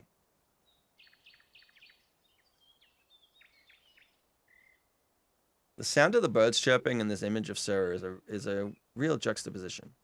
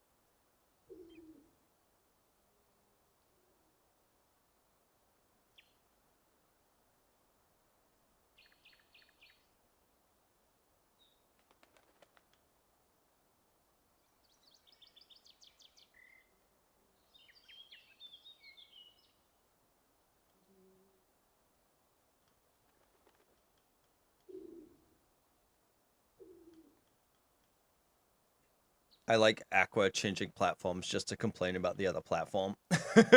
Like just switching from Twitch chat to YouTube chat just to like rag on Twitch having ads. I mean, that's not a bad way to get around the ads, right? You have the both streams open. You chat on Twitch, but you watch on YouTube, and that way you probably won't get any ads or very minimal ads, but can still chat. That's actually not a terrible way to get around it. Other than other ways too, but I digress. Yeah, wasn't there a thing not that long ago? YouTube Premium, baby. I have YouTube Premium too. I really like YouTube Premium. As much as it's like another subscription, I use the crap out of it because ads on YouTube suck. I think they're far worse than on Twitch. But also, you get better quality viewing because you can go up to 4K. Not for like live streams. I don't really watch all the live streams on YouTube. But music, YouTube music. It's pretty good. Pardon me, excuse me. Sorry, I drank a bunch of bubbly while waiting for the ad to finish on Twitch. I was topping up my Lily Rose Dep tank, and yeah, the YouTube music's actually pretty good. I use that all the time. The algorithm's not as good as Spotify. I'm just gonna say it. It's not random. It's not good at suggesting music. There's no Discover Weekly and all that jazz. Like, I can usually predict what the next song is going to be because it plays the same ones. Even if you hit random or shuffle, it's not really that random. But it does have a lot more. It does have a lot of music on there, and you can watch the videos and stuff. So. But is it heavy on playing stuff you already listened to? Yes. But then it's like it builds an offline playlist for you, which is nice, based on the music that you're listening to and if you listen to often enough. But there's ones where like it will suggest stuff that I don't even know, and I'll skip the song, but it will add that to my offline playlist, and I'm like, all the music I actually listen to is like buried way down, and I'm like, what the fuck is this?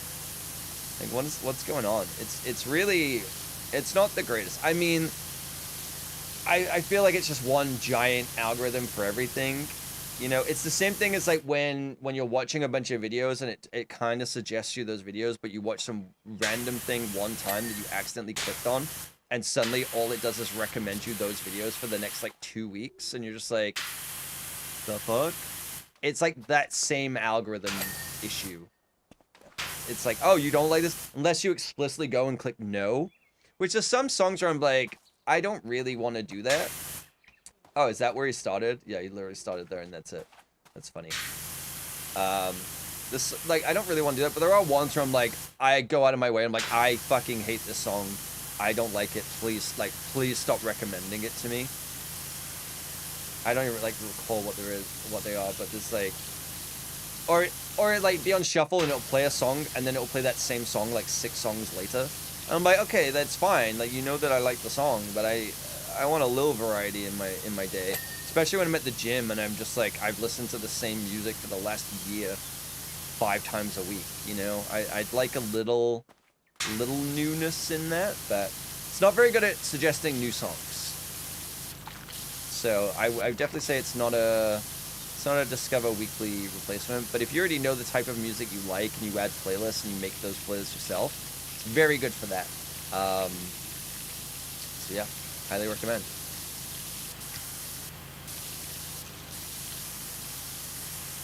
Although I will say it seems to be like device dependent too, like you can't watch on 2 devices separately, you can only watch on 1 device, which is kind of annoying.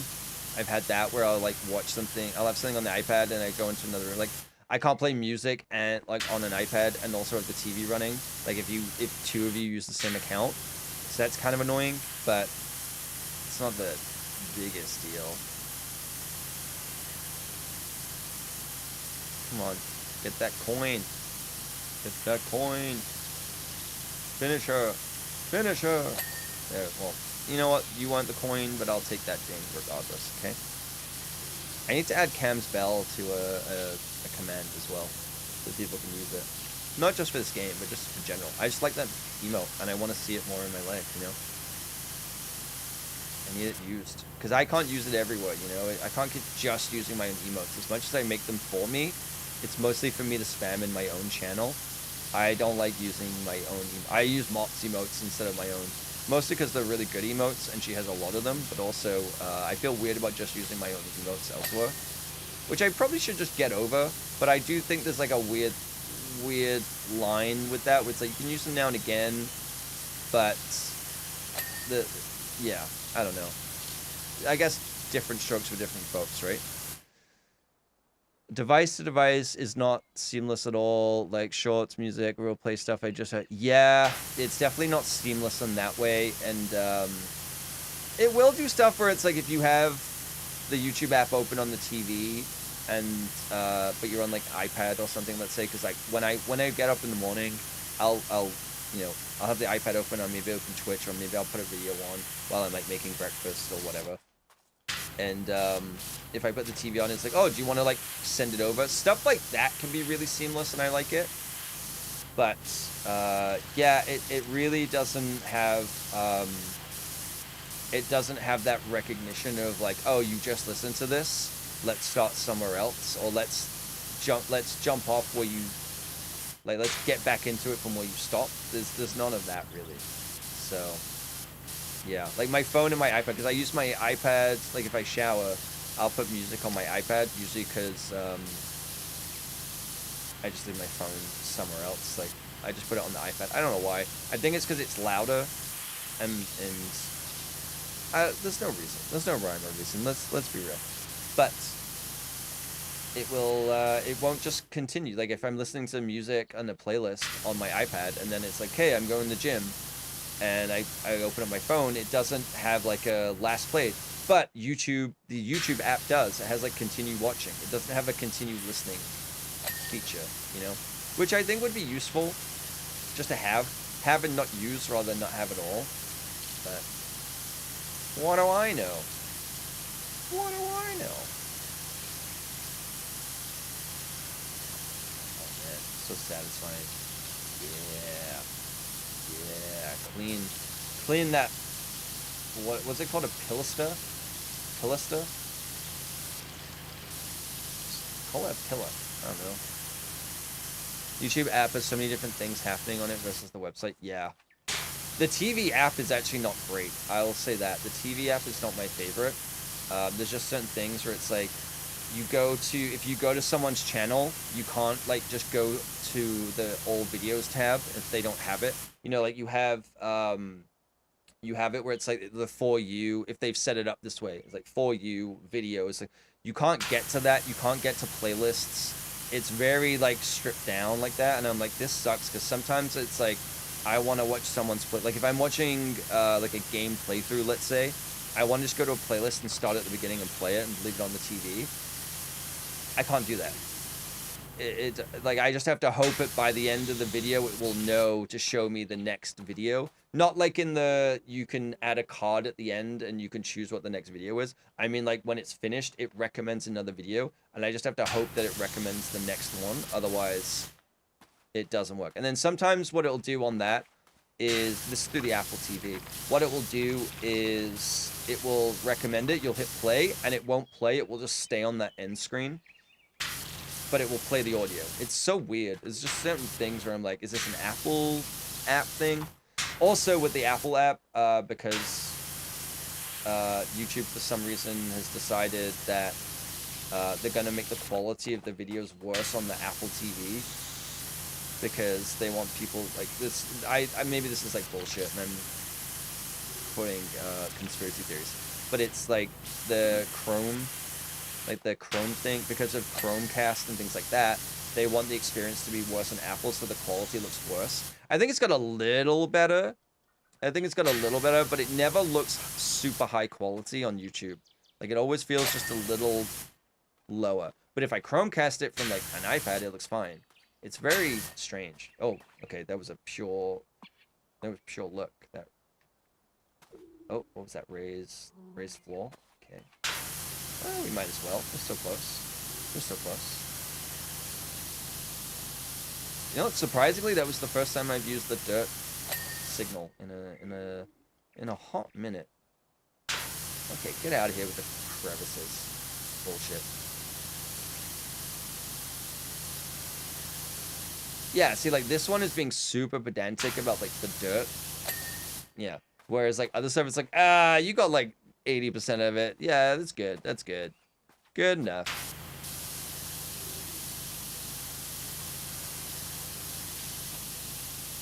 Can I get the rest of this? Maybe. Maybe. You know what? I'm not even going to move you. I'm just going to... Oh, that's why. I'm like, why is this taking forever? Because I didn't do the top of the planter. Oops. Oopsie. That'll do it. That'll be the reason, alright, that it's not clearing. I missed all of this. That's why you need that Swiffer duster, you know? Yeah, you come with me. We'll put you... here. There we go. Boop. Again, like me trying to get to the top shelf. Yeah, see that one? I had so much left of that to clean. We'll take you. Alright, 50%. That's pretty good. Oops. Alright, didn't mean to shoot it, but whatever. Is what it is. Dude, I would actually, like, I would never want to own a house like this. As much as, like, you probably have enough money for people to, like, take care of it, it just seems exhausting. All I want is, like, 1,200 square foot, which is a lot. 1,200 square foot place, 2-bedroom, maybe an office, and a bit of a yard, you know, if it's a house, whatever. That's all I need. I don't need more than that. I don't want to clean more than that. Even if I brought someone in to clean, I don't want more than that. That seems like way too much. I want a little bit of a yard so I can have a pet. Also, I can enjoy in the pleasures of an old man of mowing it and lawn maintenance. That would be pretty sweet. But, yeah, I don't want a massive McMansion or whatever. Like, I don't... It seems insane. It seems like a massive waste of wealth.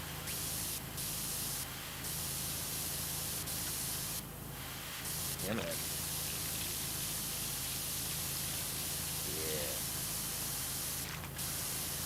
Yeah. Okay. Plants are pretty easy. They're not too bad.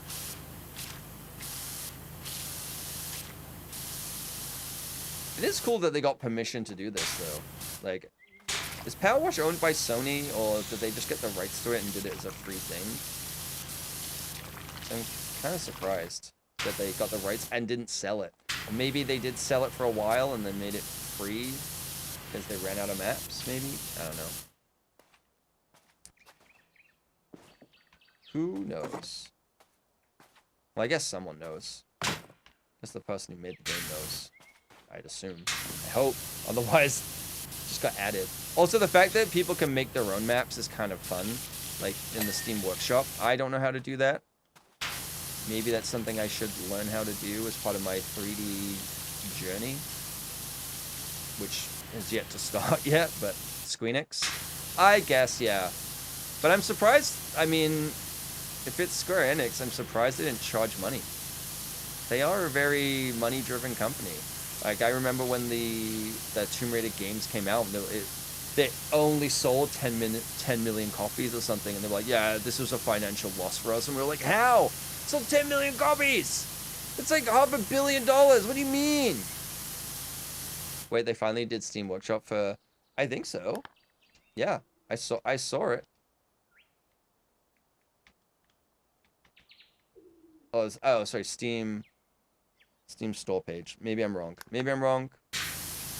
I'm surprised that they haven't added that, but maybe it's like, maybe they're worried that people are gonna do weird shit with it. You know, like a Lily Rose Depp, Scissoring the Ocean kind of deal.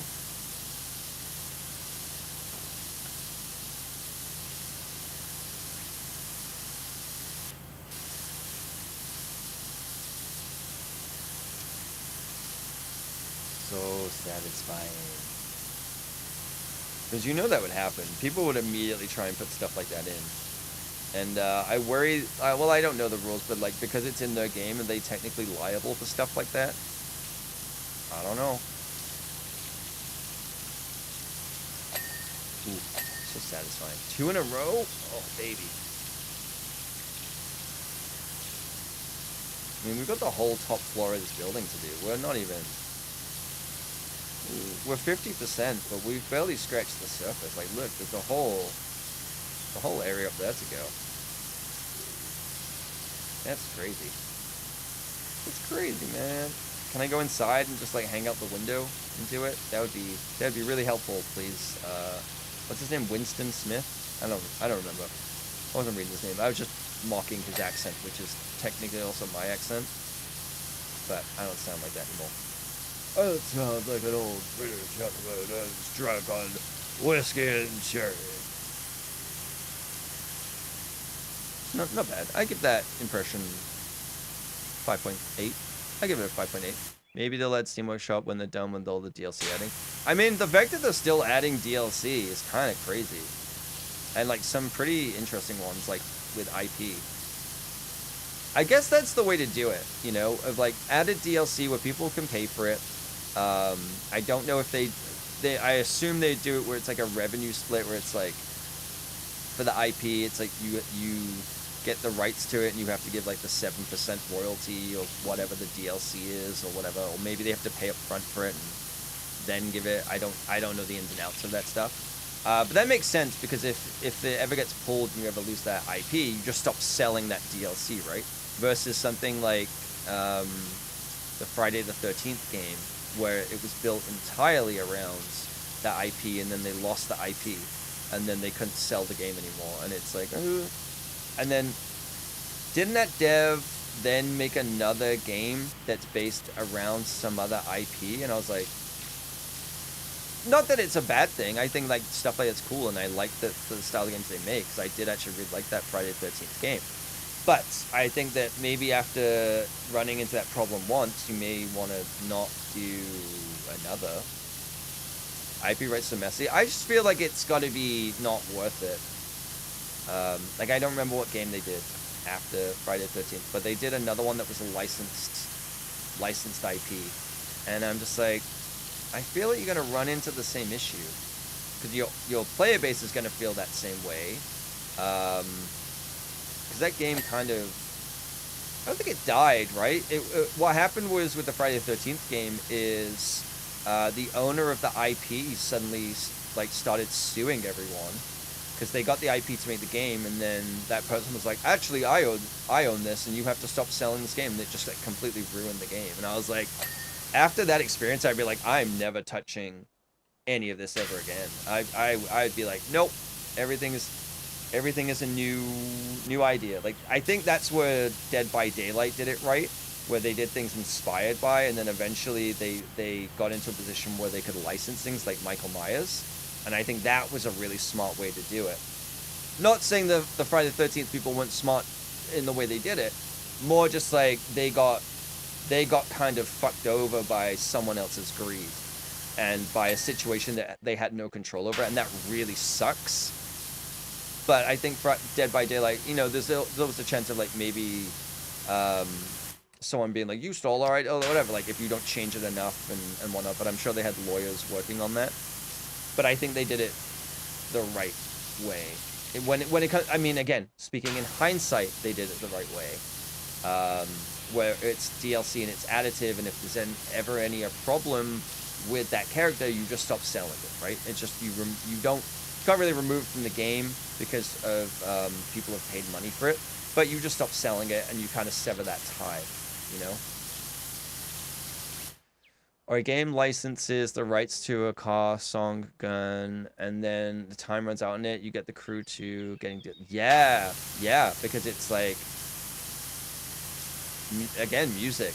Music can be a big one, right? That's why with movies, it can be in perpetuity. There's been things, I think, where it's like... I vaguely recall, and I could be wrong, where it's like a movie will have the rights to a song, but by the time... At least back in the day, because they'd only have like a 2-year thing on it.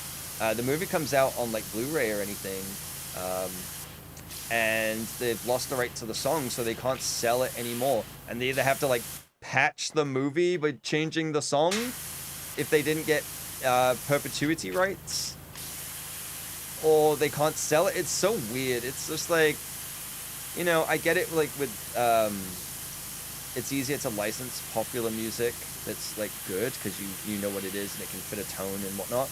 But it's like, you run into a lot of problems with that. You can run into a lot of problems. Like, new IP is difficult to come up with, sure. But that difficulty is offset by the fact that you then own all the rights to that. You don't have to worry about... Well, hopefully, you don't have to worry about someone coming after you. It's kind of like the Ed Sheeran thing where someone tried to sue him over a song over, like, chord progressions. And he's like, dude, there's, like, 8 chord progressions that exist. Like, what do you want me to do? Like, every song... technically uses the same chords. Like, this is so dumb. I think he won that thing, but it's like, I just don't want to end up in that situation, you know? That seems fucking awful, especially for someone who's like an indie dev as well, where it's like, they probably don't have the money to fight that. Look at Palworld. I mean, Palworld, they have the money to fight it, let's be clear. But they got very lucky with that, where they suddenly sold so many copies that, they had like $500 million or something insane in sales. And it's like, yeah, we can fight this. But Nintendo also has infinite money, and they can drag that out until they have none of that money left, right? So Nintendo lawsuit is so petty. Well, it's the fact that they tried to patent it after the game was already out, and then sue them for something that they patented after the game was already out. And I'm like, that can't be legal. Like, it can't be legal that you patented something after the fact and then go retroactively after someone, because that patent shouldn't have been granted just for the ball throw. Yeah, it's so stupid, and it's only because it made a lot of money. And everyone's like, well, Nintendo, we've been asking you for years to make a game like this and you refused to. Someone else went and did and made a game that we wanted, and you're mad about it. Like, just release your own I'm sure that people would rather have a version from Nintendo that is exactly that game. I guarantee it. They would make $1 billion in it themselves. But they keep making these stripped down mobile-esque hybrid games, which I'm sure make a lot of money for them. But it's just like, there's no depth to it, you know? It's not even a mile wide and an inch deep. It's like, you know, 100 feet and an inch deep. Maybe the game's coming Switch 2. I mean, they gotta do something, because the Pokemon, they haven't really done a lot with Pokemon. I know, like, everyone's obsessed with that card trading game, and I don't love that, because again, it's just all microtransactions where you're buying packs, and it's like, I get it makes money, but I'm just like, I feel like they're kind of eroding the IP brand name. I do. I think, like, maybe that's just me. Maybe it's just my opinion. But I'm just like, the whole thing, I understand games are made to make money and you're a business and that's it. But at least, you know, I would rather have something that is worth value that I'm paying for it than just digital card game that can be removed at any time. And like has no, I don't know. I just don't love the thing of like selling gambling to kids. It just feels weird. And they know that it's kids playing that game, and Nintendo targets kids as the main demographic, or families, I should say. And Yeah, it's just weird. Again, it's that whole thing of like Balatro gets labeled an 18 plus because it's a poker, like it's based around poker, but then FIFA or any of these games are rated like universal or like for E for everyone, and I'm like, everyone with a credit card? Like, what the fuck is this? This is literally gambling mechanics. What are we doing here? Yeah. It's just bizarre. I don't know. The world's fucked, man. World's fucked. Yeah. I don't think I'm getting all of it.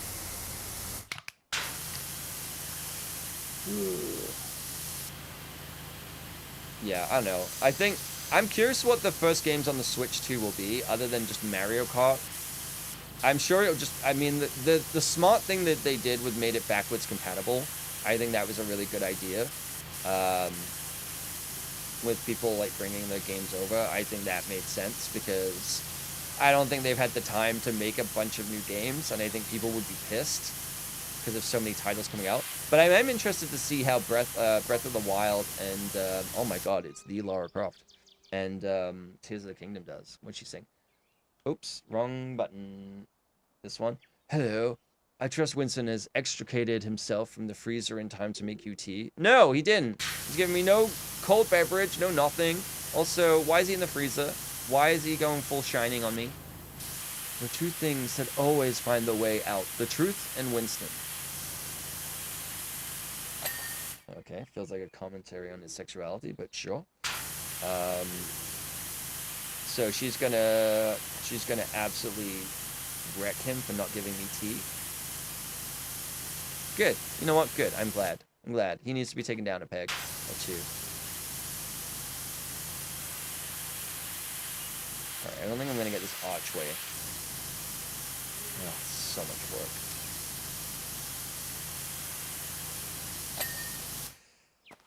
Is that one done? Let's get this one done.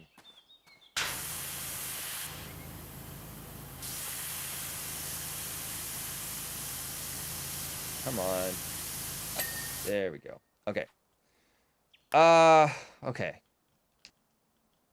I think I'm, there's an ad gonna run in like 3 minutes. I think I'm power washed out for the day. Yeah, I think I'm gonna call it a stream here. We went for a long time though. I went for 4.5 hours, which washed out. Yeah, I've definitely washed out. That is very true. I'm gonna mute that real quick. There we go. Thank you everyone for hanging out. I really appreciate it. Thank you for hanging out and checking out the YouTube stream. YouTube stream's been doing surprisingly well. Not gonna lie.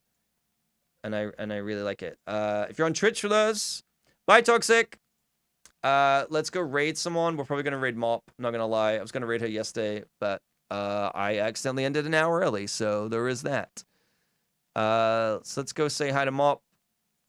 She's playing Donkey Kong. Speaking in Nintendo, she's playing Donkey Kong Country Returns HD. So let's go say hi to her. Thank you everyone for hanging out. I really appreciate it. Thank you for the follows. Thank you for the resubs. You are too kind for someone who just wasted 4.5 hours of your life yapping and playing Power Wash. So yeah. Hope everyone has a good rest of your Monday. I'll be back on Wednesday. I'll be back on Wednesday. Not streaming tomorrow, but I will be back on Wednesday. Aiming for like similar time start, like between 10 and 11 a.m. I'll usually post in Discord if it's gonna, like, when it's gonna be. So yeah, but it will be most likely starting in the morning time on then. And then maybe we'll play some more Dead Cells. This was a good one for today. But yeah, anyway, thank you everyone. I'll see you on Wednesday. Go watch the Cindy 2 Nerdle videos that came out on YouTube, I guess. Bye.